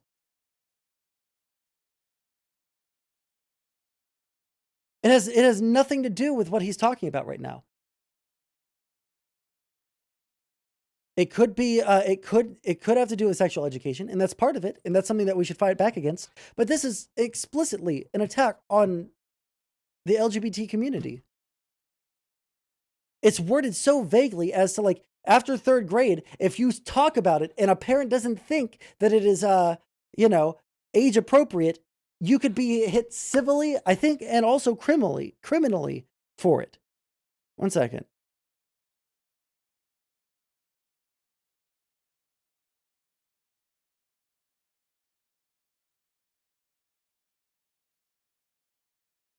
What does it make it criminal or civil?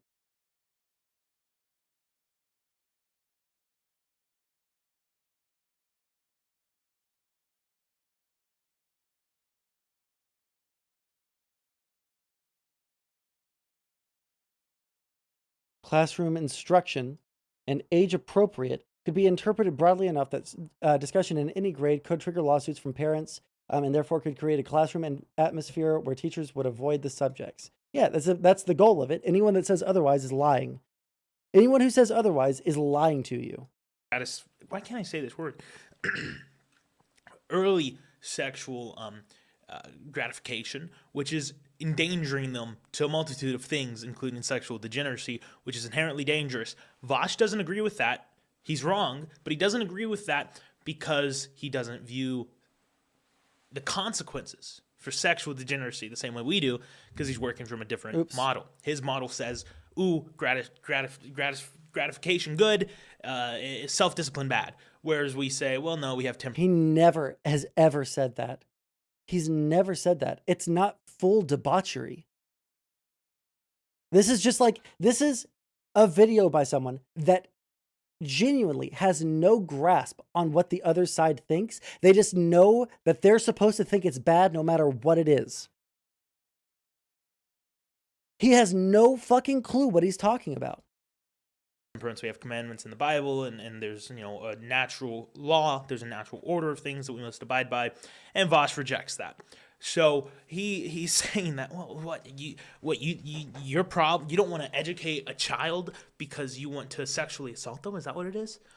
I mean, this is truly wicked stuff. And I was just listening to this video as I was watching and editing some other stuff here, working on some other stuff, and I just could not react to this. I mean, this is just horrible.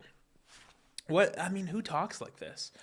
I'm genuinely curious. There's something seriously wrong. Who does talk Vosh. like this? There's something seriously wrong with people and liberals like Vosh. People who hear someone say, "Well, I have a reasonable, explanation as to why I'm against this, or why I back and support this thing which you're against. This Don't Say Gay bill in Florida," which, by the way, doesn't go far enough. By the way, if you read the bill, it only applies to preschoolers to 3rd graders. No, it doesn't. You're dumb as fuck. You're illiterate. Don't talk about politics if you're not able to read, my friend. May not occur in kindergarten through grade 3 or in a manner that is not age appropriate or developmentally appropriate for students in accordance with state standards. Nobody thinks that it stops at 3rd grade. The bill isn't intended to stop at 3rd grade. If it stopped at 3rd grade, it would be slightly more defensible. Not totally more defensible, because it's still fucking ridiculous, right? but it'd be slightly more defensible. This is a broad blanket way to make sure that the fewest amount of people are talking about gay shit as possible. These anti-degeneracy people are boring. Yeah, I know they are. They're very boring, but we still have to tell them that they're wrong. So as soon as a child hits 4th grade, then you can introduce them to, sexual exploration. You can start talking about masturbation, homosexuality, sexual urges, how to safely have sex. It's not only a... You don't have... Then remove, okay, classroom instruction by school personnel or third parties on... Well, this just says sexual orientation or gender identity. Replace that with, like, sex ed, and you know what? You have a half decent way to get around all the criticisms here, but it's not that. It's specifically trying to make it to where gay people aren't represented at all in Florida schools. A class about like sexuality, organs, and stuff. It's a class about how to have sex, how to talk about your sexual feelings. Give me an example disaster, of this. man. Give me an example it's of this. It's a disaster. There's 'Cause nothing we know, like that in the world. Well, I say in the world. Spiritual, bio-spiritual impact. Is it bad faith to say these people are pro-child abuse? Well, that's what he's arguing for. So, no, I don't think it's bad faith. I think they want to rape as many children as possible. I genuinely think that, yes. I think that conservatives that want to make it to where children have the fewest amount of tools at their disposal to, tell an adult that they're being raped, I think that those people are the ones that are trying to rape children the most. To sexual intercourse, okay? We've seen the academic studies too, starting to come out. Women carry the DNA like of men which they one? have sex with. That's not... Yeah, he's smiling because he knows it's fake. He's smiling because he knows it's not true. I hate him so much. It's definitely weird, but the Bible says that's in the Bible as well. If you are sexual with a man or a woman, your souls are bound, regardless of if you break up or not. Which is why his soul is bound to no one. Okay? So there are long-term effects to a human's psyche, a human's physical health, and your future life if you are a sexual deviant. And of course, Vosh is not concerned with that because souls are bound, regardless of if you break up or not. So there are long-term effects to a human's psyche, a human's physical health, and your future life if you are a sexual deviant. And of course... There is... Okay, so... Here's where I'll break bread with people, all right? I will say this. There is something to be said for, like, being able to be in a, like, stable relationship, right? If you don't want to be in a stable relationship and you're just, like, fucking, that's different, all right? But if you're, like, jumping between people constantly, that's obviously a bad thing, and you probably need to, like, do some sort of self-reflection so that you can be in a relationship that you feel comfortable in, right? That being said, there is more than enough evidence out there that shows that you can have sex with a whole bunch of people and be like totally well adjusted. It just depends on the individual in that case. The individual is going to have to make that call for themselves. And I think that there are way fewer people, all right? I know what he said, sexual deviant, but sexual deviant just means like having missionary sex with more than one person in your life. That's what a sexual deviant is to him.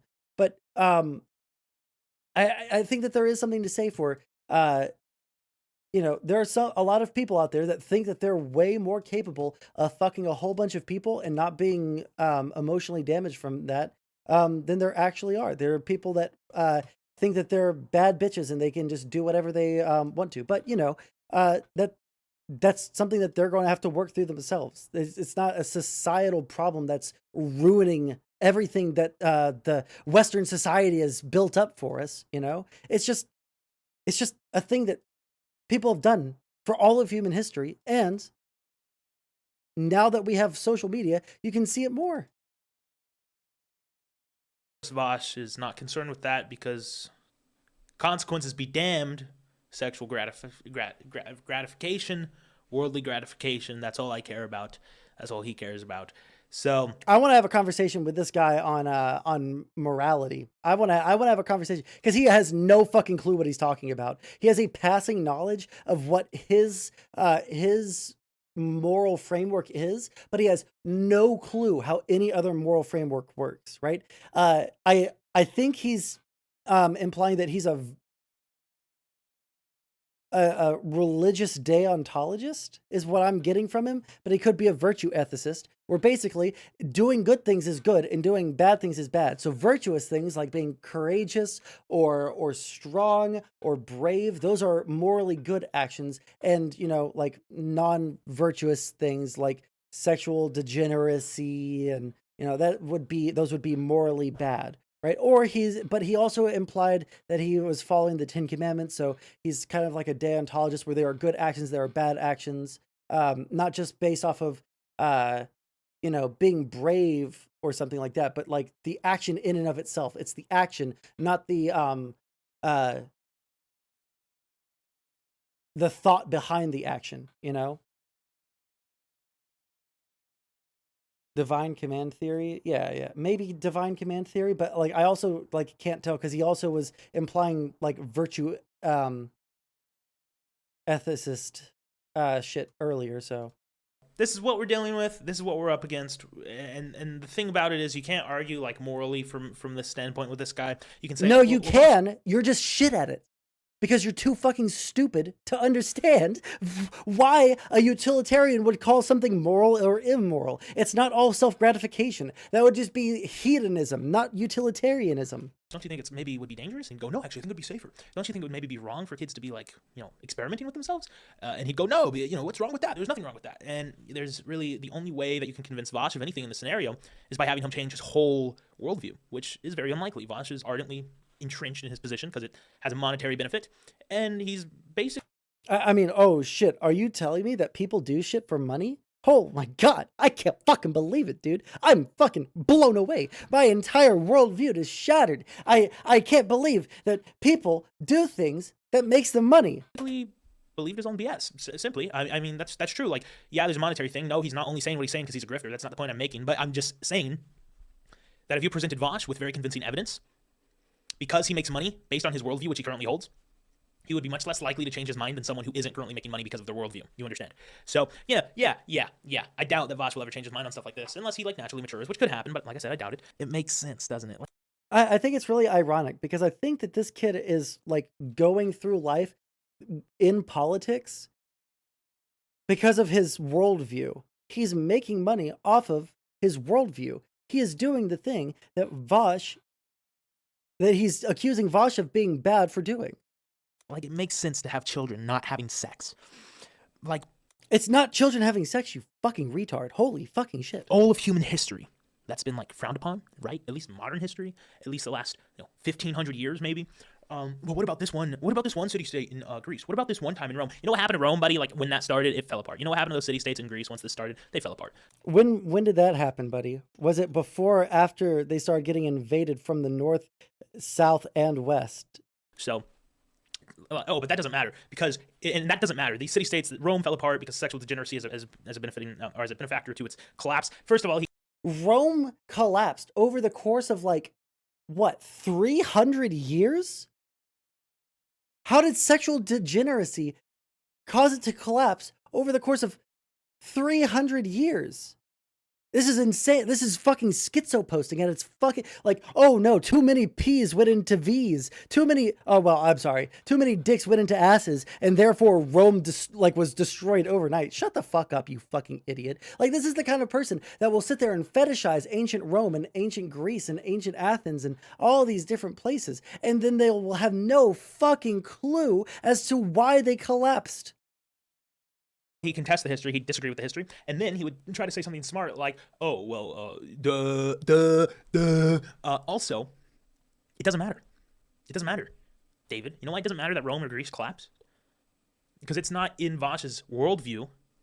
It's not in his end goal, which we've established is instant gratification. It's not in his worldview. No. It's not a goal of his. If he was an instant gratification kind of guy, he would be a fucking pro-revolution socialist, but he's not. proliferate a civilization or a community. It's not something he cares about intrinsically. He might pretend he does. He might say he does. He might have the illusion that he does. But he doesn't. Because he's about instant gratification. He's about instant satisfaction. Okay? Huh. And so, he doesn't care if civilization exists or not. He doesn't care if the country that we've built continues or not. But what he does care about is how many hits of dopamine his shrinking little porn-infested brain can obtain before it... These guys are so fucking mad. I think that they realize that the opportunities for them to get a dopamine hit through, some sort of like positive feedback interaction, that's like nearly impossible for them because they just hate things. I don't understand how this worldview that's built on hate, it's not built on love. They'll say that they love everybody, but they fucking hate as their baseline emotion, right? They have to be superior to someone. That's why they sit there and they give themselves blue balls while they watch fucking late night commercials on fucking Comedy Central, right? And they know they can't fucking masturbate to it, but their dick is hard as fuck. And if they release that, then they're going to be going to hell. It's unfucking real. Dies. That's it.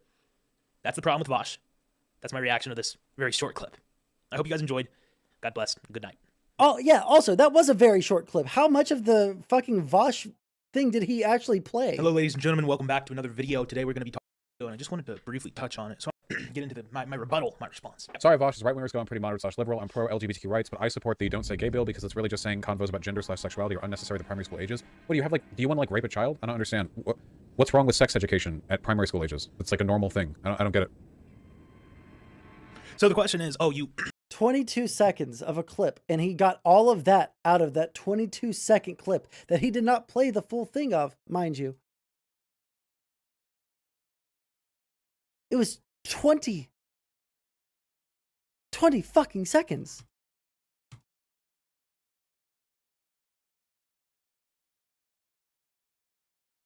All of that extrapolation into talking about like how the moral degeneration of the world is going. We might have to watch more of this guy's videos. Holy shit. Members only. Wait, does he do debates now? He does debates now.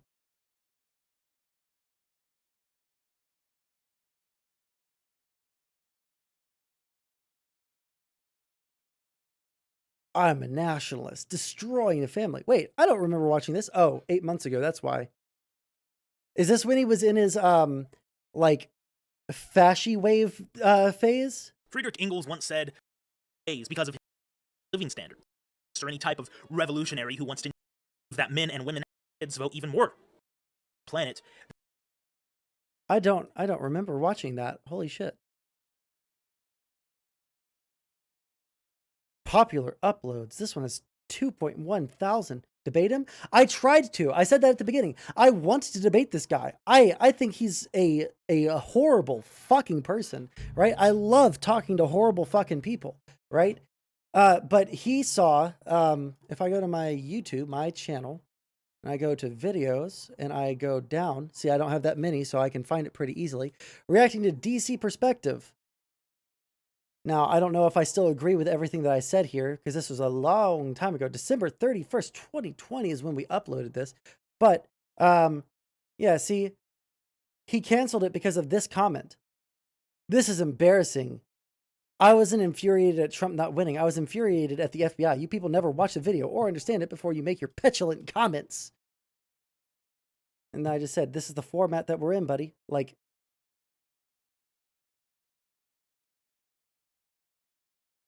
oh, that's why you like talking to Twitch chat? Makes sense. Wait, why? He realizes if he were in Nazi Germany, he would be seen as an undesirable, right? Listen, buddy. He doesn't understand. You don't want to teach children about sex, therefore you sexualize children, right? Let's look at that, and then let's look at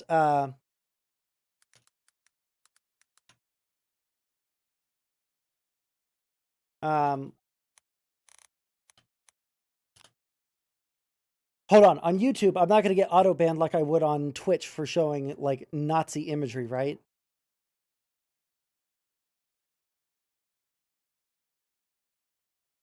Just want to triple check.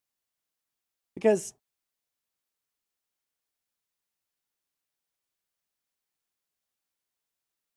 this image right here isn't too far off from how he looks. You add what, 30, 40 pounds? And that could be the exact same fucking person. Shave his head, gain 30 fucking pounds, and that's him. But, you know, don't there's literally Nazi stuff on YouTube. Bro, I'm being careful, okay?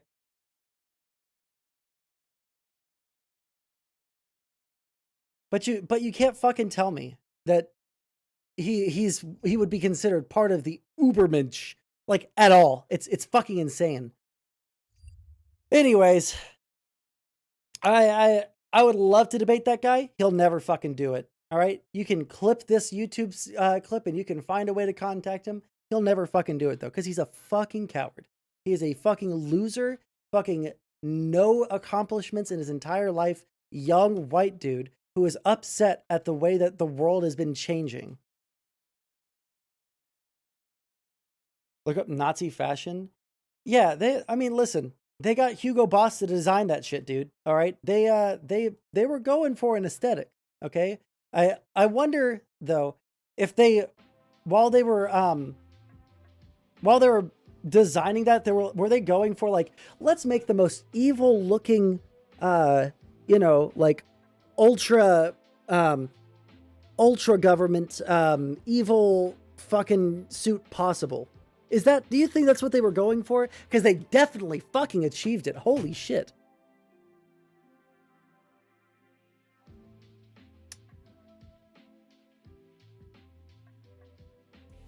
Okay, now which one do we do next? I'll let chat choose.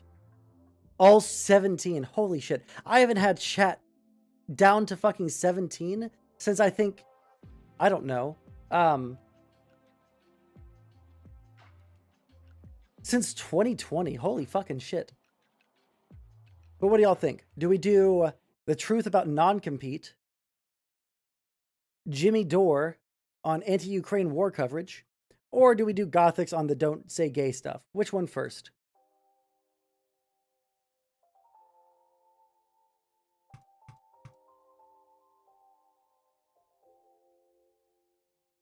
Wait, how hard is it to make a poll? Oh, it's super easy to make a poll. Okay.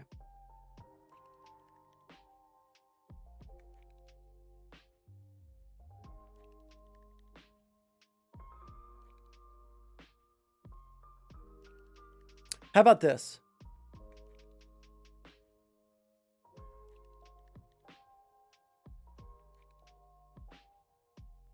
Okay, we basically have 3 votes for non-compete. Let's watch the non-compete video. Give ourselves a moment to get some yucks in, right? We're just going to be laughing along, making fun of Mr. Compete, and then we'll move on to the other stuff, okay?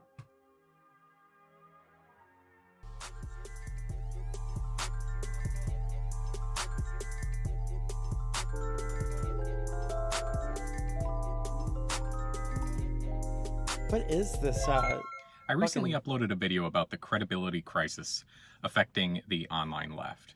If you haven't seen it yet, you can click on the thingy that should be above my head right now. People seem to like that video.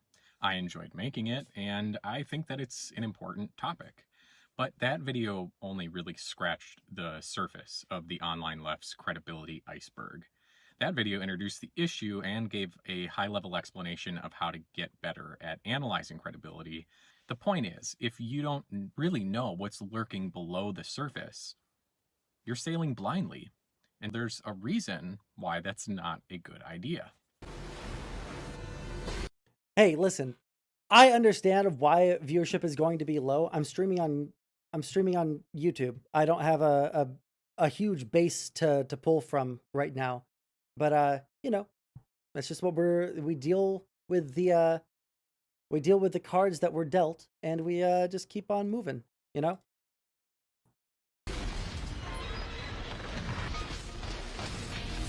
That is why I'm starting a new series called Cred Check. Cred Check. Oh fuck, I love this guy. Where I'll be examining. Let me look at my email, John. Of online Let's see. leftist figures, one by one, with the goal of going deeper than anyone has ever gone. Why is he leaning back like that? And in this inaugural episode of Cred Check, I will be looking at this guy, non-compete. So where do we start? Well, if non-compete was his own iceberg, let's take a look at just the tip. That's what she said. Oh my gosh. Let's sail on over to his website, okay? Eesh, I'm sorry. That's what old guys like me call a red scare. Very funny. Non-compete's aesthetic is communist as hell. Everything about non-compete's presentation is that he's an anti-capitalism, pro-communism, anti-imperialism, anti-American, and a proud tanky. But is he really those things? It's time for a Cred Check. So, no update on the suspension. I'm considering messaging Destiny, but I don't know if like Destiny would actually like care to help. Because it's not his responsibility to do so, and he like I don't have a long-standing relationship with him really, so I don't know if he would be willing to like try and pull some strings to get someone to like actually review my suspension. But let's start with the most basic, easy facts here. What's his name? I mean, obviously it's not non-compete, and that's fine. My name isn't really Old Man Laundry, it's Andrew Laundry, but I don't hide that because I'm not ashamed of my background. In fact, my background, while not flawless, is precisely what gives me political credibility. Same here. Non-compete isn't his real name. his name is American Johnson. This is... See? Let's see what we...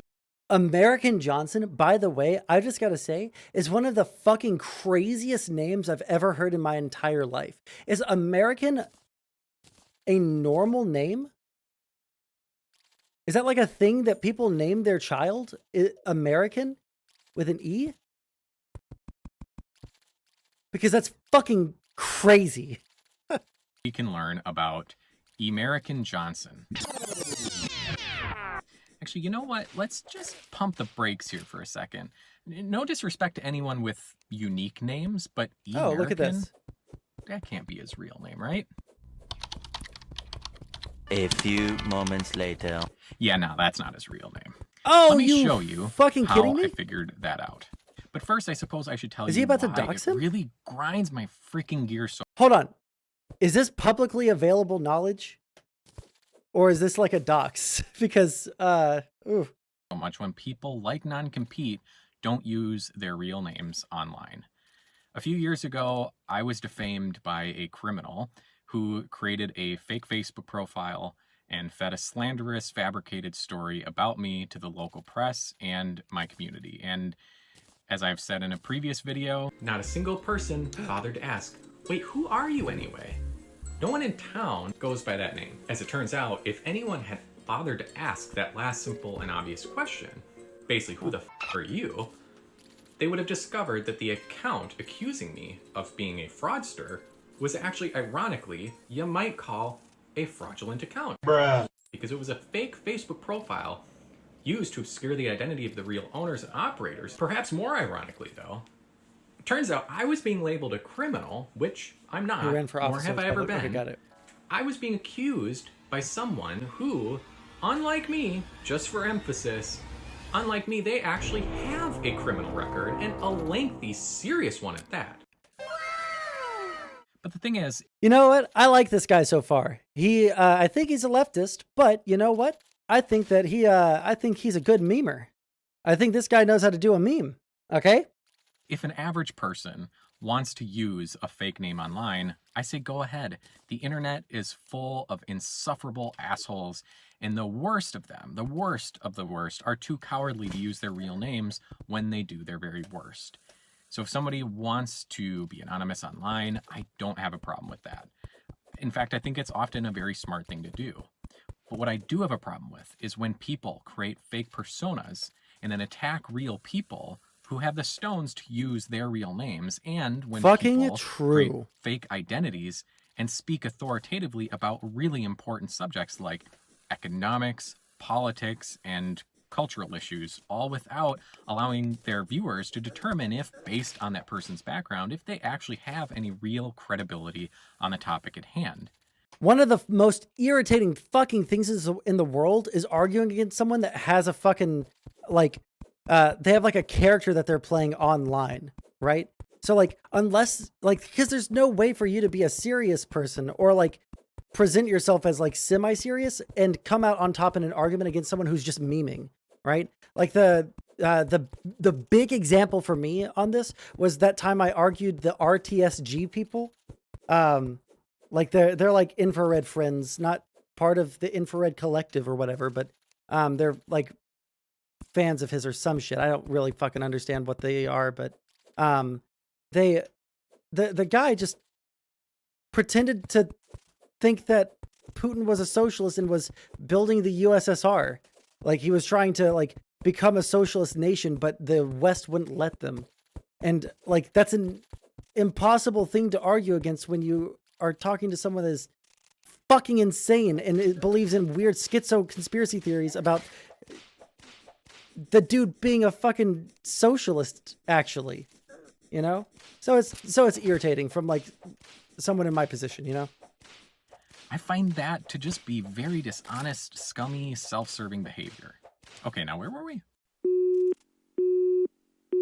Right, I was going to show you how I found out that E. American Johnson's real name isn't actually E. American Johnson. First, I looked at his website. Nothing. I looked at his Twitter account. Not helpful. How about his Patreon? Nothing. So Nothing. What else is there? How about this fundraiser he did with his wife, Luna? Nothing. Actually, wait. What's this? I thought he lived in Vietnam. That's weird. Let's see what happens when we do this. What do we have here? Well, this is definitely our guy, but I'm looking for his real name, not this one. I wonder about this. Ooh, Malarkey. Malarkey? Well, now we're getting somewhere. Oh, look who I it didn't is. know. Hold on. I didn't know that American Johnson was a Joe Biden fan. That's a bunch of fucking malarkey, my friends. That's the most malarkey I've ever seen in my fucking life. I wonder if there's any clues we could get from the About section. Let's try clicking more again. Ah, that's interesting. Grant and Aaron. Now, I don't know about you, but Aaron sounds much closer to E. American than Grant does. So let's first try Googling Aaron Johnson, South Carolina politics to see if we can learn anything valuable there. Oh, okay, well, apparently we don't need to see if his name is Grant, because look who it is. Apparently he ran for mayor of a major U.S. city. Why did he look like a fucking slave trader before? Does anybody have a good answer to that? Or is that just something that we're going to have to, like a mystery that we're going to have to live with for all of time? I mean, look at him. Look at him again. He has like the weird mustache beard combination and the fucking sideburns and the slicked back hair. Why does he look like a fucking slave trader? In the conversation with Destiny. Oh, well, you know what? You know what? Good for him. Look who it is. Apparently he ran for mayor of a major U.S. city. Let's see what his platform was like. A few moments later. Oh, well, that is neoliberal AF. I think it's safe to assume that he lost, because otherwise he probably wouldn't be a commie YouTuber at this point. Let's check. Yep. Now, when I first ran for office at the age of 18 in 2009, I also lost, but by 3 votes. And then I ran for a higher office a couple of years later and won. Mr. Johnson took a very different path. Interestingly, though, it's one that was quite similar to this guy. Oh, who no. ran for office as a young fella, too, got clobbered as well, and then made a very hard pivot to becoming a tanky propagandist for war criminal Vladimir Putin. Because, you know, when you're, listen, if the system fails you once, right, by not giving you, you know, power for free, then that must mean that the system is broken, right? The system must be broken because, well, they didn't win. So...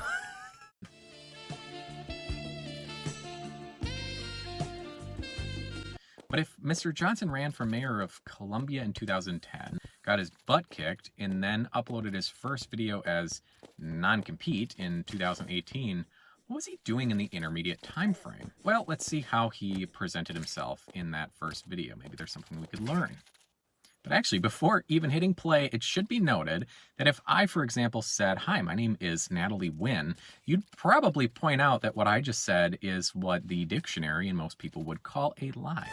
So saying this, that would be a what? Yeah, that's right. That would be a lie too, kids. To do that on your very first video and to keep that lie going for 4 years now should be a huge red flag. Because dishonest people aren't not usually necessarily. just I don't dishonest agree with this. Hold on. about a little This is a little bit fucking cringe. I didn't know that this is where he was going with this. I don't think that it's like a super like horrible fucking thing to have your name be changed. You know, like if you wanna change your name and you want to distance yourself from your past, that's one thing, right?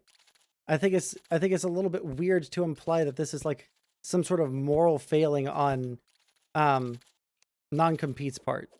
Like, I think it's really fucking weird. That's right, you little fucks. You're stuck down there. You're stuck down there like a bunch of fucking idiots, aren't you? Am I close to the fucking surface? Holy shit. I got teleported so far away from my where I was exploring. thing here or there. If someone won't even be honest about the most basic of facts about who they are, like what their name is, it's usually a near certainty that they have much deeper dishonesty issues going on. Hello, Internet. My name's American Johnson. I used to be a liberal just like you. And before that, I was actually a right-wing libertarian for almost 30 years until I became a liberal. And then from being a liberal, I then moved on to what I would consider to be true leftism. So yeah, I've come full circle. Well, not full circle. I guess 180. Ask questions, you know, like leave some comments. I want my ideas to be challenged. Now, I want to give Mr. Johnson a certain amount of credit here because he repeatedly referenced in this video how he used to be what he kind of describes as a fake leftist, and now he's a real leftist. But he doesn't really say anything about how that evolution happened. I mean, was it just that he was hurt after getting shellacked in Colombia? And then after that, he said, I was right, my platform was great, and you didn't vote for me, so you must all be wrong. Now, actually, the whole system is wrong. I mean, if it were any good, then I would have won. I mean, I don't know, but as someone who has helped dozens of progressives get elected, I can tell you that people who lose by margins like Mr. Johnson lost by, they're almost always a very unique kind of politically clueless. Wait, yeah. Columbia, my name's Aaron Johnson. And I'm Grant Robertson. And we're running for mayor. I have long felt that politics in America have just gotten completely out of hand. I run 3 local businesses, small businesses in this town. I've been here since 2002 when I came here to attend USC. I feel like he's wearing a top hat. He's wearing a top hat. He looks like the Monopoly Man, and it's making me want to die. like this is a fantastic city. I have no intention of leaving. I feel like people like me. You know, wait, hold on. We're running for mayor. You know, you have like a mayor and then you have a vice mayor, right? Just like the United States president, right? Right? Right? Right? Right? It's like the exact same. It's like the exact same thing. Regular everyday citizens, small business owners, clerks, farmers, anybody should be able to step up, throw their hat in the ring and say, you know what, I want to roll up my sleeves and do what's best and do right by my fellow Americans.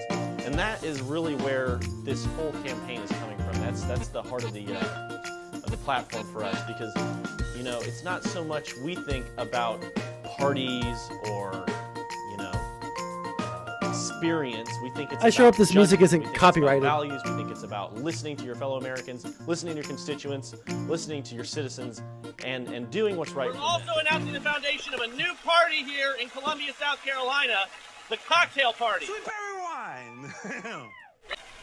Republicans, Democrats, they're just words. What is a machine? A machine is a system of Oh my God, systems. this is still real?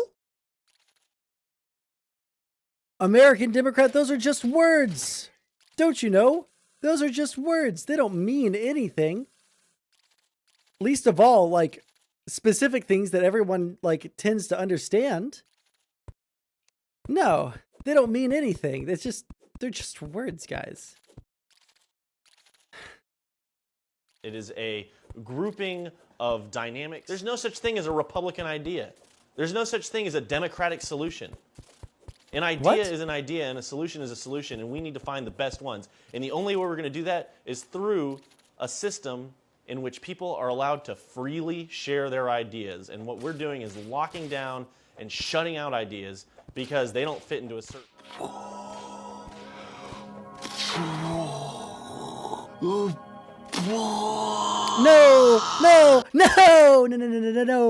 No fucking way, dude. No fucking way. He has a fucking picture of him holding a pipe wearing a fez with a popped collar. Again, a popped collar and a tie from the 1860s. He looks like a slave trading fucking Doctor Who fan.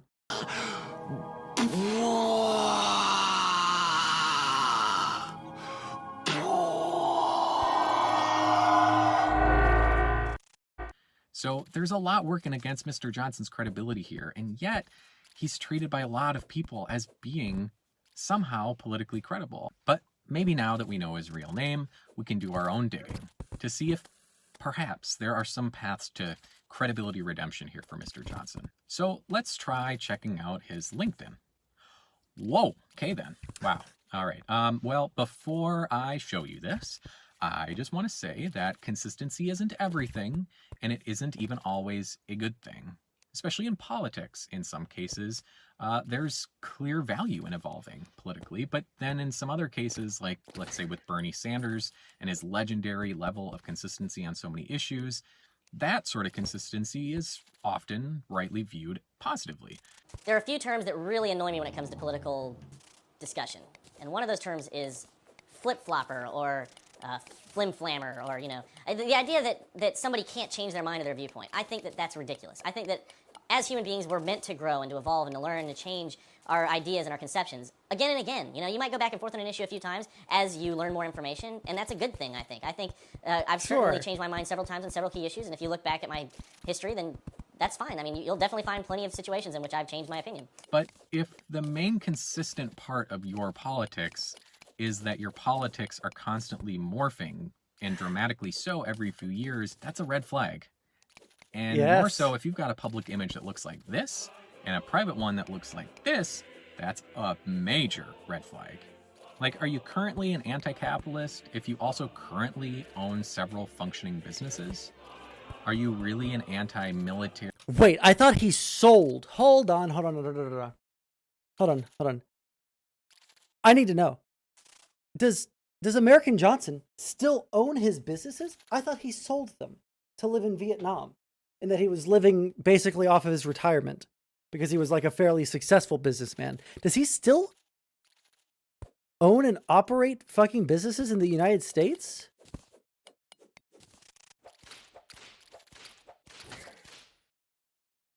Why does he blink weird? Who, American Johnson or this guy? I think this guy's kind of cool, but he's kind of sitting like he's looking forwards and down at the camera. I don't understand. But he has to live in a capitalist society, not in a Vietnamese society. That is a fucking communist society, right? Very anti-imperialist, anti-American communist authority. If you've been doing business with the U.S. military and some of the biggest titans of the American economy, should anybody really trust someone who's trying to hide their identity, their real identity, and their real background in this way? Look, objectively, Mr. Johnson failed his cred check by just about every measure. So if you've been ignoring his takes up to this point, I think you're pretty much safe to keep doing that. If, however, you're one of his many followers, I would encourage you strongly to demand better from him. And remember that people who aren't honest about basic things Dishonesty tends to be more of a core feature than a bug, which is to say, don't just trust people like Mr. Johnson blindly, because his videos make you feel warm and fuzzy and validated. Verify, verify, verify. And if you can't, or you're met with hostility when you try to verify, run. Now, Mr. Johnson, let me just say a few things. First of all, I'm sure that there's more to this iceberg, good and bad. And if that's true, I would strongly encourage you to come clean.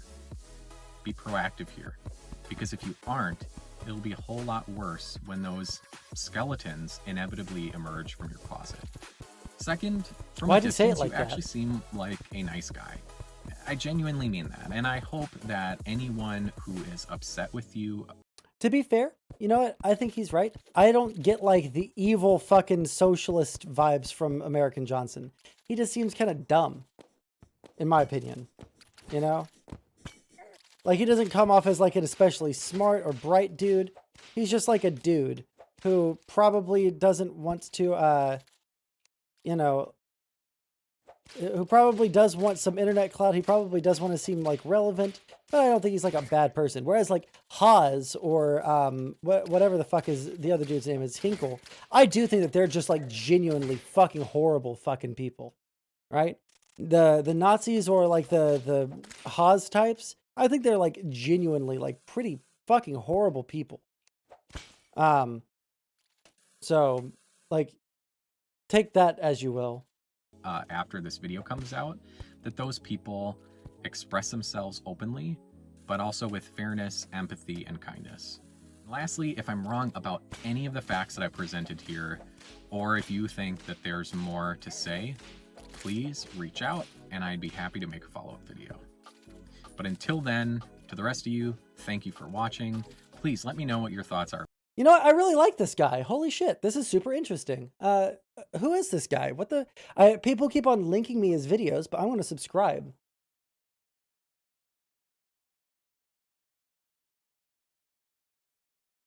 Old Man Laundry. Crisis of Credibility. Maybe we'll watch that one here in a little bit. As we... Does he have a Twitter? I think I followed him on Twitter because people kept on telling me to watch his videos. Yeah, I did. Wow, that was close. His video, he had a picture over there that was sketchy.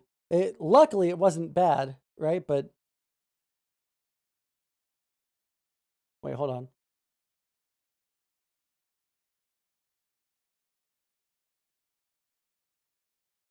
Oh.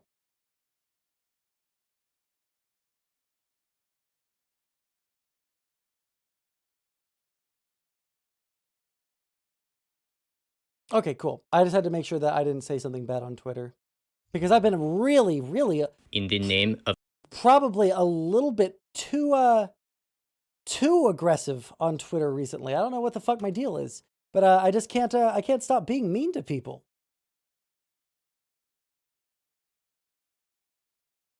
I've got no love for non-compete, but I'm 73% sure he got doxxed. Like, I've seen the picture of him like with the slave owner shit on his face, right? The beard and all that. But I didn't know that it was from a campaign thing, right? Spam his link in chat. Yeah, we should do that. I do think that he's really cool. Everyone should go and follow him. All 14 concurrent videos or concurrent viewers. Fuck, where is it? I don't need this. I don't need this. Old Man Laundry.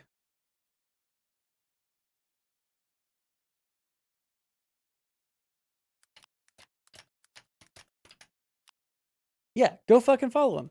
Seems like a really cool dude. Interesting. Okay, we'll watch the Jimmy Dore one and then we'll watch another one of his videos. I'm just interested in it now. More censorship is happening. More censorship is but you will happening. not be censored at our live stand-up comedy show. Neither will I. And Houston, Orlando, Tampa coming up real soon. Wait. Did he say Houston?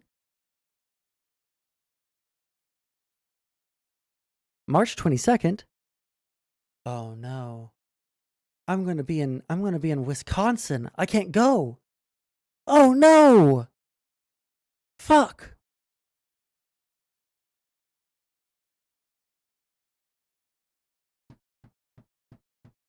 Damn it. I was so ready for that too. I was like, hold on. He said Houston.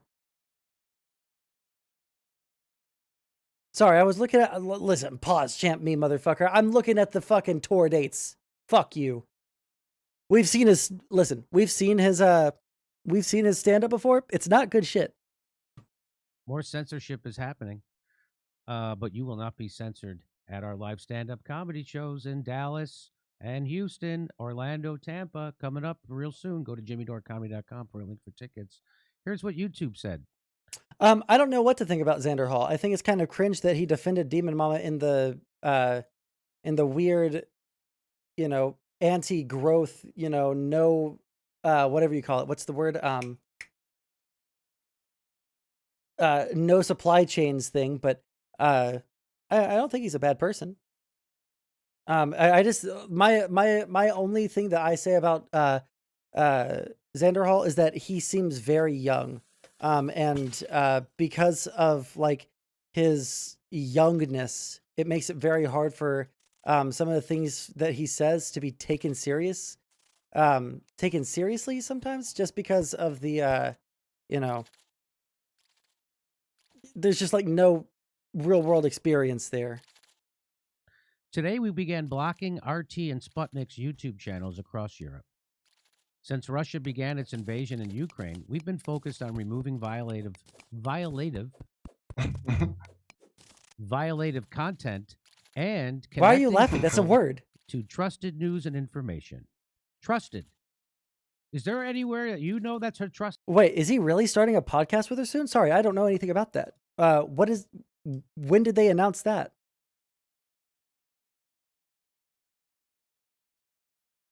News and information outlet? Because I don't. An overview of these steps. Here's an overview of the steps that they've taken. Wow. Wait, Russia really uses the name Sputnik a lot, don't they? They should do. It's a channel. It's What is this leftist audio in the background? What the fuck? I guess, huh? You have 1 million+ subscribers, dude. Get your We fucking paused producers a good mic. monetization and significantly limited recommendations for Russia state-funded media channels. Both actions are global and indefinite. Boy, I'm so happy that these rogue countries can be held accountable by unaccountable corporations the size of rogue countries.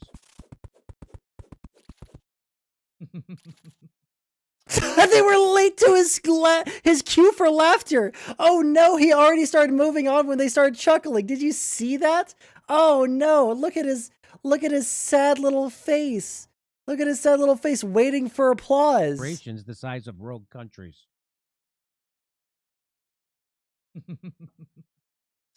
Our trust and safety team has worked to quickly remove violative content. There's that word again. It's a word. We've Yes, it's a removed word. Hundreds of channels and thousands of videos for violating our community guidelines, including our policies around deceptive practices and misinformation.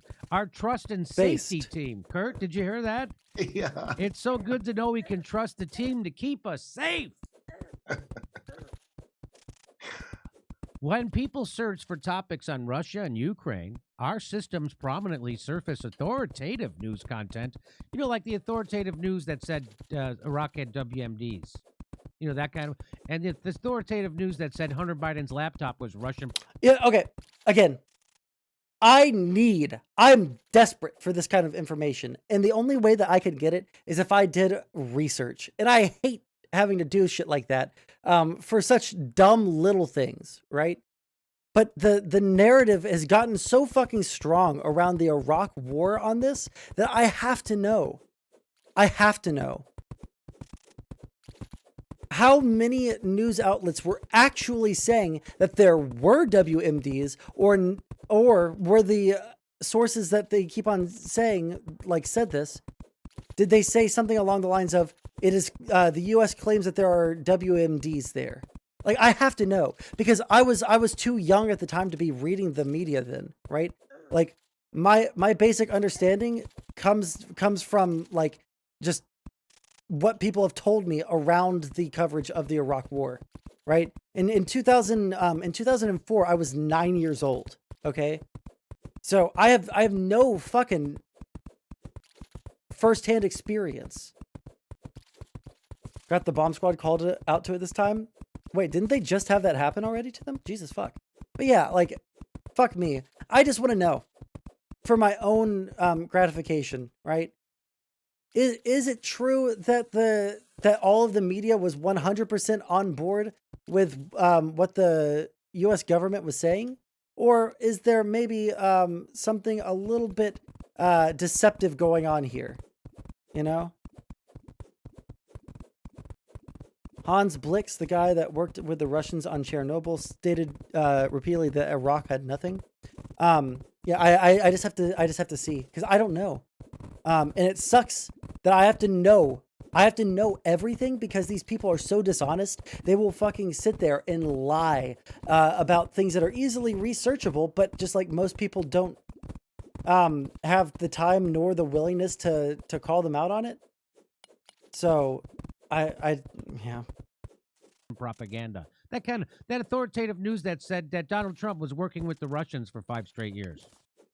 But nobody could. No, they never explicitly said that. There might have been pundits on fucking like cable news that said that, but this time I do know that the news media was relatively, and I say relatively, like specifically here, right? Was relatively okay in their coverage of the Russia scandals that were happening, right? I say relatively because I feel like they could have been a little better about it. But, you know, no one's fucking perfect. And they definitely said some cringe shit that was not proven, right? Especially on the cable news sites, right? Fuck. I'm dumb as fuck, guys. I'm just going to die here because I'm dumb. Yep, there goes all my shit. There goes all my shit! Prove it. So they're going to be pushing you towards the corporate news that lies. Why? Because they control everything and they fund everything. That's why. God damn. Good news, though, when you search for topics on the war, only authoritative sources will come up. Oh, wait a minute. I misread. Authoritative. I thought it said authoritarian sources, but it's really authoritative. Oh, man, what an That's epic what own. What a fucking epic Boy, own. It's just so darn close to authoritarian. I guess so. You It's can see just how too somebody could darn screw those up. close. Yeah, You know, it's like how biodefense research and bioweapons research, they're really close to each other, right? It's nuanced, yes. It's very nuanced. Wait, what did he We say? also somebody could screw those up. You know, it's like how biodefense research and bioweapons research, they're really close to each other, right? They're yeah. Except those are way closer in their context than authoritative and authoritarian. It's almost like there's a world of difference. Yeah. It's nuanced, yes. It's very nuanced. We also display info panels underneath videos from news publishers with government funding. Tucker was Videos unhinged. From RT It and other made me Russian mad. state media Very channels mad. began showing this label as early as 2018, giving context that the channel is funded in whole or in part by the Russian government. Oh, looks like Russia's going to have to form a super PAC. Actually, why not put everybody's funding under everything they post at all? Why don't they just get a laugh track instead of this one dude, like, lightly laughing in the background? Is that not weird as fuck to you guys?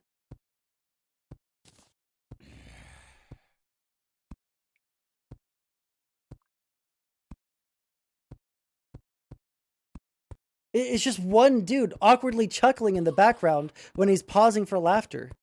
Times. Right? So like when CBS News gets to or CNN reports on Ukraine, why not put, hey, they get most of their funding from Raytheon and Boeing and fossil fuel companies. What? You don't put that underneath there though. Nope, they don't. Okay. Our teams continue to closely monitor the situation, and we will continue to share updates as they become available. Okay. I mean, how closely are they going to monitor them? Because I'd like to be monitored 24/7 so I feel more safe. That's what I would like. Me too. Yeah. Here's some more. It's not that same is from kind of. today, It's not even funny. It's just like a stupid, weird word association game that he's doing, where like authoritarian sounds similar to authoritative, and so that's the joke. Is that it's kind of like authoritarian, even though authoritative and authoritarian don't mean the same thing, like whatsoever. Maybe I'm just not like cool enough with the kids to understand. Maybe it's just like maybe it's just like above my head, but it's just really fucking dumb word association jokes that aren't funny. I think. Yeah, March 11th. Our community guidelines prohibit I can't even make it content out of my denying, house. minimizing, or trivializing well-documented violent events. So What's that that means mean? so that means you can't make a. So that means if they want to censor you, they can. That's what that means, Kurt. It means Oh. because if I made a joke about anything, that could be like trivializing it. I hope Yep, that that's a French little press that we cringe. just put up is not going to be trivial. I we bet it might- is. We might have trivialized some things. You can't trivialize. Wait, is there? it. Wait, What- is he on a voice call with him? Why is he on a voice call? Is it the producer that's laughing? What the fuck is going on in this video? That mean well, they are now removing content about Russia's invasion in Ukraine that violates that policy. This makes me yearn for the honesty and transparency of a Jen Psaki.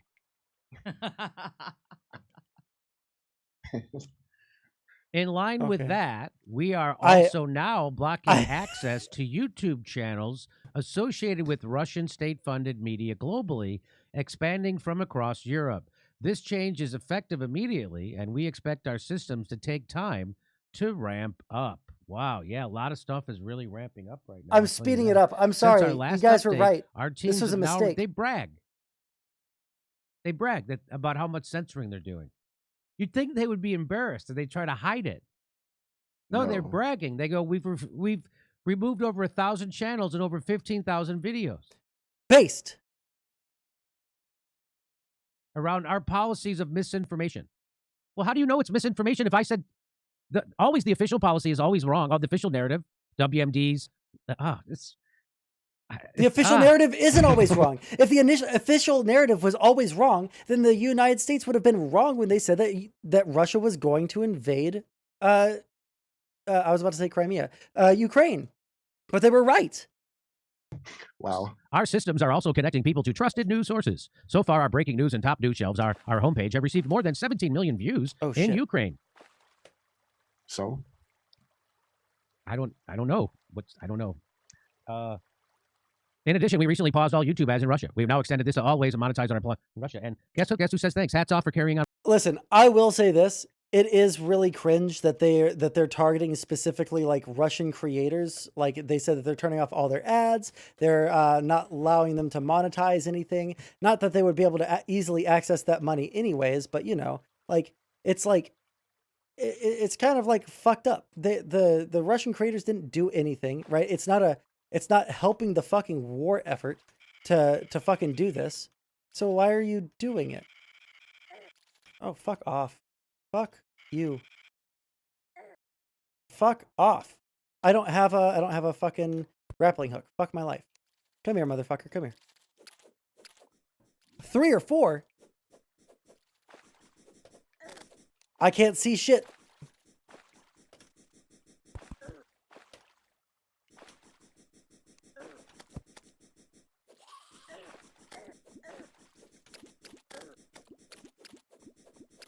I'm in a tight spot, fellas. Hey, fellas, I'm in a tight spot. I'm in a tight spot, fellas. I'm in a tight spot. Stop putting more enemies in front of me that I can't kill because I don't have any weapons that can fucking hurt them. Thank you. Fuck you, dude. Holy shit. What the fuck?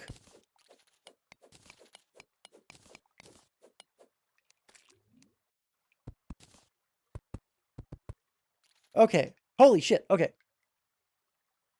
On my work, says Senator McCarthy. I just want to bring you back to this thing.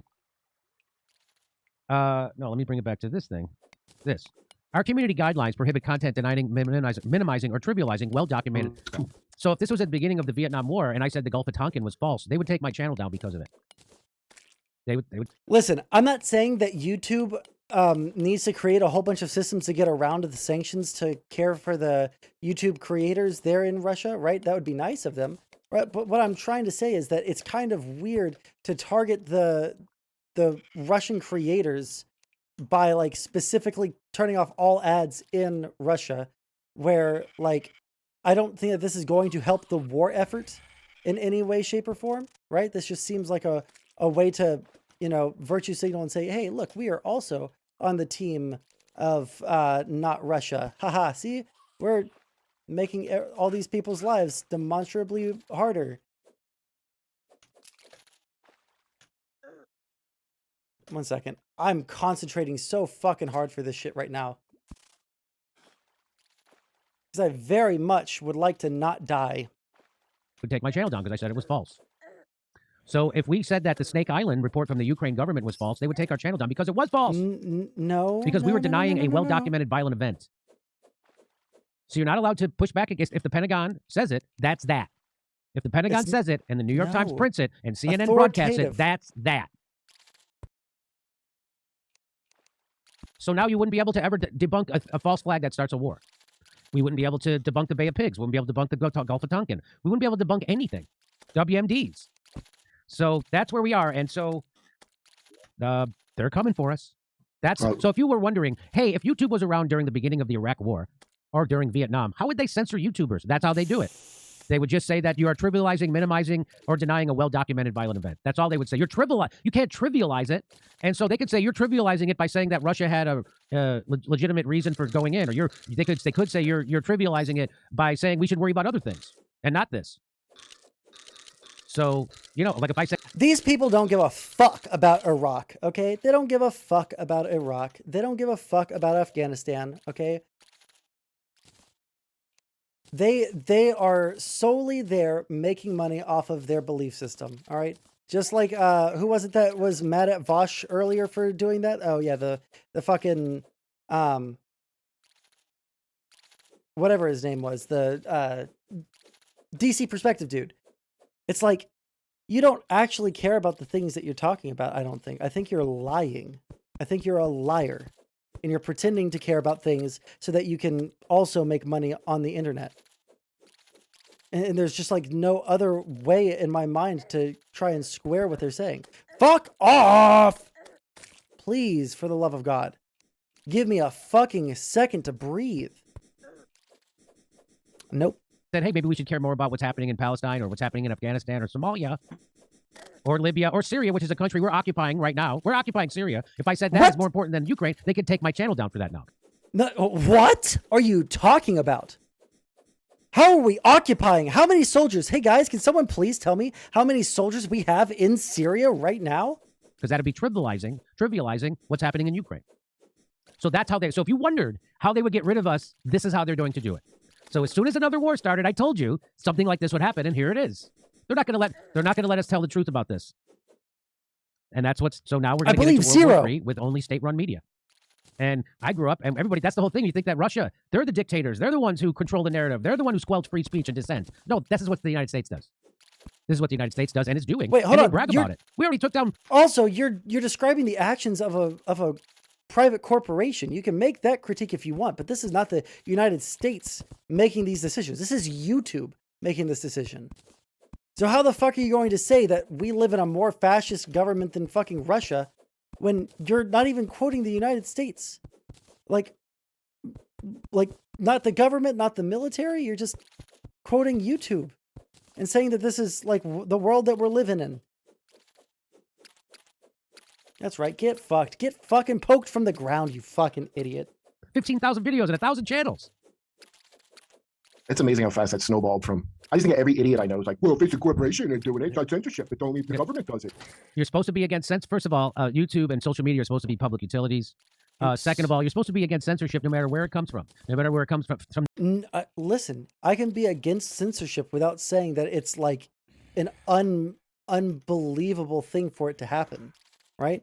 maybe it sucks that people get banned on things. I mean, hey, look, I'm streaming on YouTube right now, all right? I understand that sometimes it sucks to be, you know, on the receiving end of that, but that doesn't mean that I think that they should lose their right to be able to say who's on their platform and who isn't on their platform. If it's going to hurt their bottom line, they have every incentive in the entire world to you know, virtue signal to everyone about how much they love Ukrainians. And that's their God-given right.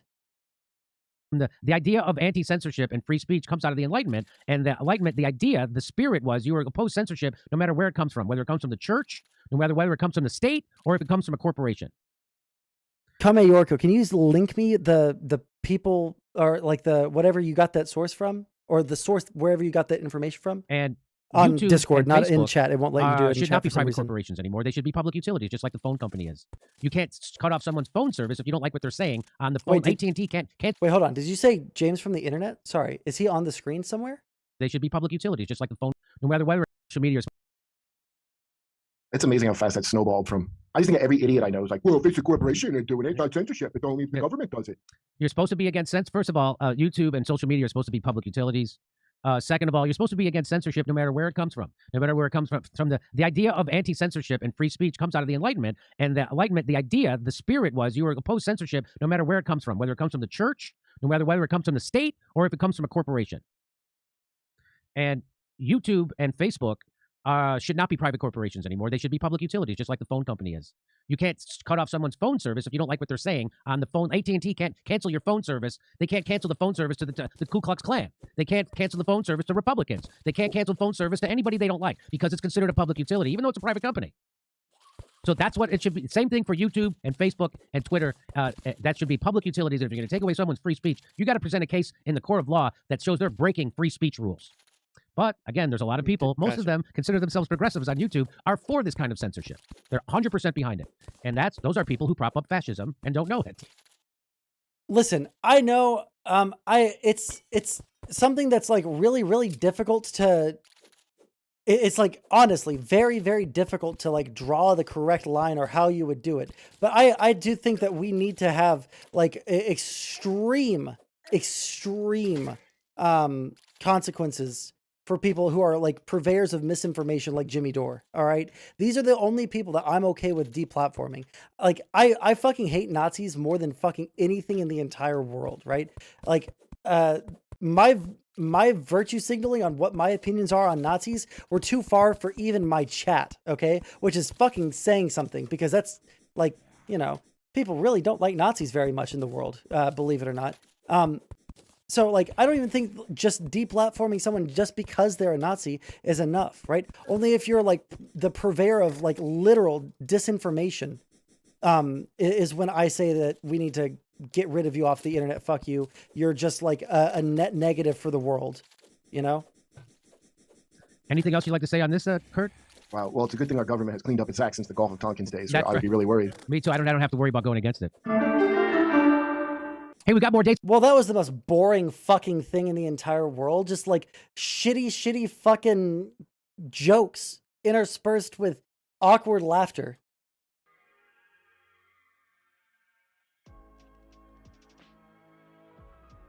Remind me never to watch a Jimmy Dore video again. Holy fuck.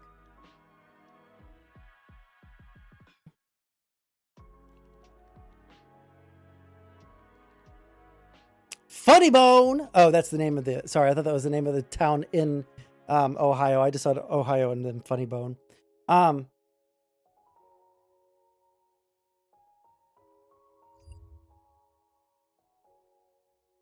In the name of.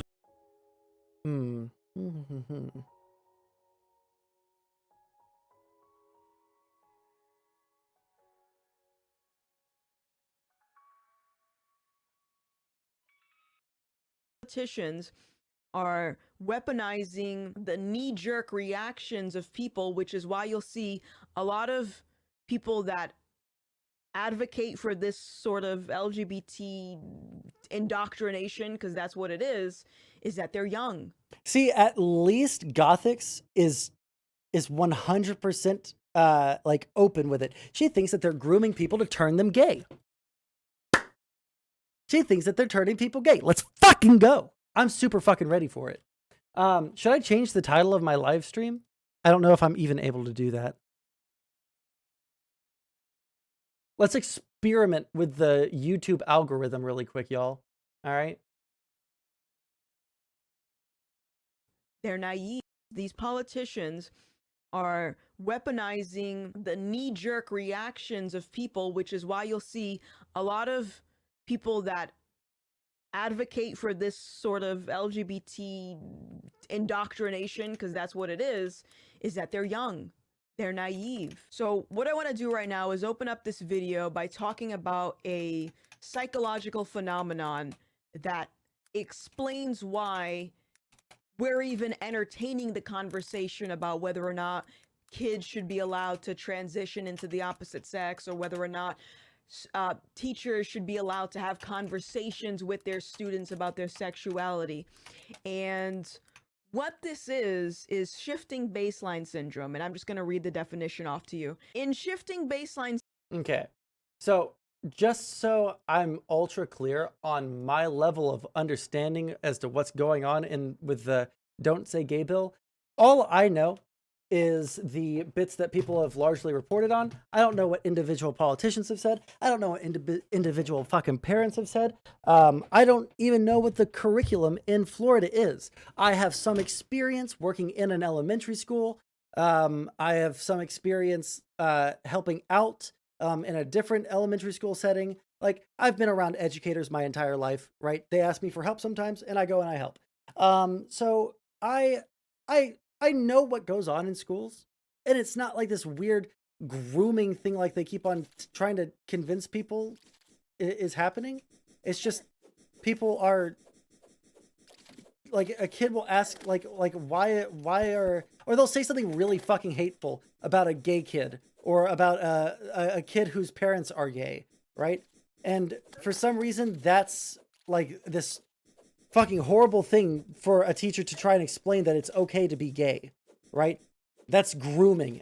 So let's hear what her cope is. Syndrome, theory accepted thresholds will shift over time in the absence of historic information and experience. As a result of these shifts, people will accept the conditions in which they were raised as the norm and as truth. So, example would be 20, 30 years ago, most people would understand that pedophilia is wrong and it's not normal and it should never be something that's encouraged in society. But now, everybody says the exact same thing, and you're trying to just say that gay people are pedos, I guess. It's unfucking real. You know what? You know what's really fucked up? The only debate that I think I lost just because like I was completely unprepared to have the conversation. The only conversation or the only debate that I ever lost was the Big Papa Fascist, because he was using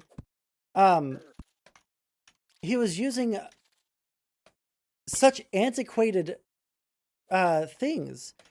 Such antiquated talking points against gay people. Like, they were more likely to be pedophiles and shit like that. That was so antiquated to me. I never even learned what the counter arguments to it are, right? Like, are there more gay, gay pedophiles? Is that something that's true? So I had to do like a fuckload of fucking research because nobody ever like argues about this because it's a dead talking point, but it's coming back.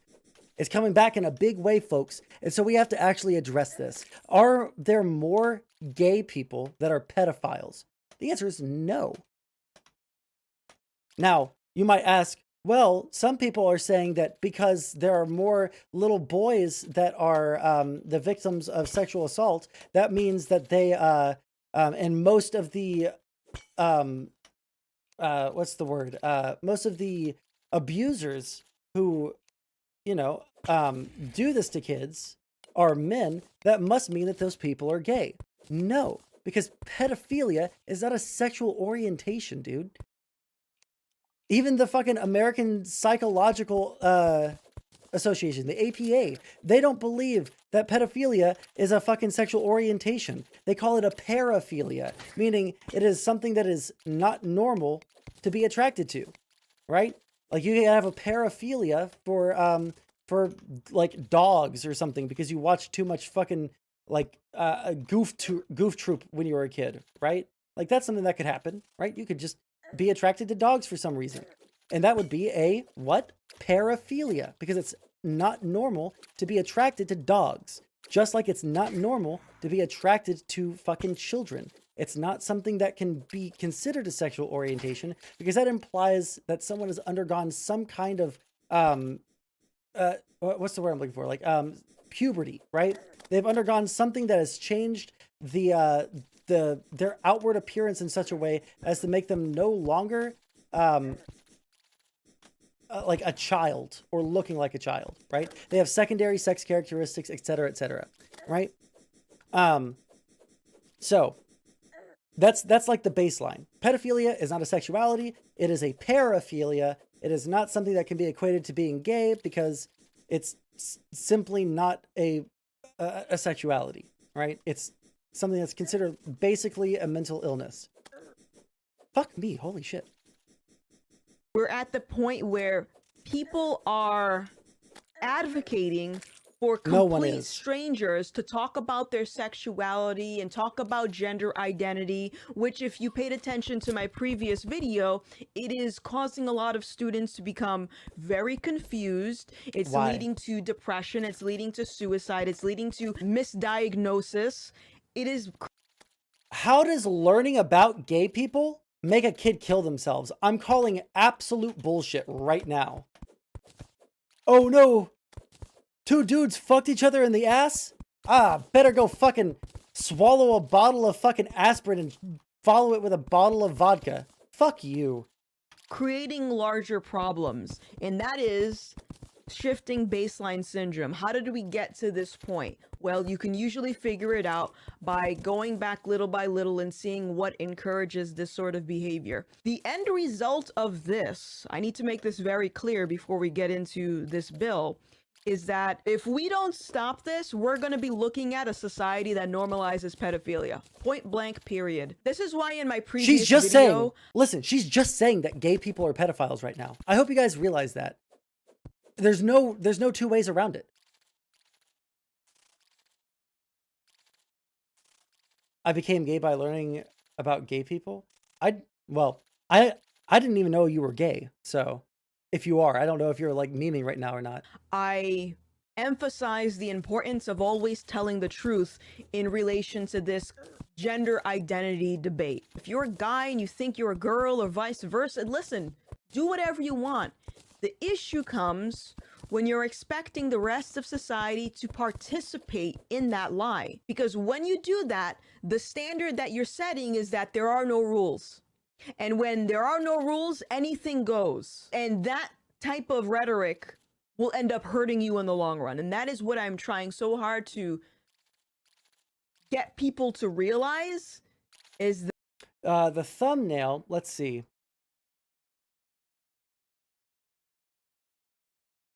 Oh, basically, don't say gay is an anti-groomer bill, which is just not fucking true. that all of these videos that people like making about me and just calling me a transphobe and a turf, boo-boo, you can call me whatever you want. At the end of the day, it's not me that's gonna be in trouble. It's you. It's you. Why? Put the damn phone down. Stop yelling at me. Why? And just listen. Okay? No, but what you're saying are Let's talk lies.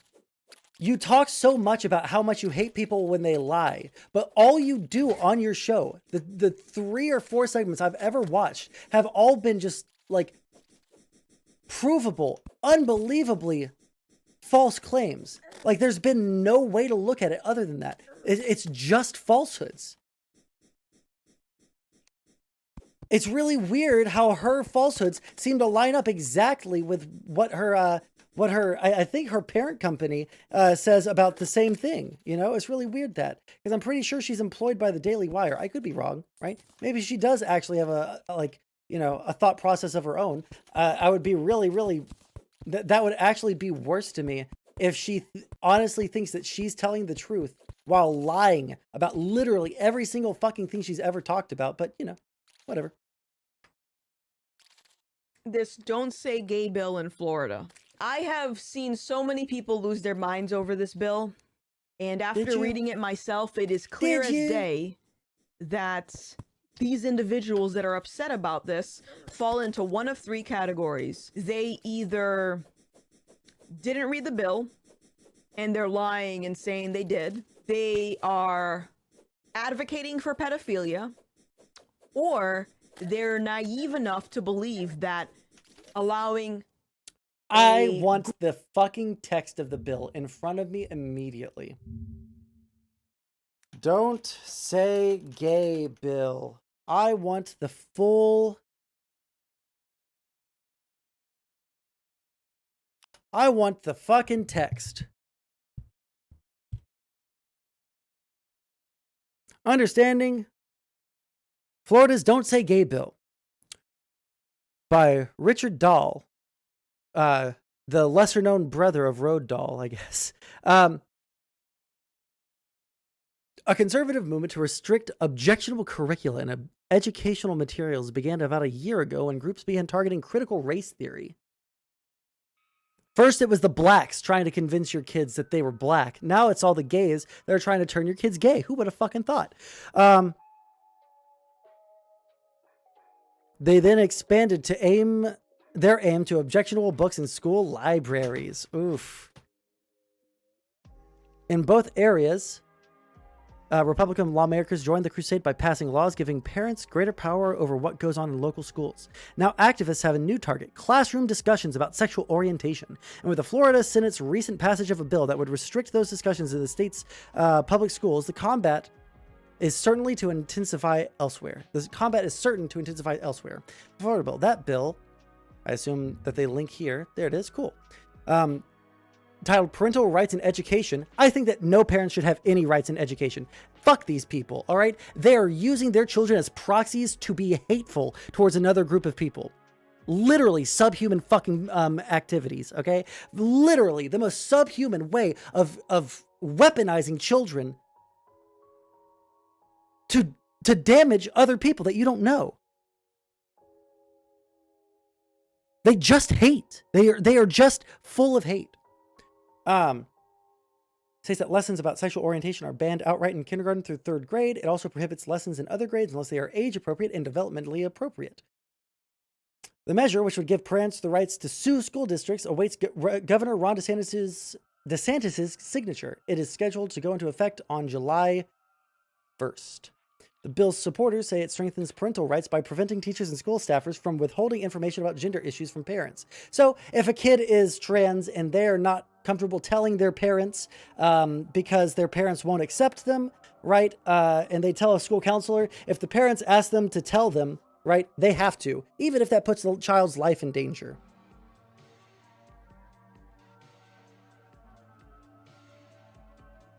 Oh, wait. That provision was pulled last month? Who would have fucking guessed? Huh. Thank God, though, for that. Opposition to the bill has been fierce. Democrats and LGBTQIA. I think we can stop. Listen, I think we can stop at LGBT. I think adding all the extra letters at the end is just a lot. That's in the bill or that's current.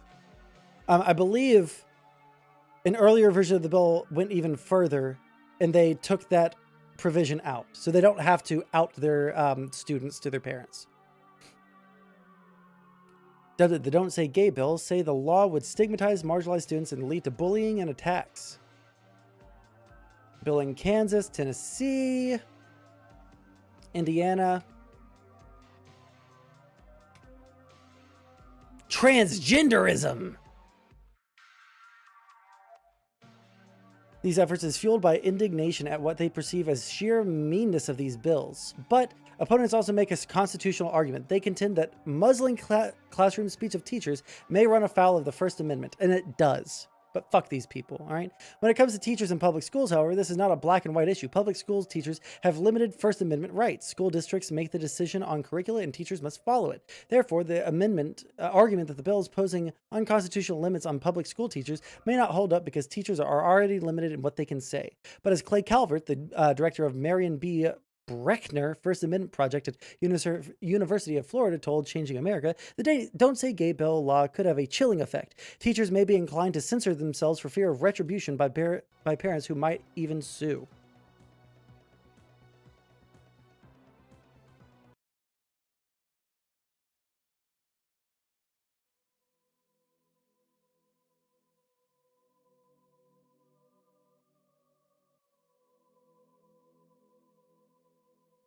Students have the right to sue if their discussions or questions about sexual identity are stifled. You can imagine a child who is questioning their sexual orientation at a young age and then being shut down by a teacher who says, well, by law, unfortunately, we can't encourage discussion of this. It's a complex issue because it really is about how much a state legislative body can do to limit speech and limit expression in the classroom. In other words, when DeSantis signs the Don't Say Gay bill into law, look for an immediate constitutional challenge. And with this fucking Supreme Court the way that it is, we're more than likely going to see them uphold it just because, well, they also don't like gay people very much. Yeah, just so no one goes out into the world and makes them... Oh, yeah. This is what Democrats have dubbed the bill, to be ultra clear, right?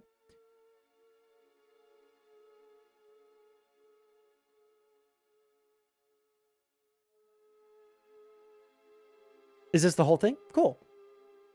Requires district school boards to adopt procedures that comport with certain provisions of law, notifying students' parents of specified information. Requires such procedures to reinforce fundamental right of parents to make decisions regarding upbringing and control of their children. And prohibits school district from adopting procedures or student support forms that prohibit school district personnel from notifying parents about specified information.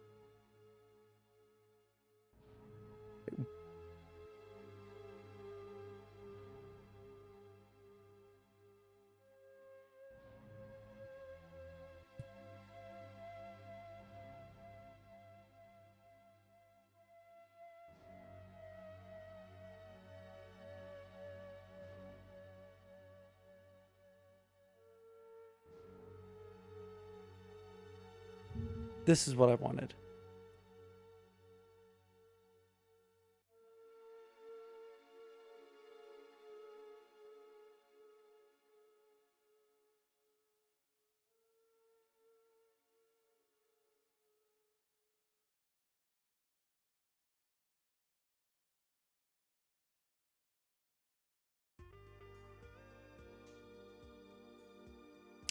Yep, I'm on YouTube right now. Let's see here.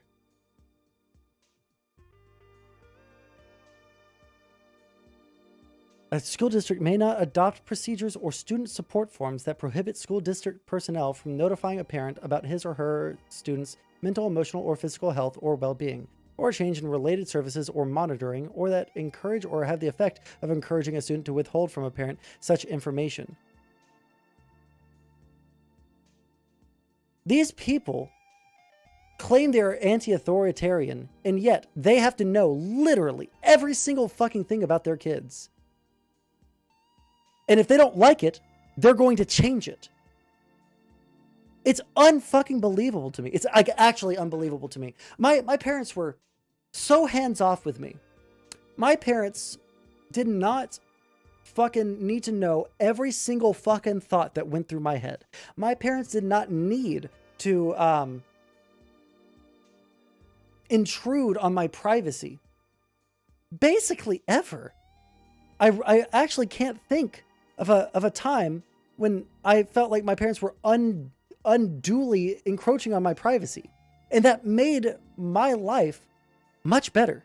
My school never told my parents things that I didn't want them to say. I mean, like outside of like grades and stuff, which I like sometimes slipped in, but you know, like it's not like when I got a, I think the only time that I was upset at the school for telling my parents something is when there was a teacher that was, had completely fabricated me fingering someone behind the stage on, in the theater. Right. Which then they looked at the video and it didn't happen.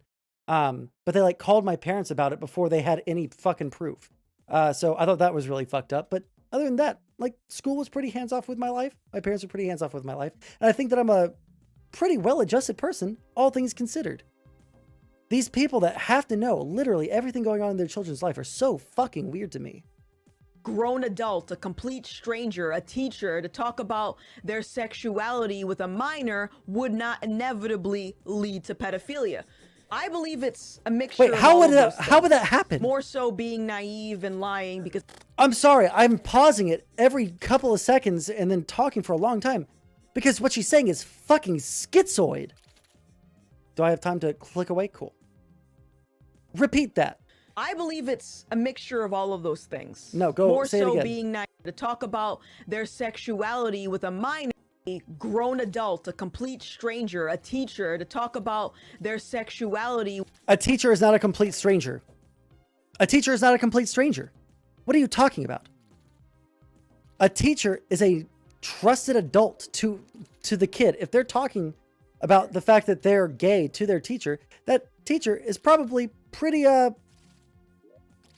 important to that student, right? It seems like that would follow. Unless you're fucking schizo like this person is. In which case, it's obviously grooming that student had the willingness to talk to an adult about something that is affecting their mental health.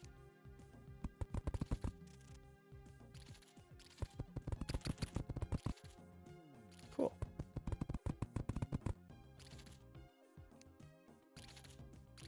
With a minor would not inevitably lead to pedophilia. I believe it's it a would mixture not. of all of those things. More so being naive and lying, because I do believe there are a lot of good people that would not want to put a child in harm's way. But again, we have to consider that shifting baseline syndrome that is very, very dangerous. And that is why I encourage people to stand their ground in the name of truth. Don't worry about someone calling you a transphobe or a bigot. Speak for truth, because if you don't, that is what... She's such a fucking slime bag. Hold on. Shifting baseline syndrome. First I've ever heard of it.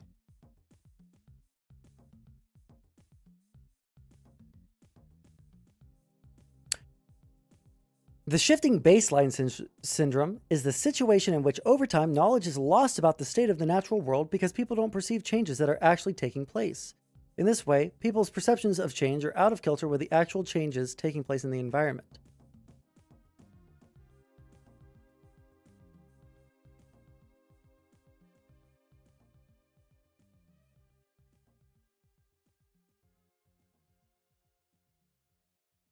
This has nothing to do with what the fuck she's talking about.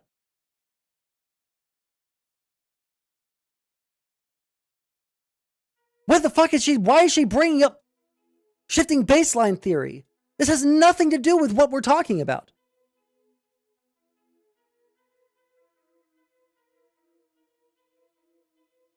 Am I wrong here, or am I just like ideologically like bent on disagreeing with her? It's saying over time, knowledge is lost about the state of the natural world because people don't perceive changes that are actually taking place. So like with global warming, there's a, someone that was born in 2005 might not know that, yearly flooding in Houston is abnormal.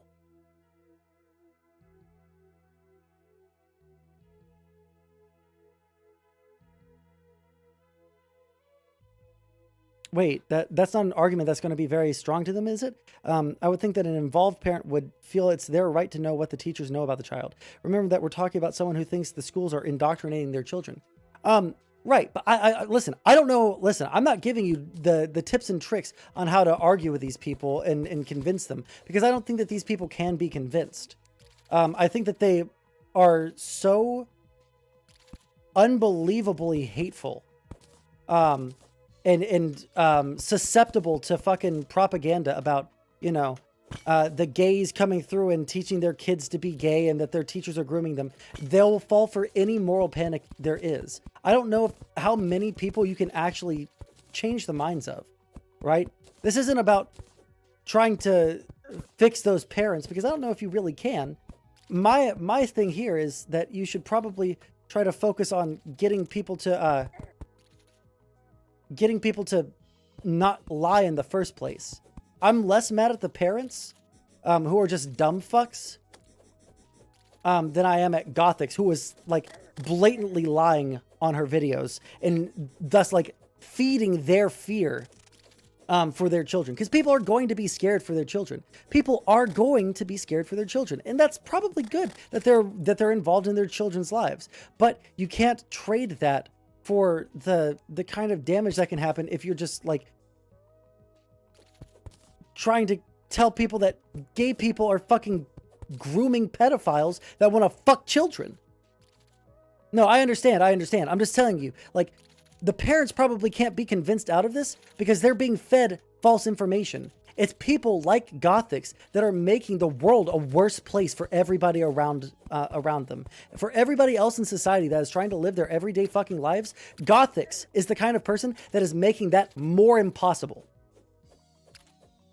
Because leftists couldn't change our ideas, they formulated a strategy to raise impressionable children to reflect their beliefs. Like, again, like, I don't think that there's any way that we can pull someone out of that. Like, genuinely, I really don't think there's any way for us to get someone to stop thinking that. It's going to have to be a long change over a long period of time. It's not going to happen on the internet. It's going to happen through, like, some of their friends, some of their close personal friends talking to them. She's a bootleg Tim Pool. I think that Tim Pool is stupid. I don't think that Gothix is stupid. I think she's a bad person. I don't think that Tim Pool is a bad person. I think that he's just, like, kind of a dumb fuck that has anti-authoritarian beliefs and, like, falls for, like, almost anything, right? That's the vibe that I get from Tim Pool. Just kind of a dumb fuck. But Gothix, I feel like when you listen to her, there's something rattling around in her head, right? And I think that she knows what she's doing. She just doesn't care.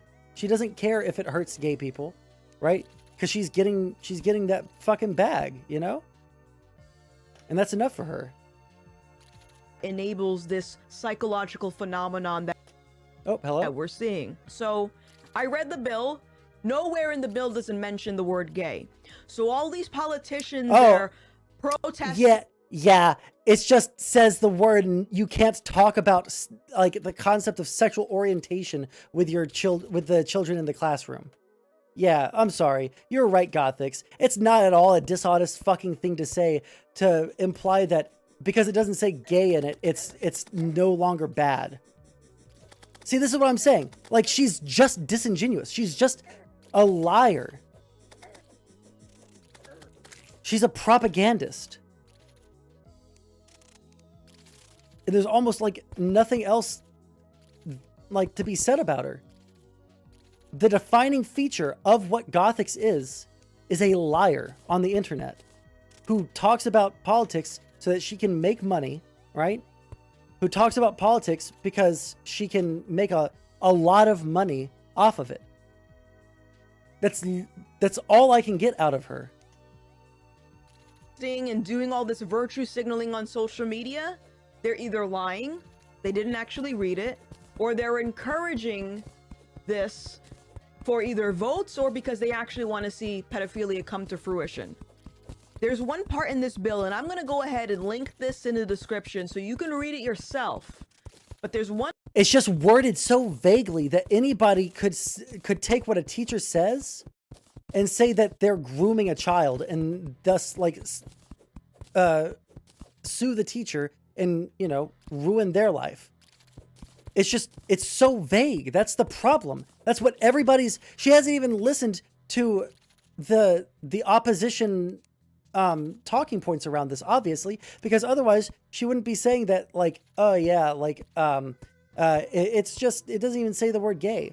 Like, everyone's saying it's vague, and therefore it's putting a chilling effect on any kind of discussion around LGBT issues. I haven't seen anybody else say otherwise.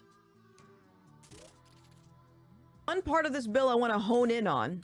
And hone in! It is... Hone in, baby. I'm ready for it. Classroom instruction by school personnel or third parties on sexual orientation or gender identity may not occur in kindergarten through grade 3 or in a manner that is not age appropriate or developmentally appropriate for students in accordance with state standards. I want to show you a few videos. Yeah, so incredibly fucking vague.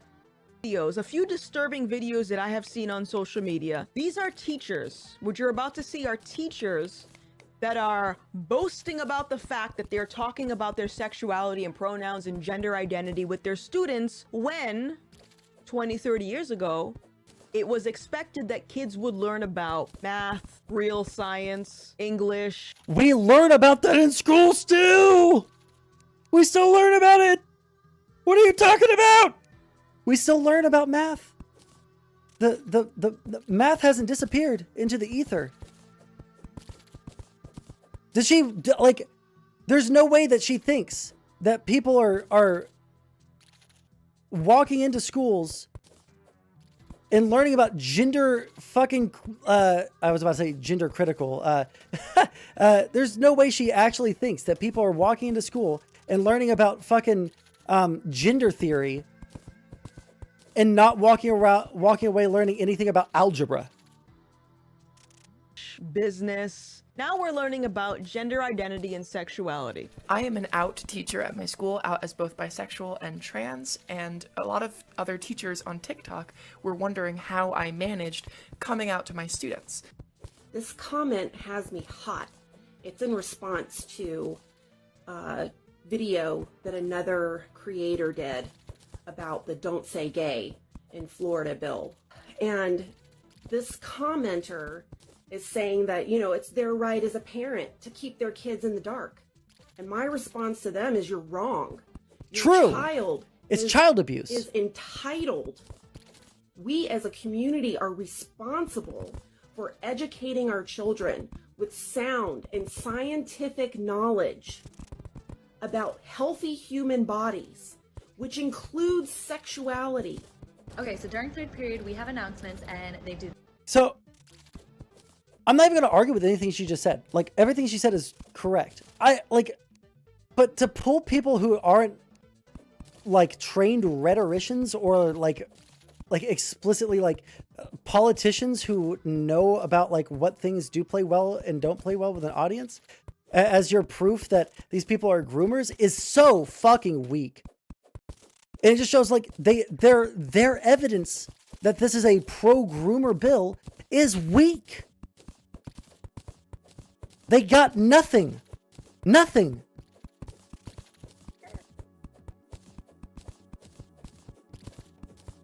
They don't have anything. They're pulling up reasonable videos of TikToks from teachers.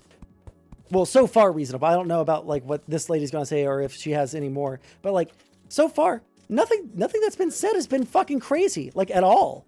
It's like actually, like I'm actually surprised that they have such weak testimonials from these groomer fucking teachers. If these teachers are so bad about the grooming, then why are they... Oh my god, why the fuck are you not dying? Come here. Thank you. Fuck off.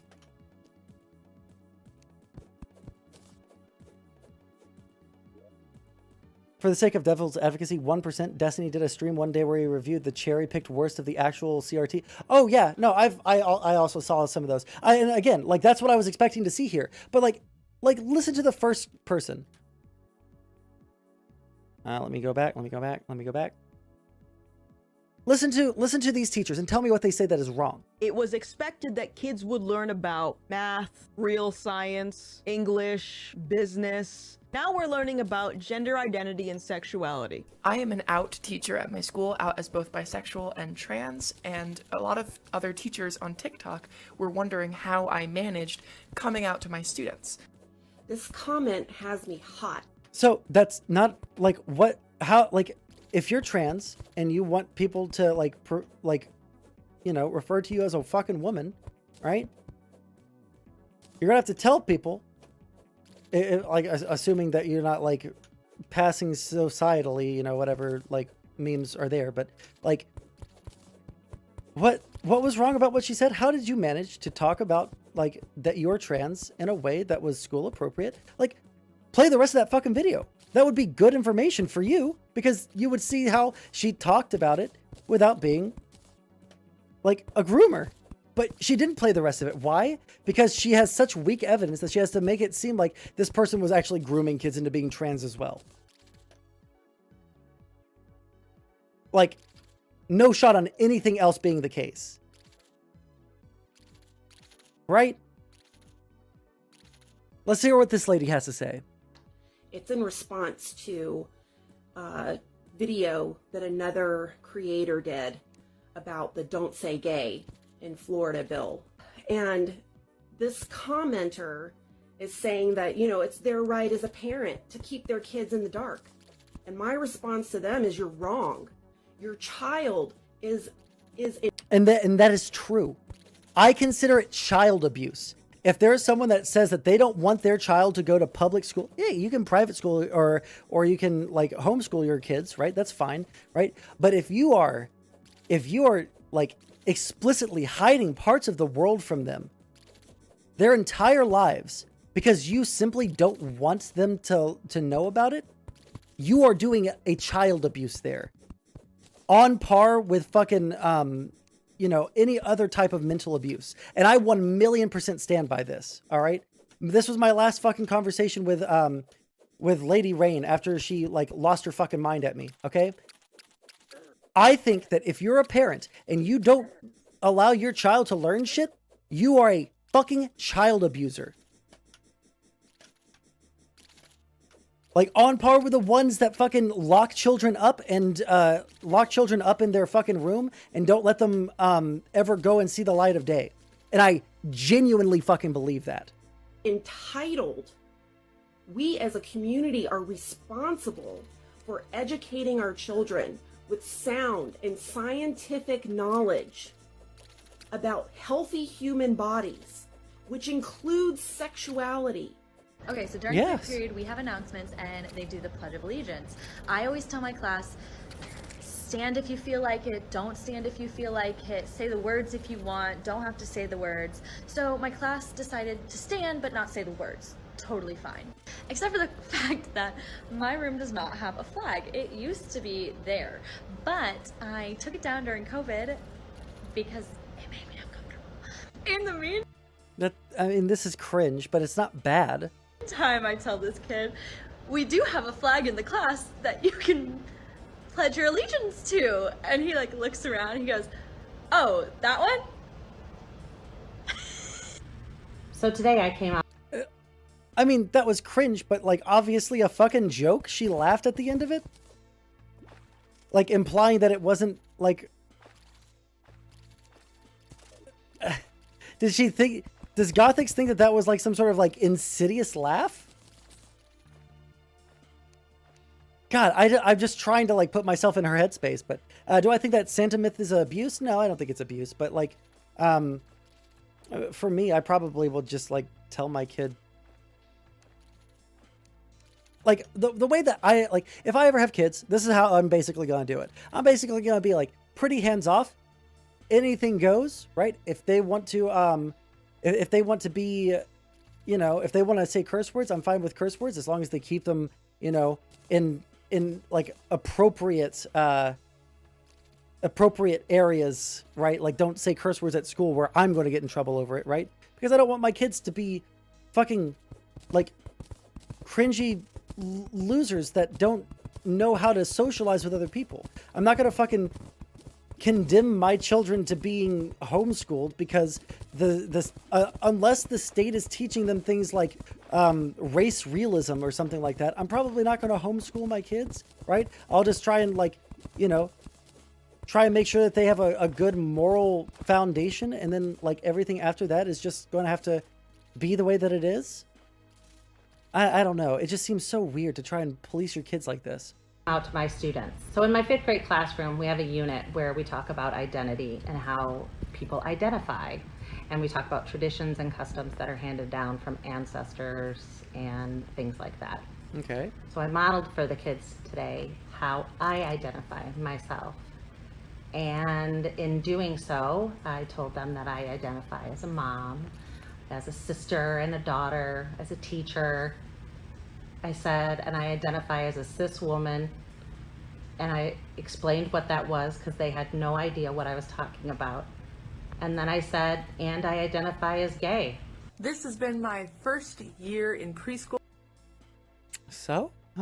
What the fuck was wrong with that? Why? How did... Tell me, please, where does the grooming come into that statement? Was that not the most like benign statement in the entire world? Identify as a cis woman, and I explained what mom identify myself. What are her different in doing identities? So I told them that I identify as a mom, as a sister and a daughter, as a teacher. a teacher. I said, and I identify as a cis woman, And I explained what that was because they had no idea what I was talking about. And then I said, and I identify as gay. This has been my first Oh, year no! in school with a class of my own. There's nothing wrong with any of those.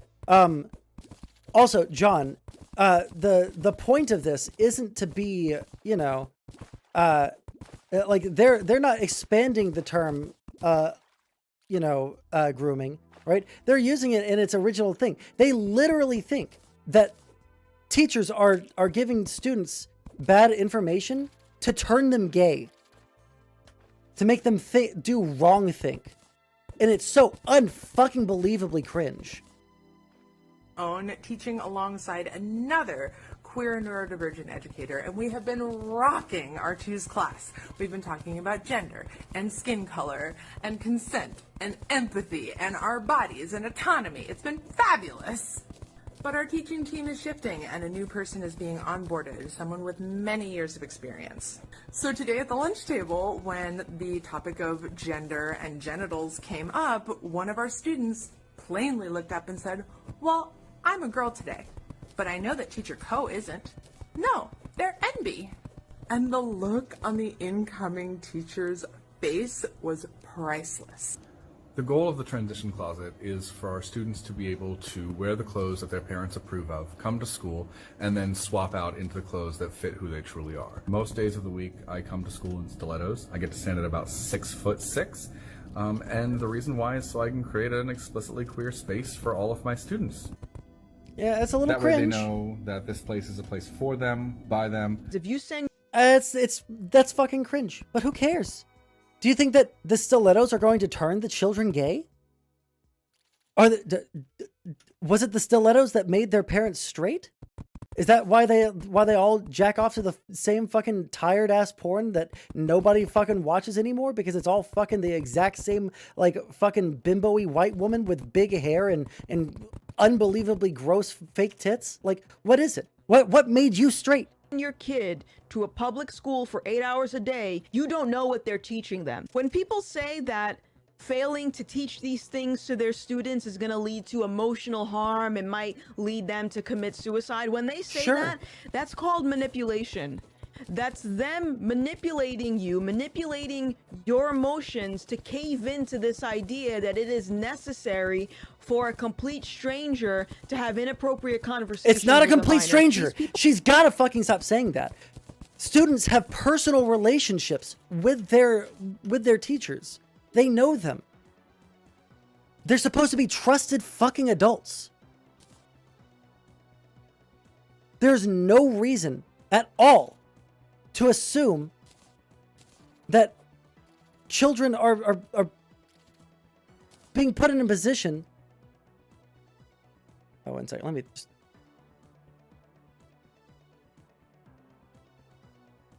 I am Vish. Yes, you are. The kids might receive or be afraid they will receive negative feelings if they don't participate the right way in that guy's explicit gay spot. Sure. And that's a critique of that one teacher. This is not part of the curriculum, right? Like, sure, I agree with you. That one thing is cringe. And when I say something is cringe, let me be ultra super clear, because I should be more clear in these conversations. When I say something is cringe, right, I'm saying that I don't, like, personally approve of it. I think it's kind of fucking stupid, right? So if there's someone that's, like, doing a cringe thing, right, then we'll call that out, and that's fine. It doesn't have to be any deeper than that. It can just be something that teacher needs to, like, reassess and then move on. It's not that big a deal, like, at all. People who are advocating for stuff like this, they're hurting the very people that they claim to care about, because I'm sifting through social media and I'm seeing so many people within that LGBT umbrella who are upset that they are now being put in a box with pedophiles. Yeah, because you're pedo-jacketing them. Is that people will prove that they're in the right in regards to these topics because it's in the textbooks, it's in school, it's in, you know, they're professors, they're a scientist, trust the science. Number 17 of the Naked Communist. The Naked Communist. What is this? What is the naked communist?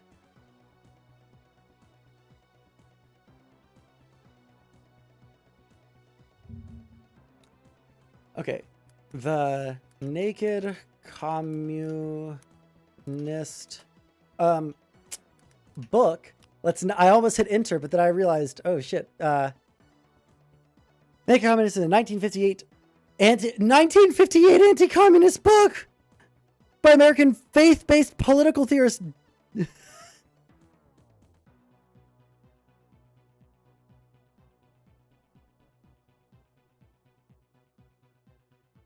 It's literally like McCarthy era fucking anti-communism.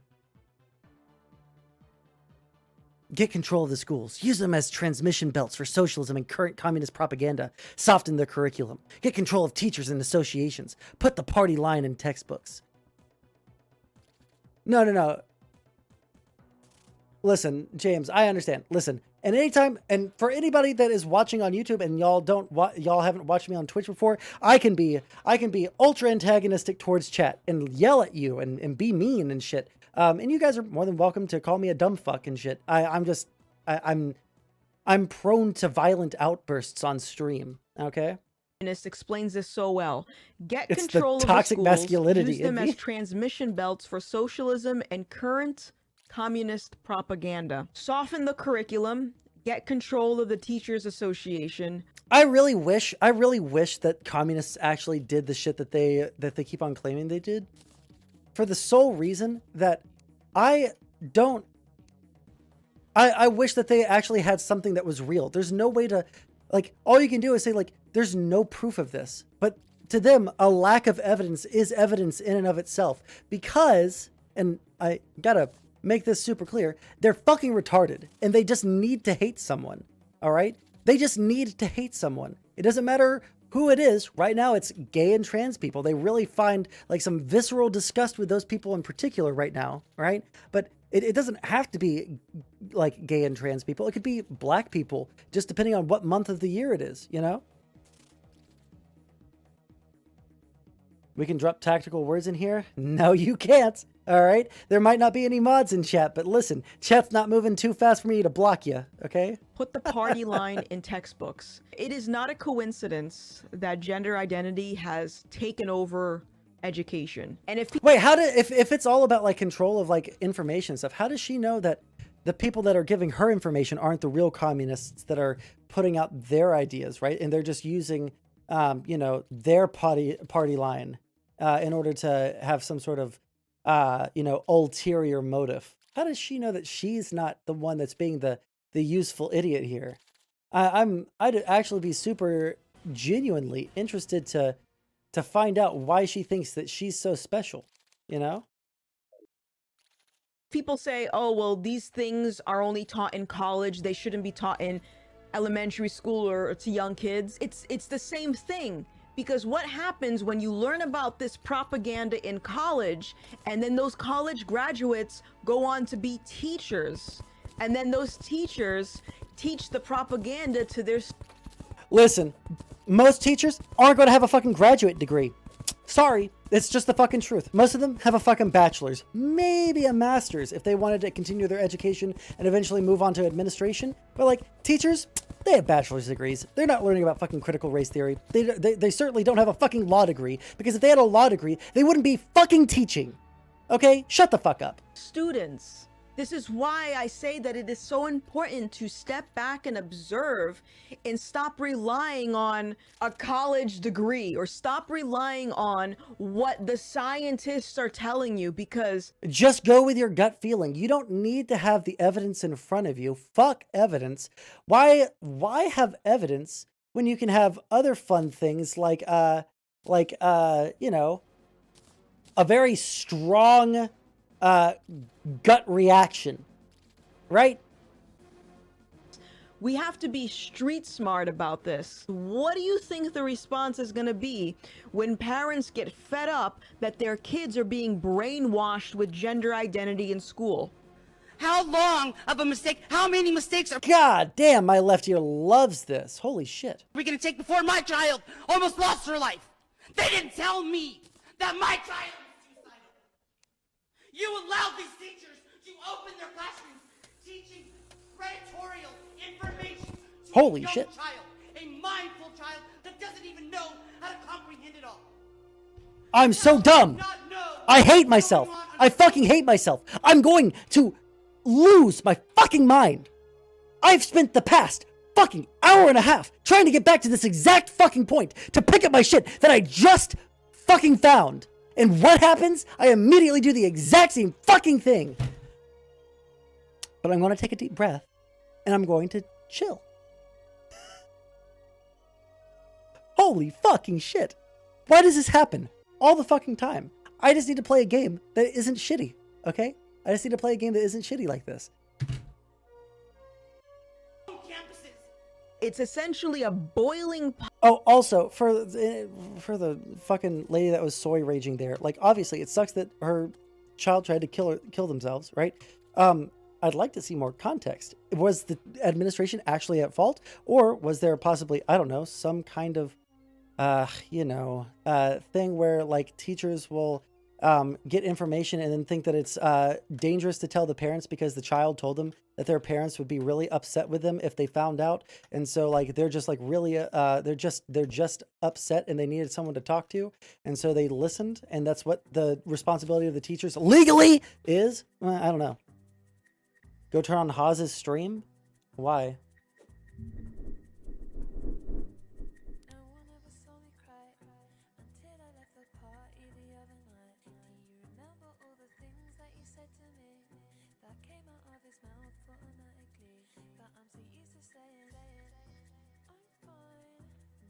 Oh, I'm stupid. I'm not logged in because I'm fucking suspended. Of course. I was like scrolling down trying to see where infrared was.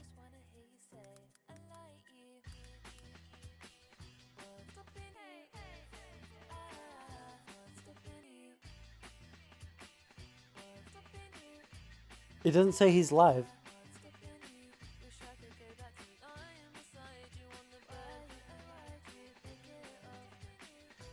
Wait, hold on. He's not even live right now.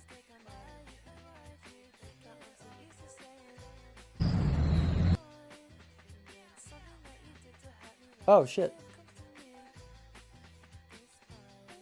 Hold on. This is very short. It's 6 minutes. Very short, 6 minutes. We'll get back to our other thing that we were watching here in a second. Let's just take a breath, okay? Because if he tries to delete this, you know, it'd be nice to have it for posterity. Let me just yoink and yoink, and let's see.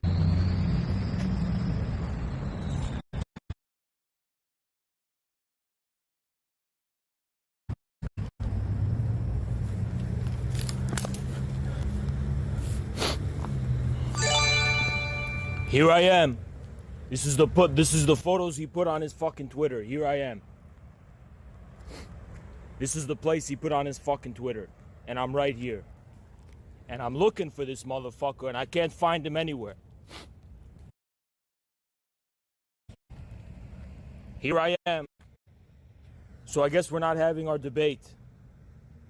I guess we're not gonna have a debate. Maybe he got lost. Maybe he got lost.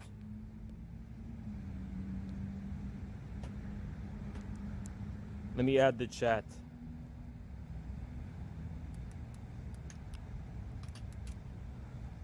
Here.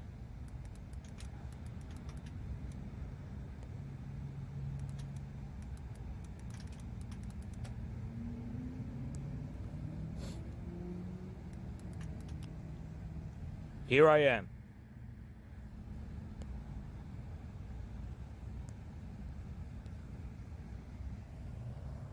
Here I am. Nowhere to be found. And I've been here for a little bit too.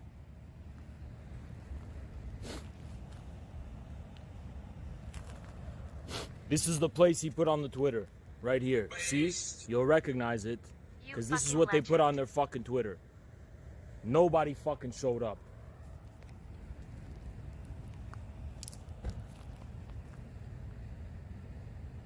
Huh.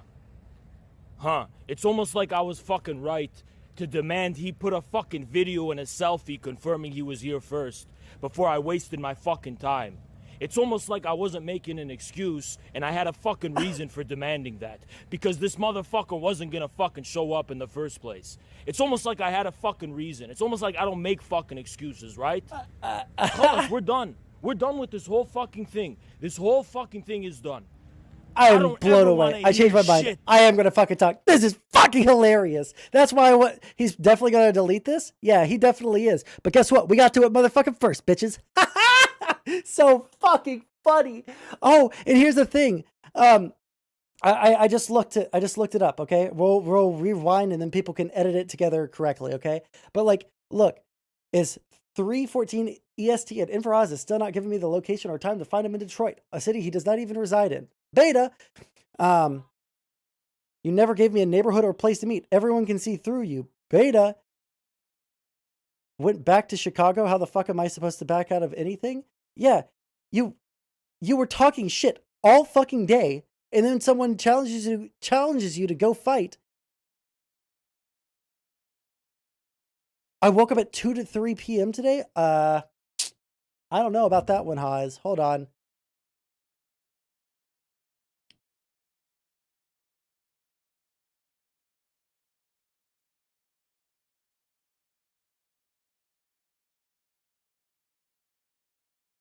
Hold on.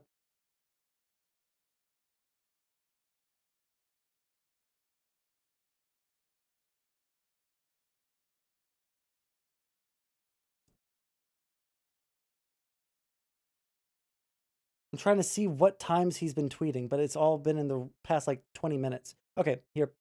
I'm let's just watch. Oh fuck. Maybe. Here I am.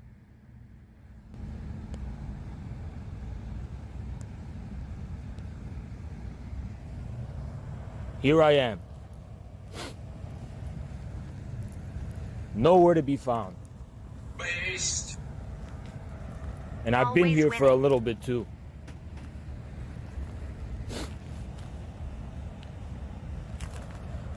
This is the place he put on the Twitter.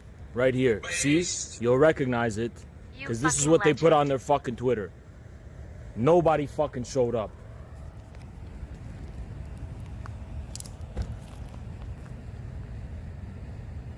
Huh. It's almost like I was fucking right to demand he put a fucking video and a selfie confirming he was here first before I wasted my fucking time.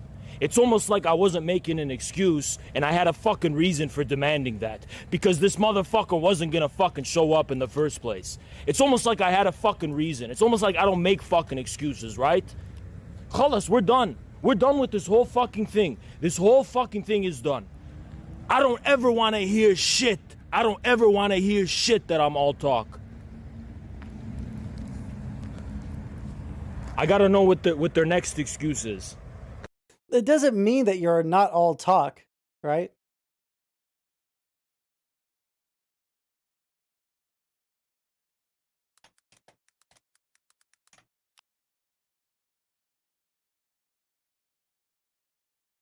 Because these are the photos he put on his fucking Twitter. And he's nowhere to be found. These are the fucking photos he put on Twitter. You'll recognize the photos. Go on the Twitter. Destiny retweeted them. And this motherfucker's nowhere to be found. Yallah, here. What else, huh? What else?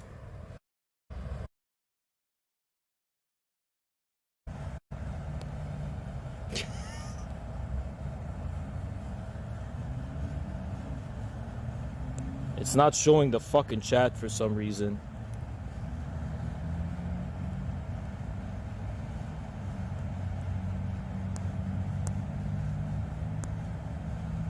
Thunk, thunk, thunk, thunk. Oh, here. Here it is. Nowhere to be found. DGG, our pathetic infrared is rising. Nowhere to be found. Ellen Don't worry, I'm DeGeneres not scared of nothing. Nobody's not fucking a out here. DGGer. Nobody's fucking out here. Nobody's fucking out here. You showed up too late. Always on the fucking internet, right? They're always on the fucking internet, and now I'm owed $10,000 fucking dollars. But even if I don't get that $10,000 fucking dollars, nothing that pedophile community ever fucking says will ever stand to shit. For the rest of time. For the rest of time, they say I'm all fucking talk. They will never be able to get away with saying that. Now, there is one thing, is that I lied, and I said I'm an hour away. I'm not a fucking hour away. I just don't want to fucking reveal my location. I'm closer to Lansing than I said. But I'm here. This is the same fucking place. You'll see it's the same. So wait, if you're closer, then why didn't you fucking show up earlier when they were there? Fucking place from those photos that he put. I don't know what else I need to do to prove it.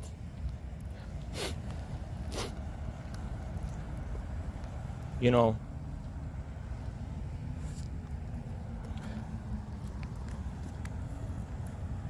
you know what? I'm gonna find the street signs. Maybe I gotta do that. Find the street signs.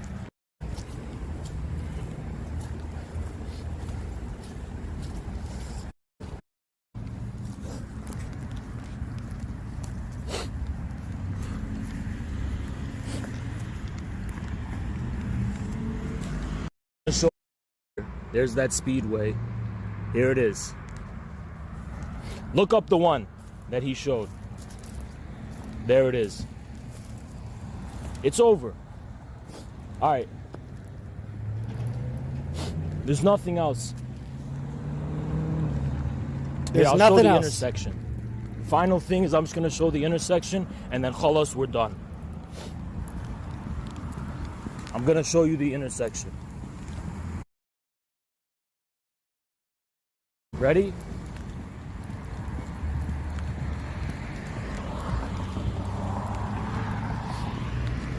The intersection's right here. Hold on, I'll show you. See? Right here. See it? Can't see shit. Hold on.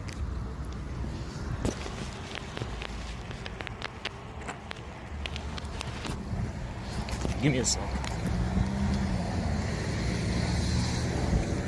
Okay, now you should see it. See it? I'm here.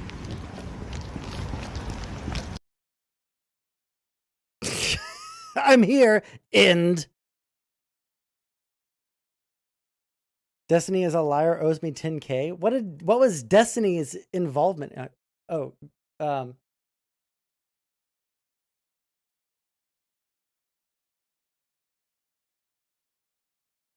Group chat on your Discord.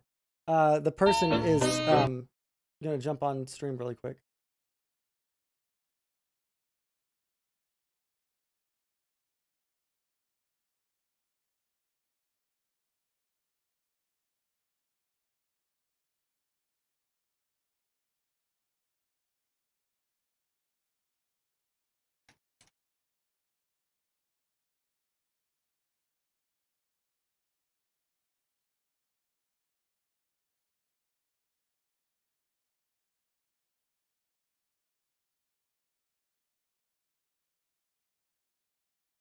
Yo.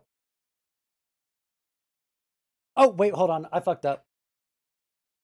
I fucked up my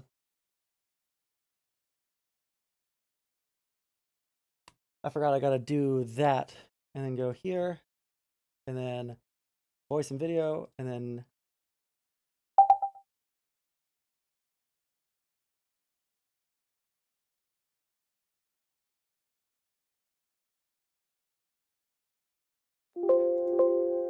that is not what I wanted. I want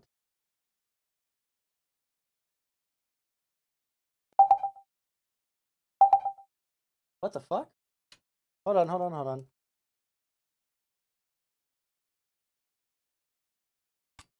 Is it? No, you don't. No, you don't. Power on.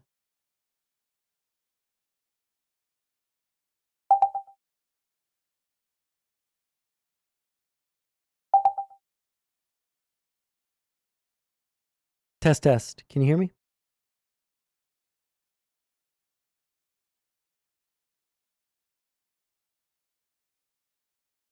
I can't hear you. Are you?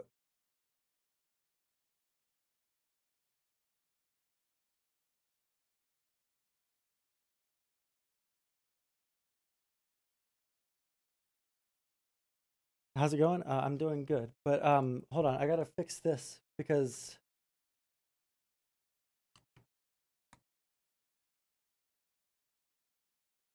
another time. Okay, message me on Twitter. Okay, we'll talk about that.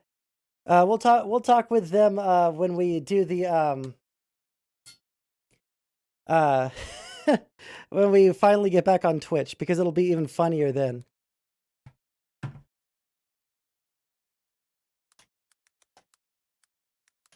You fucking better.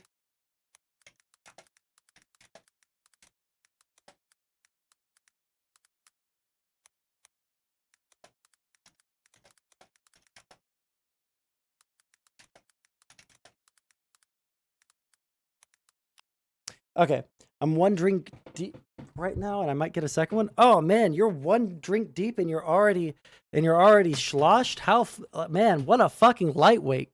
What a fucking bones. Yes, there's bones.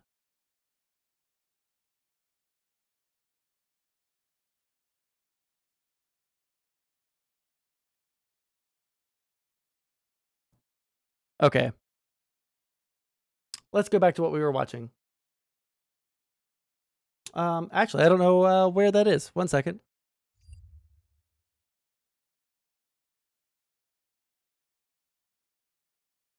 Oh, we're almost done with it too. Thank God. Pot that eventually is going to combust, regardless of how you feel about these topics, gender identity. Your own campuses.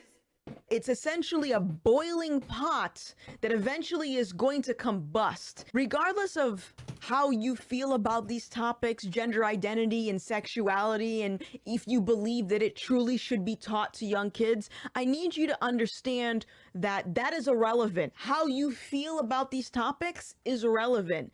What you should be focusing on is, what is this leading to? What is the result of this type of education and this type of activism that you're promoting? It is resulting, as I said in my previous video, it's resulting in misdiagnosis of mental health. It's resulting in more depression, more confusion among young people. It's resulting in more suicides. It's resulting in more social unrest because we have parents that are fed up that their kids are being brainwashed with this garbage. It's resulting. It's only social unrest because fucking horrible scumbags, subhuman people like you continue to feed the lie that that children are being turned gay or trans by these fucking teachers. You are the reason we have social unrest. You. It is your shit fucking antics that leads to this sort of shit happening. There's no way around it. You are the fucking horrible fucking societal rot that we see happening in society right now. People more concerned with selling their ideology than actually doing anything of fucking use. Oh, one second, I can fix that.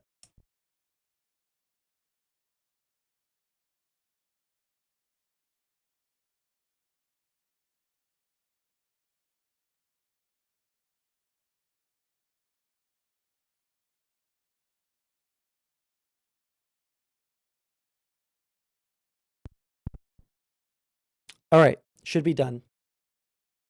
In your community, the LGBT, the trans, the non-binary, that whole crew is resulting in less acceptance and more polarization of your community. So the very people that you are claiming to want to help, you're putting them right in the crossfire. When pedophilia becomes normalized, and I hope it doesn't, I hope people will wake up after this video and stop this nonsense. But if it were to get to that point, who do you think people are going to look at? They're going to look at you. They're going to say, you're the one that was advocating for this nonsense. You're the one that said it was okay for teachers to have these inappropriate conversations with kids. You're the one that is going to be blamed for all of this. That's all I wanted to say about this Who video. is? I'm gonna go pray. Stop this nonsense. But if it were to get to that point, who do you think people are gonna look at? They're gonna look at you. They're gonna say, you're the one that was advocating for this nonsense. You're the one that said it was okay for teachers to have these inappropriate conversations with kids. You're the one that is going to be blamed for all of this. That's all I want to say. I want to talk to her so I'm gonna fucking go bad. Pray for everyone that is You pushing know what? this stuff. And I hope she does a lot of praying. In fact, I hope that she joins a convent and then never makes another fucking video again. She revels in the fact, and this is the problem with trying to talk to someone like her, because they're just provocateurs, right? They just like being hateful, like subhuman pieces of shit on the internet. And that's how they get their fucking kicks. There's almost no fucking way for these to get into a conversation with these people because they themselves know that it is a bad fucking idea. It is a bad fucking idea to try and, you know, argue their points with literally fucking anybody. If they do that, they're setting themselves up for fucking disaster. And they know it. This is why this person will never fucking talk to someone like me.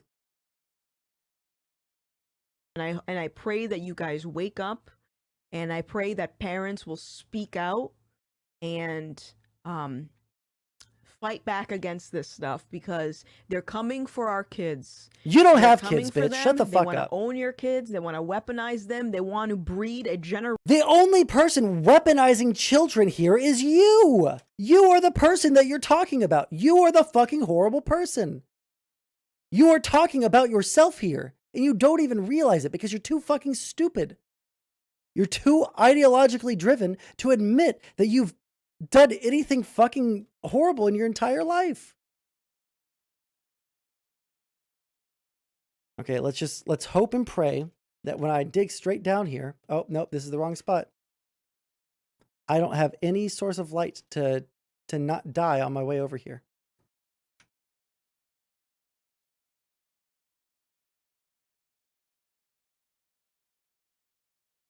I'm dead.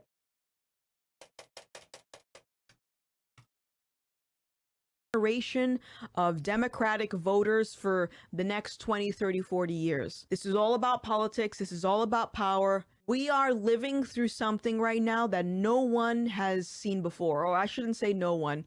A few people have seen. The people Who? that have grew up under dictatorships. They have seen this. My name. Yeah, everybody knows all the fucking transes popped out during fucking Nazi Germany. You stupid bitch. Shut the fuck up. Who are you talking about? Who are you talking about? We've all seen this. Don't you know? Well, the only time people have seen this before is during dictatorships. Yeah, everybody knows those famous dictatorships where gay people were treated really great. You know, fucking Stalinist Russia and Nazi Germany, great places for gay and trans people. My name is Gothix. Don't forget to hit that like and subscribe button for more content like this. If you have a suggestion for another video, let me know in the comments, and I will see you next time. Bye. Thanks for watching. If you want to keep my grift going, consider picking up some official merch by visiting Oh, fuck. See, I'm telling you, there's nothing to these people except for hate. That's their entire politics. They know it. We know it. The only people that don't know it are her viewers. You know? It's incredibly fucking sad to me. And a lot of these people want to be, okay? Some of these people want to be good people. I'm sure it's tongue-in-cheek, but wait, what part of this is tongue-in-cheek? Oh, her grift? Yeah, because so many people called her a grifter because she used to be, from my understanding, she used to be like left-leaning, but then she really fucking hated trans people, right? And so people on the online left started not liking her very much. I couldn't imagine why. But yeah, so they stopped liking her very much, and then yeah, she started making right-wing videos for, I think, the Daily Wire. I think that she makes video for them.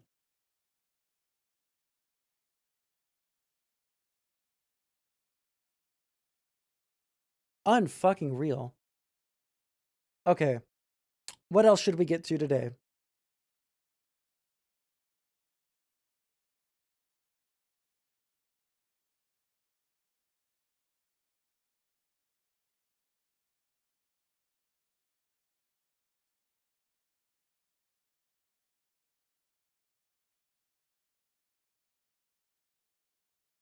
Just turn your surround off and he sounds normal. Hold on. Is my thing still popping?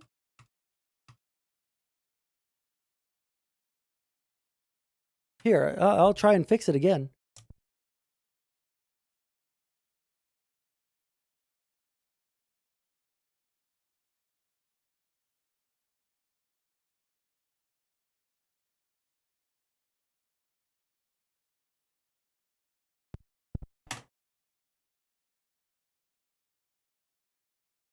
Okay. I'm keeping my eye on the mixer over there. I'm also going to keep my eye on the audio mixer over here.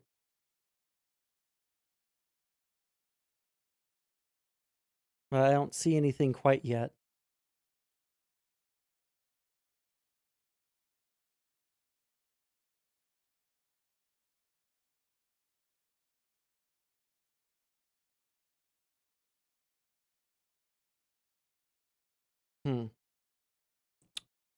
Actually, I think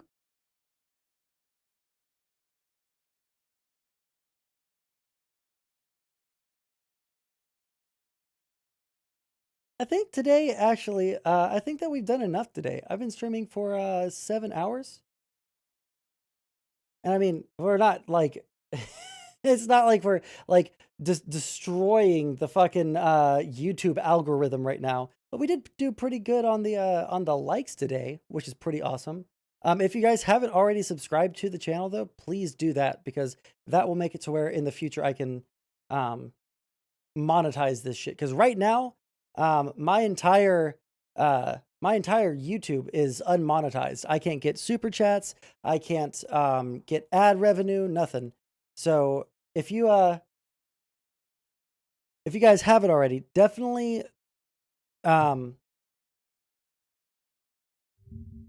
definitely subscribe. Let me see here.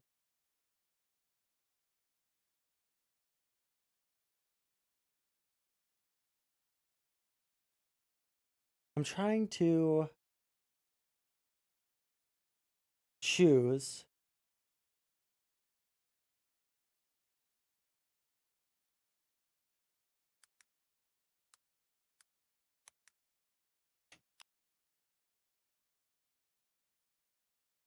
He's not live. Fuck. Shush. Quiet.